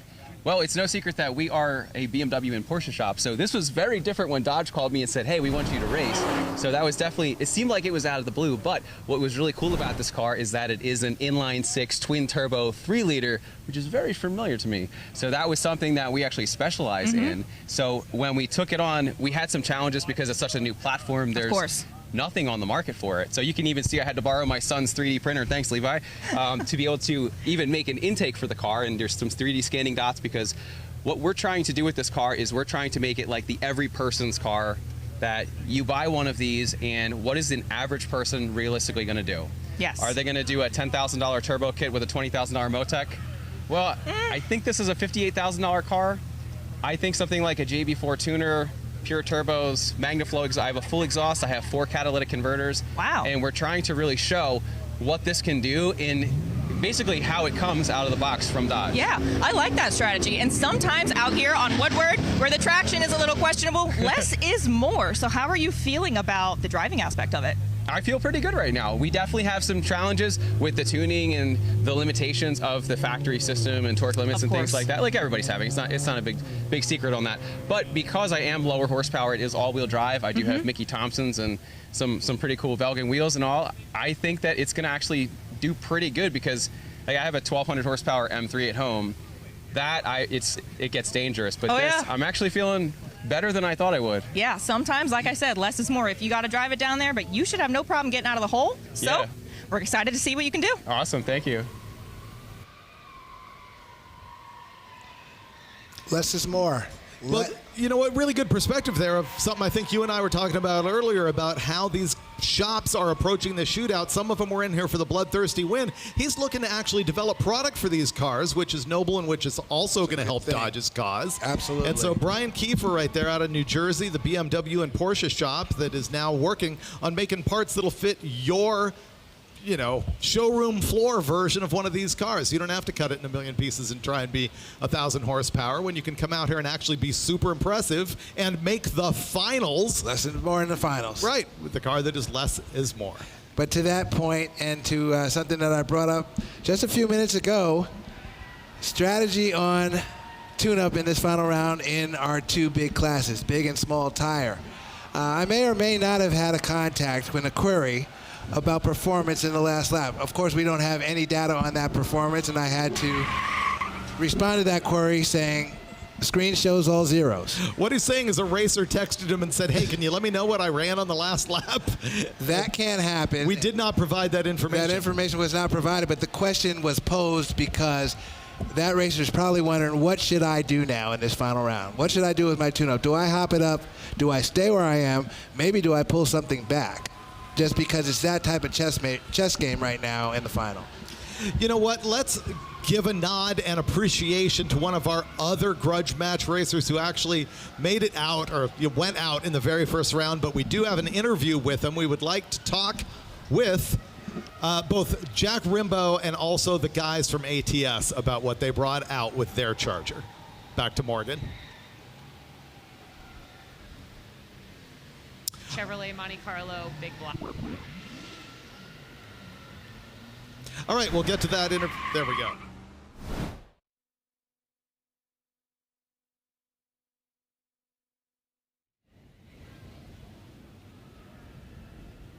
Continuing on with our 2026 Grudge Match racers, we are here with Brian Keffer of Keys.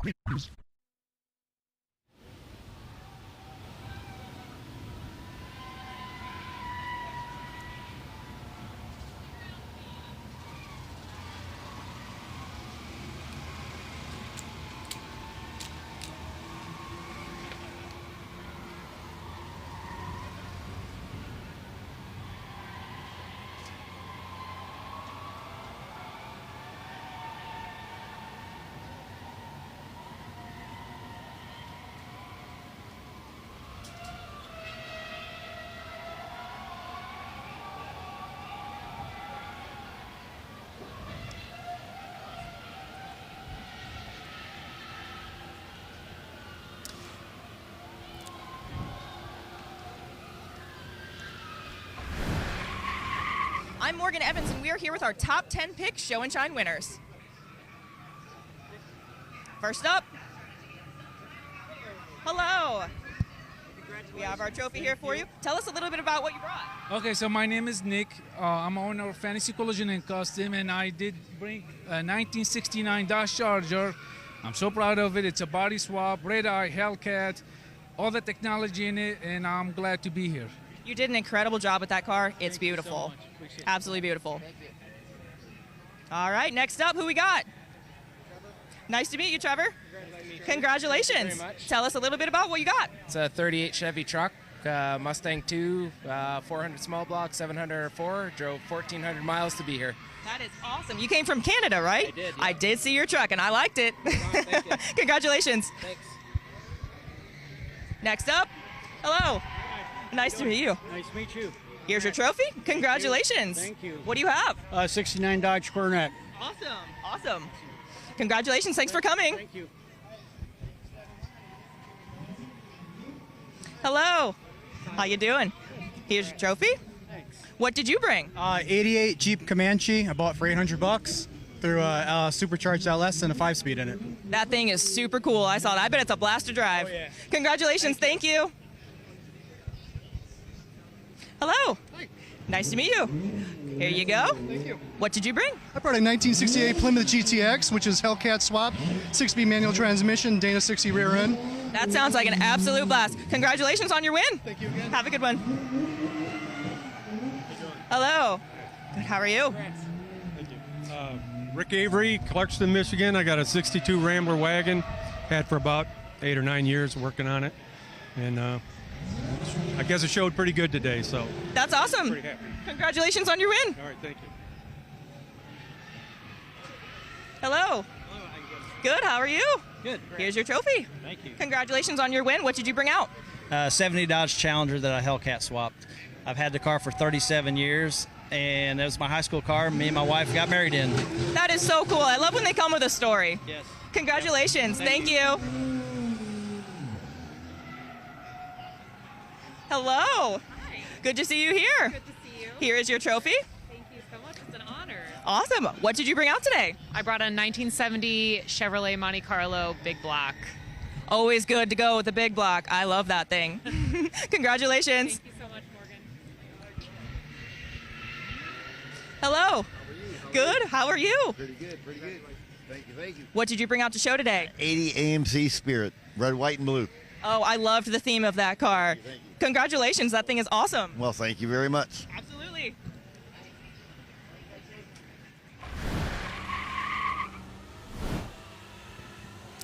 And I think that's the last of the pre-recorded interviews that we have. Once again, thank you very much to Morgan Evans for handling that. She is our Great job. two-time champion here.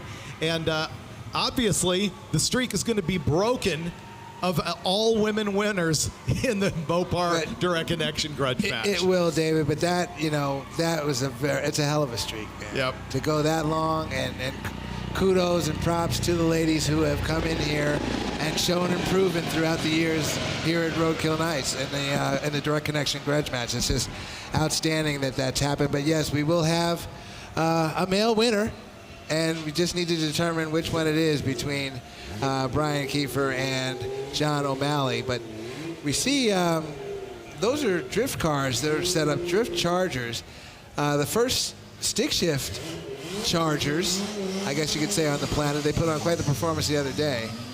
I don't know what just transpired there down in our starting area. I saw Mike Musto down there. Maybe Mike can let me know what went on, and I see KB down there as well. But there's a chance I saw Matt McAleer actually in the passenger seat of that thing. Okay. So they're probably doing some media of some kind there. Now you can see it on the screen. What we're talking about is those Dodge drift cars that are converted manual transmissions. And of course, you saw the high angle steering on them. They were putting on a show at the press conference yesterday morning where they did reveal that 2027 Dodge Super Bee with 600 horsepower.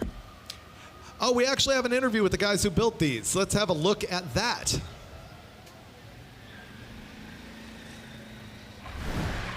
All right, so we're here at Roadkill Nights with our two drift cars. Now, Super Wedge Panic built it with help from XComp Tire.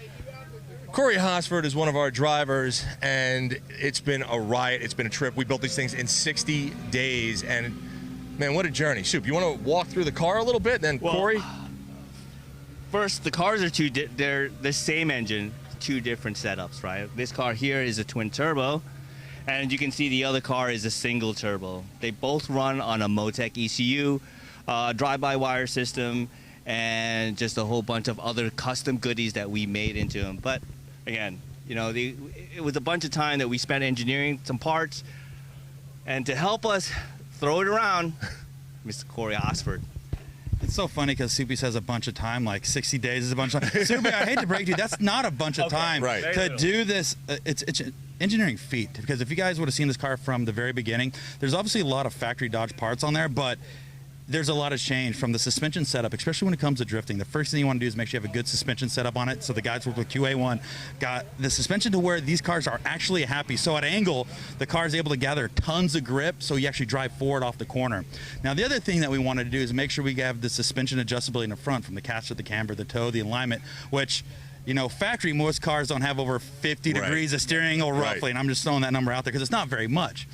We worked with Josiah and FDF, which once again, never been done before, never been developed. We have a full angle kit designed by FDF that was designed on Friday, delivered on Tuesday, and now we get up to 7 degrees of steering angle. So every part of this car has been touched, designed to make our jobs a lot easier. Right. And that's with, you know, just the power delivery itself. Obviously, you have the twin turbo setup versus the single turbo setup, and they all respond a little bit differently. But the bones are there to make it such an exciting drive. A lot of stuff they use in popular pro drift car stuff, and we've been using these for years, is the G-Force 4-speed dog box. Put that thing in the gear and it's like butter, right? And then we added a quick change Bulldog rear end, which now when we go to Laguna Seca, or if we're doing parking lot events, we can change the rear gear in a matter of 4 to 5 minutes. So we're getting the most output as we can out of this drivetrain. So as a driver, one of the most exciting things to do is build a car that's never been built before and then go slay it on track in front of 1,000 people. That's right. And I think that what everybody needs to understand is this is just version 1.0. These cars are going to be developed, they're going to evolve, and we've got big plans for racetracks all over the United States. With these cars, Soupy building, Corey and Mike behind the wheel, XComp right behind us. Yeah. The cool thing about this too is like you mentioned the wheels and tires. Dude, 20-inch American race, 20-inch. We usually run like 18s. We have 20-inch wheels and tires filling out this thing, which gives it, like, honestly, putting the 18s on there, it kind of looks like you skip leg day. You put 20s on this thing, and it just fills out the whole body lines and the way the car looks and feels. But the drivability is insane. So, yeah, it's been awesome. All right, and we're out of that conversation about the Dodge drift cars and into the final of the grudge match. You missed nothing while you were watching that pre-recorded interview. What you're about to see here is Brian Keffer from Keys against John O'Malley from Boosted. Direct Connection Grudge Match, final round. Arm drop. O'Malley's away first. And it looks like O'Malley for the win in the right lane. It's going to go to O'Malley for the first round of the Direct Connection Grudge Match here at Roadkill Nights. So that is a win here. He's got another event who he's going to race in. Then he's got to hand in time slips for some local events. And then the top quick car after all of that is going to race at the NHRA Las Vegas event. And the winner of that will be on display in the Dodge area at the SEMA show. Here's an instant replay right there of you can see O'Malley just getting the jump right from the hit, and he is going to drive away from Brian Keffer. Very cool. John O'Malley wins. Congratulations, John O'Malley, Boosted Motorsports. Very, very cool program. I'm impressed with the 550 horsepower Hurricane engine and what these builders and fabricators and such have done with the engine, putting the big single turbocharger on it, the intake manifold, the exhaust, tie exhaust and such. Really, really a cool deal. Now, think about it a little bit more forward, David, and what these cars, I guess to what Keffer is actually trying to do. The cars with full interiors, the actual street cars. These cars, of course, were gutted and such and had nitrous oxide on them and everything. But the guys and the ladies who actually do have the street cars, like the 26 we saw here running in small tire earlier, what's going to be able to be done to them to have a lot of spirited fun, go beyond that 500 horsepower, 550 horsepower significantly, maybe in like the 700 horsepower zone, because that, in my opinion, and we wrote a piece about that in HotRod.com as well, that's today's street number. I mean, back in the day when you were editor of Hot Rod, 500 horsepower was quite the milestone. Now 7 is the new 5. 7 is the new 5. It is. It's sort of the minimum, right? Exactly. For a hopped-up program. Well, the difference out here is really going to be these twin-turbo cars versus the single-turbo cars. The Scat Pack comes with a Hurricane 3-liter inline-6 twin-turbo, but it's got one turbo feeding 3 cylinders. And so it's not a compound or anything like that. It's one turbo for 3 cylinders, a second turbo for 3 cylinders. And most of the competitors out here are shooting for the big power numbers, converted them to a single turbo. And I think the guys who are looking to have more bolt-on performance that's applicable to the average consumer are focusing on the twin turbo setup. And I think you'll probably see, to your point, the platform of that Super B is going to end up being the 600 horsepower to start. That's going to be easier to get to that 700. Yep. Good job again, John O'Malley. Just returned as the victor, and we are on standby and getting closer to our small and big tire final rounds. This is going to be $5,000 to win. We'll also have a quickest Dodge presentation here later on in the evening. So $5,000 to win big tire, $5,000 to win small tire, $5,000 for the quickest Dodge-powered Dodge on property. Nate Slocum and Uncle Jimmer, family affair. Does the pot get split? Or does Uncle Jimmer say, you know what? No, Neff, this is all mine. Or does nephew say, no, Unc, this is all mine? I don't know if they're splitting the pot, Cage. I think this is going one way. I think nephew, you know, well, they're both shooting for the big money. But I think whoever wins the big money is going to look at the other guy and go, $1,500 is good enough for you. Enjoy your $1,500. Yeah. It's very adorable. Your $1,500. I'll be enjoying my 5. That's a cute 15 you just got.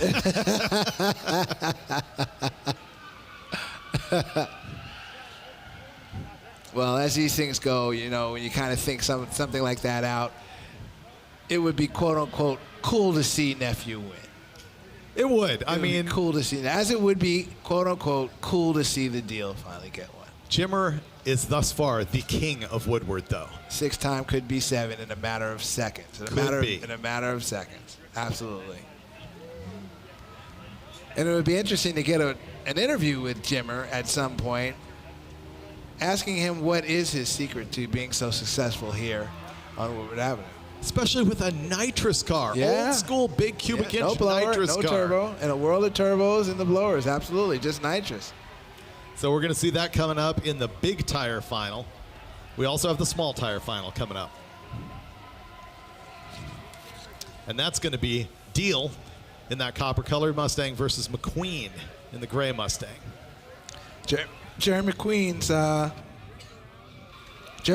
gray Mustang, a 2006 former SEMA project. Okay. That car, Ford Racing, assembled or built that car on the SEMA floor back in 2006. I remember that. And which is 20 years ago. Yeah, 20 years ago. Hard to believe. Body and white car that they assembled at SEMA. It's been around the block a few times, and Jerry got it and went from Ford power to LS power with it, but he was able to sell the Ford engine that was in it, and that was the SEMA project engine, and fund his LS conversion 100%. Just checking my text right now and getting the news that it's going to be Matt McAleer himself who's going to be presenting the trophies down there on the starting line afterwards. So that's As he should. That's appropriate. Yep. That's very good. Excellent. And Finnegan texted me and said, "Where are you? I'll come up."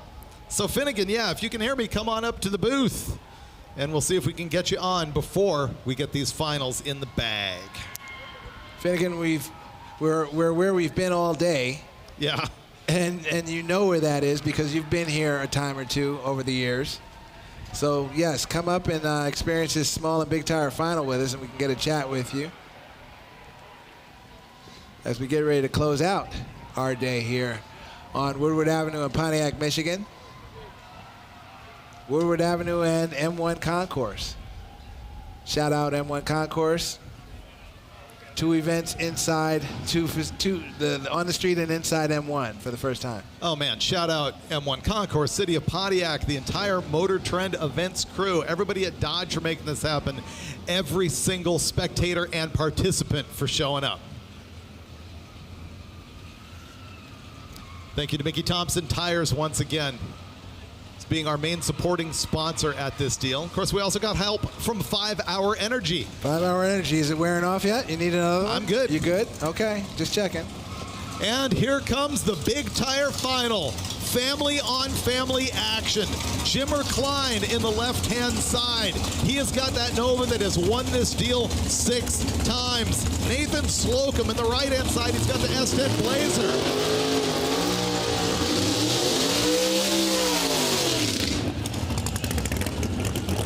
Man, big inch nitrous power for Jimmer Kline in this thing. It's amazing that an old school combo like that has dominated Woodward. I think he is the king of Woodward if you look at his win rate here at Roadkill Nights. He deserves tons of credit for that no matter what happens here. Oh, look at that. He leaves early. Jimmer chased him.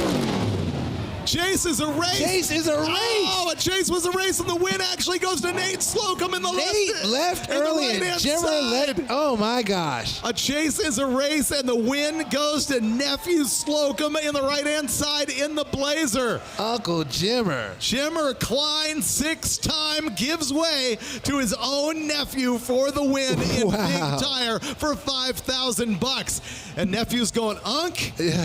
You know what? That $1,500 looking adorable right now. That cute 15 goes to Uncle Jimmer. Wow. What a wild way to go. Let's go back to the replay. Yeah, let's see it right again. Well, let's go again. I want to see that leave. If we can go back to that pass one more time before we get to the next pair. If not, we'll stick with the next pair, which is going to be Nick Deal versus Jerry McQueen. Here it comes. We missed the absolute launch. Did he, in fact, leave before the arm drop? He left before the arm drop. Uncle Jimmer did chase. Well, here comes Here come the small tire cars, another nail biter here. It's going to be Nicholas Deal on the right-hand side. He's been chasing this before. KJ has noted he has lost by a credit card in the past. He's going against Jerry McQueen in the 2006 Ford Mustang, assembled 20 years ago on the floor of the SEMA show as a Ford Performance promotion. This could be the Deal's day, could be Jerry McQueen's day. Long time coming if it goes by way of the Deals. This is what I call having your day in the sun. Here it is right here, small tire, Woodward Avenue. 2 Mustangs, LS Power twin turbos, they both away at the same time. Looks like Deal has walked away with it finally. Finally getting his win at Roadkill Nights. Nicholas Deal collecting the $5K. Jerry McQueen, the $1,500. The parachute out on Woodward Avenue. The Phoenix is back. Look at the celebration there. There's brother, the tuner. These guys built this car together, rebuilt the car after the accident at New Media Dragway last year. The Phoenix has finally conquered Woodward Avenue. That's amazing. That's awesome. Congratulations, guys. Over there talking with Mike Galimi. That smiles for days there.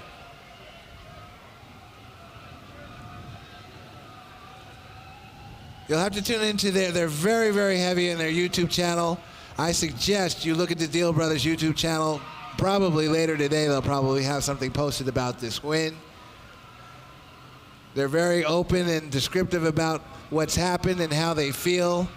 Definitely wear their emotions on their sleeves. So this is a good day in the sun for those guys. No question about it. And I believe we will be sticking with the live feed until we get to our check-in trophy presentations. We do have Mike Finnegan on the way up to the booth to have a little chat with us, let us know what's going on his side of the world. But man, we got to thank every single one of you who came out to participate at this deal, whether it's over at the track challenge on the road course or over here right on Woodward drag racing. Man, if it was your first time out here, you have now experienced one of the premier street legal racing events. Absolutely. And also shout out internet. Shout out to everyone who has tuned in on YouTube, stayed with it since we went live online about 2 o'clock this afternoon and are still with us now. Salute to all of you. We really appreciate you watching this broadcast.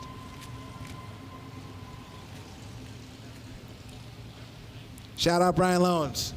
You missed it. You missed it. Shout out Amanda Busick for being here helping us out on the 100%. interviews, as well as Morgan Evans doing the same thing. I think she probably wants to be back behind the wheel next time is my guess. Yeah. But she did a fantastic job, especially for somebody with no media experience. So we're happy to see her grow in that way. Thanks very much to Dodge once again for making this happen. People say, oh, you're a shill. You keep on talking about that sponsor, but you know what? Genuinely, Roadkill wouldn't be what we were, and this event would not be what it continues to be without the horsepower that Dodge brings to the party. Those are the facts. That's exactly what it is. That's with no gloat, the no fact, nothing else. Jack. Yes, indeed.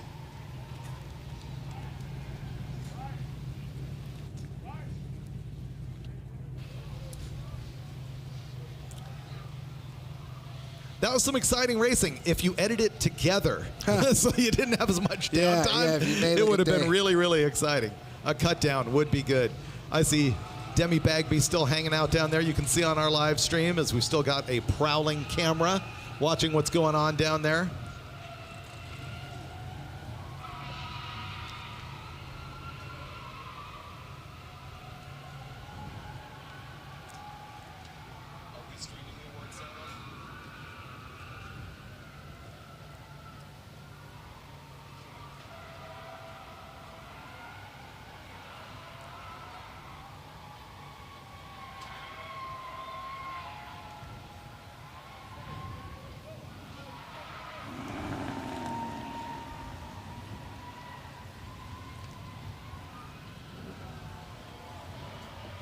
So you'll have somebody with a mic down.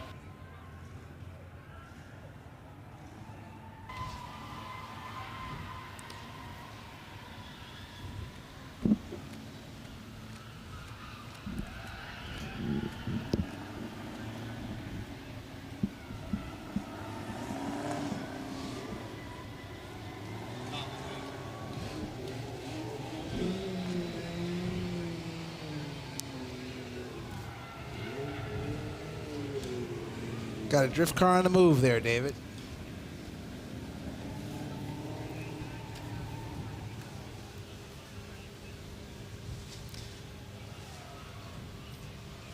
What's happening now is we are moving ahead to the awards ceremony, which is going to be handled by Dodge CEO Matt McAleer. So stay tuned for that.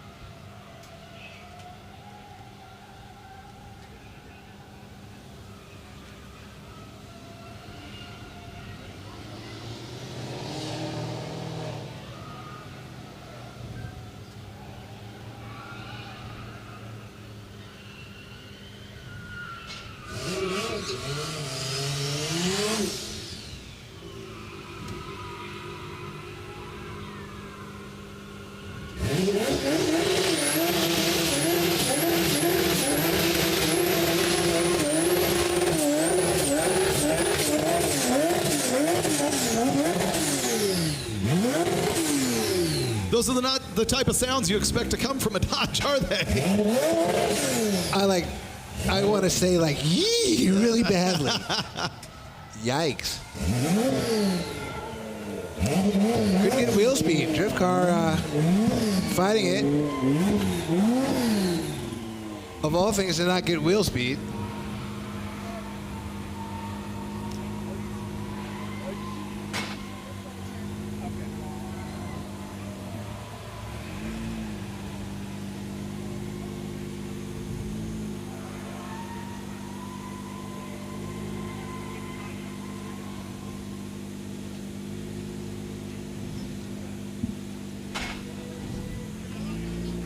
And we got Mike Finnegan just in time. Look who's here. Yep. Oh, and he even brought me a cigar. How about that? Notice how I didn't offer that to you. How about that? Throw on a headset. Sit down. What's up, baby? We are going to have to, hey Mike, we're going to have to stay tuned and see what's going on the starting line because they do have Matt McAleer from Dodge presenting the awards in a minute, but we would like to catch up pretty quickly with what went on with you, Mike Finnegan, in the showdown with Jeff Lutz, and why did you say no to swapping cars with him at the end? I wanted a beer. I got to be honest. Like, I won, and I was like, I'm ready to drink, dude. You do whatever you want. Drive the other car, but I'm going to have a beer and celebrate. Keep it 100, man. You wanted to keep your win clean. It wasn't even about the danger of losing. I was thirsty. I got you. See, I maintained my winning streak against you by not actually driving a car down track. It's a program that's proven for me. It's a solid strategy. It is. I fully support that. You know, I was just happy for once, not just to show my ass on Woodward Avenue. This is your first victory on Woodward, isn't it? It is. It is. Yeah. I mean, you've had moral victories. Yeah, I mean, just getting at the end without being on fire is a moral victory. So, Right. you know, to do a little better than that, cool. What did you do to the Rotson to get it ready for this? Or is it untouched, just put it in the trailer and brought it out here and said, let's go? I loaned it out a year ago to some friends in Alabama. Kyle Buntley, Taylor Jones. Taylor's got a shop called OK Race Fab. They put a floor in the car so the seats stopped falling out of it. Took out the IRS and put a Quick Performance 9-inch in it on a 4-link, and now the car is still dangerous. Like, I nearly put it in the wall, but it hooks. Okay. You know? And it's still the same junk Ford motor with a blow-through carb. Like, this, all the same junk he and I have road tripped across America is still in there. Except for KJ's turbo. Yeah, we had to retire it. Yeah, I gave it up a while back, huh? We had to retire it, yeah. I thought of you as I threw it in the garbage. I did. I don't think you did throw it in the garbage. You left it down at Andy Rawls' place. Well, I believe you told me you wanted it. Yeah, And put it in so, the race room, man. That'd And have been so I'm pretty sure it's still sitting in Santee, California, my buddy's shop, and I'll do my best for Christmas to send it to you. That would be cool. That would be really cool. So, you know, KJ, I've got a set of wheels at his place that have been there for about 3 years, so you're good. Oh, they're not at my place, and the guy who has them has multiple times said to me, does David want me to ship these? I'm like, bro, I don't know. You could go ahead and forward the message. In the remote chance that all of this does happen, though, sign it first. And then when I get it, I can get him to sign it anytime. So that'd be cool. That'd be kind of cool. We should all just get together and sign it. That would and be then cool, put it on too. something else. eBay? I don't know. Oh, the Challenger sold for $40,100. Really? Yeah. I think our ad at the end was really what pushed it. It probably down. did. You know, we're such good used car salespeople. So I signed the dash about an hour ago, and I wrote,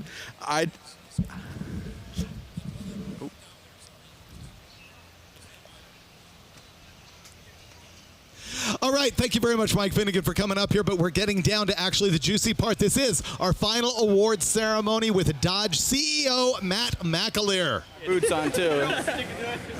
Yeah.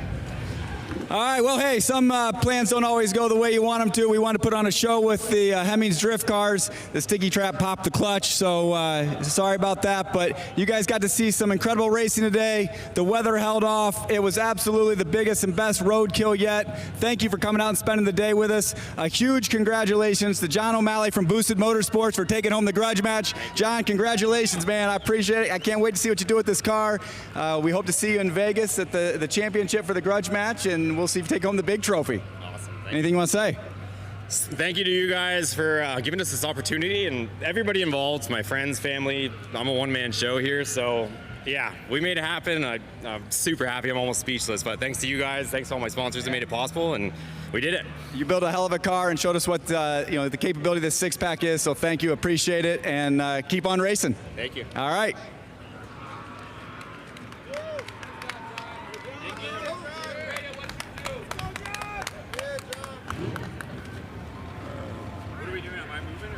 I think you're going to take off, and then we're going to introduce runner-up Brian.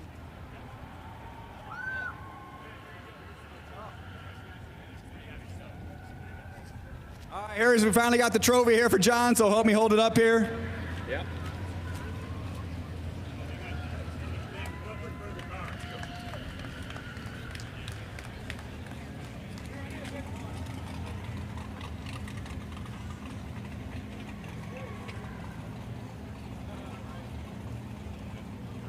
Thank you, man. Appreciate it. Thanks again, man. Good seeing you, man. We'll see you.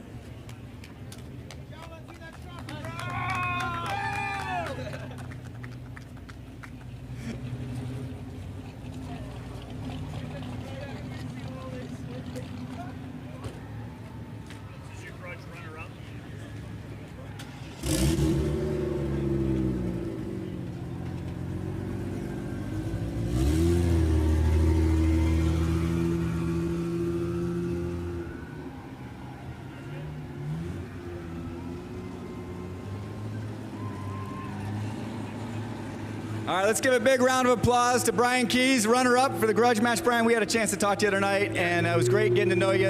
It's great to get you in this six-pack and show people what's really capable of it, and we can't wait to see you keep on racing and see what you do next. Appreciate it. Can't wait for it. All right. Brian Keys of Keys Motorsport, Brian Keffer of Keys Motorsports. Thank you for being out here. Thanks for everything you do, and hopefully we'll see you in Vegas. Yeah, thanks for All right, having me. sounds good. Congratulations. Thank you. Slowest car, 1 second. It's all about the driving. It's all about the driving.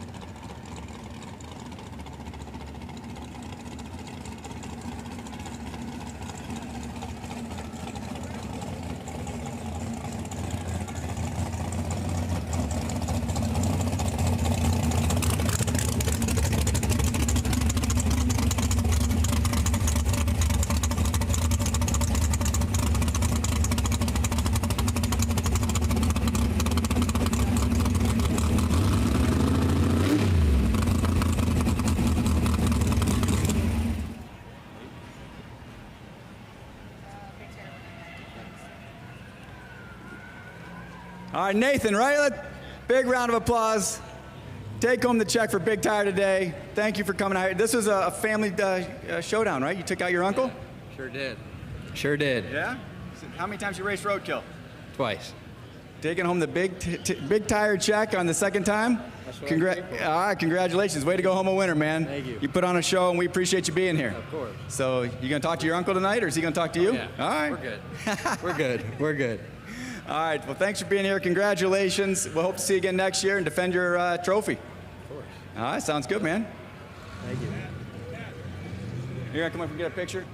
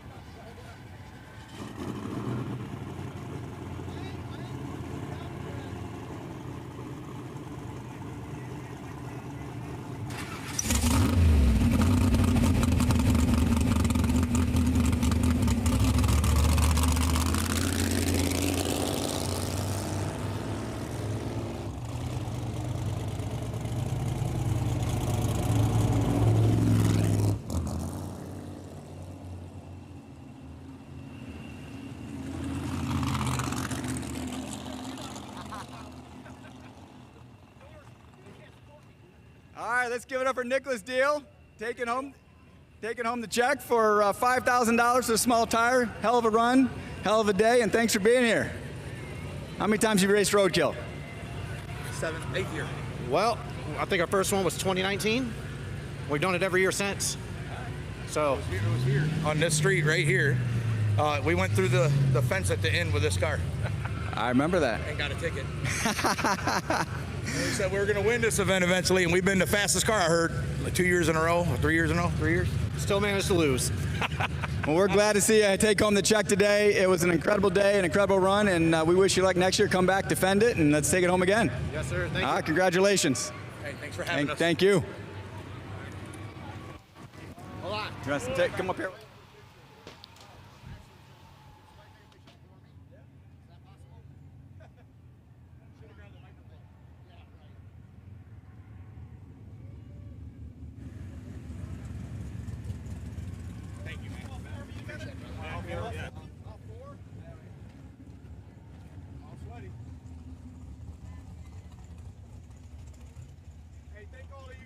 your hard work recovered, Ben. It's been a hot day. Yeah. Go get you some hydration and some food. We have an 8-or drink.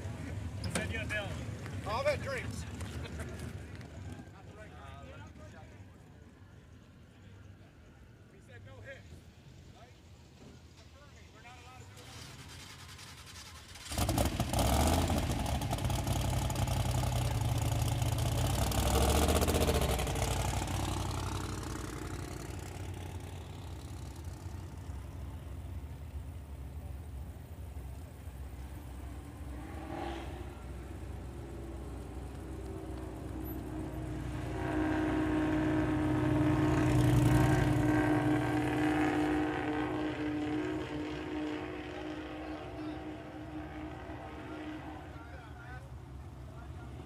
Douglas, Cheryl. Thanks. Yeah, we're excited. How many times you been to Roadkill? First year. First year, and you're going home with $5,000? Yeah. Get on up there. Hell of a run, hell of a car. Thanks for being here. Thanks for putting on a show, and hope we see you back next year to defend the check and take it home again. All right, cool. Let's take some pictures. Appreciate it. Thank you, guys. Hey, can you take a picture with all of us? Yeah, absolutely. Come on. Can you take a picture with all of us? Have him holding the check.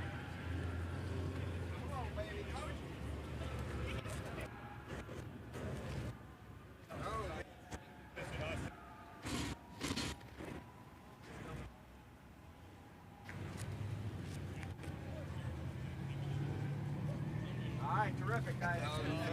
Hey, we this done last night. Yeah? Or 2 nights ago. Together. All right. Thank you. Thank you.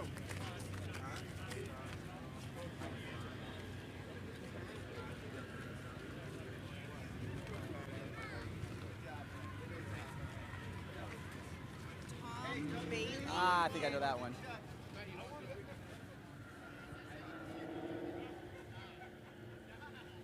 This will be the last one.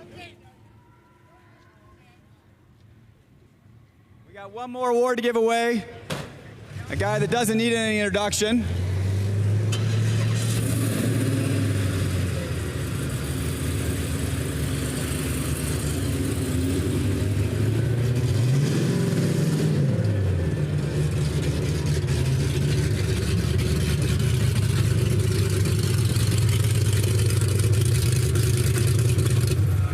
It wouldn't be Roadkill without Tom Bailey, and we're excited to give away a $5,000 check to the fastest big tire winner in the Sick Mag Durango.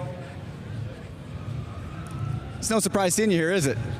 What's that? No surprise seeing you here. Oh, yeah. 4th time in a row. 4th time in a row.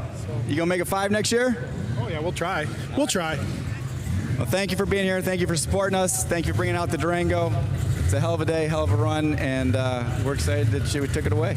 Oh, yeah. No, it's a great time. It's awesome. It's just, it's so different. Nothing like this happens anywhere else. So, I mean, it's just great to come out here and have a good time. I think you know how to spend that. Oh, yeah, for sure. So, more race car parts. Congratulations. Thank you. Thanks. Yeah, put that check up. Put that check up.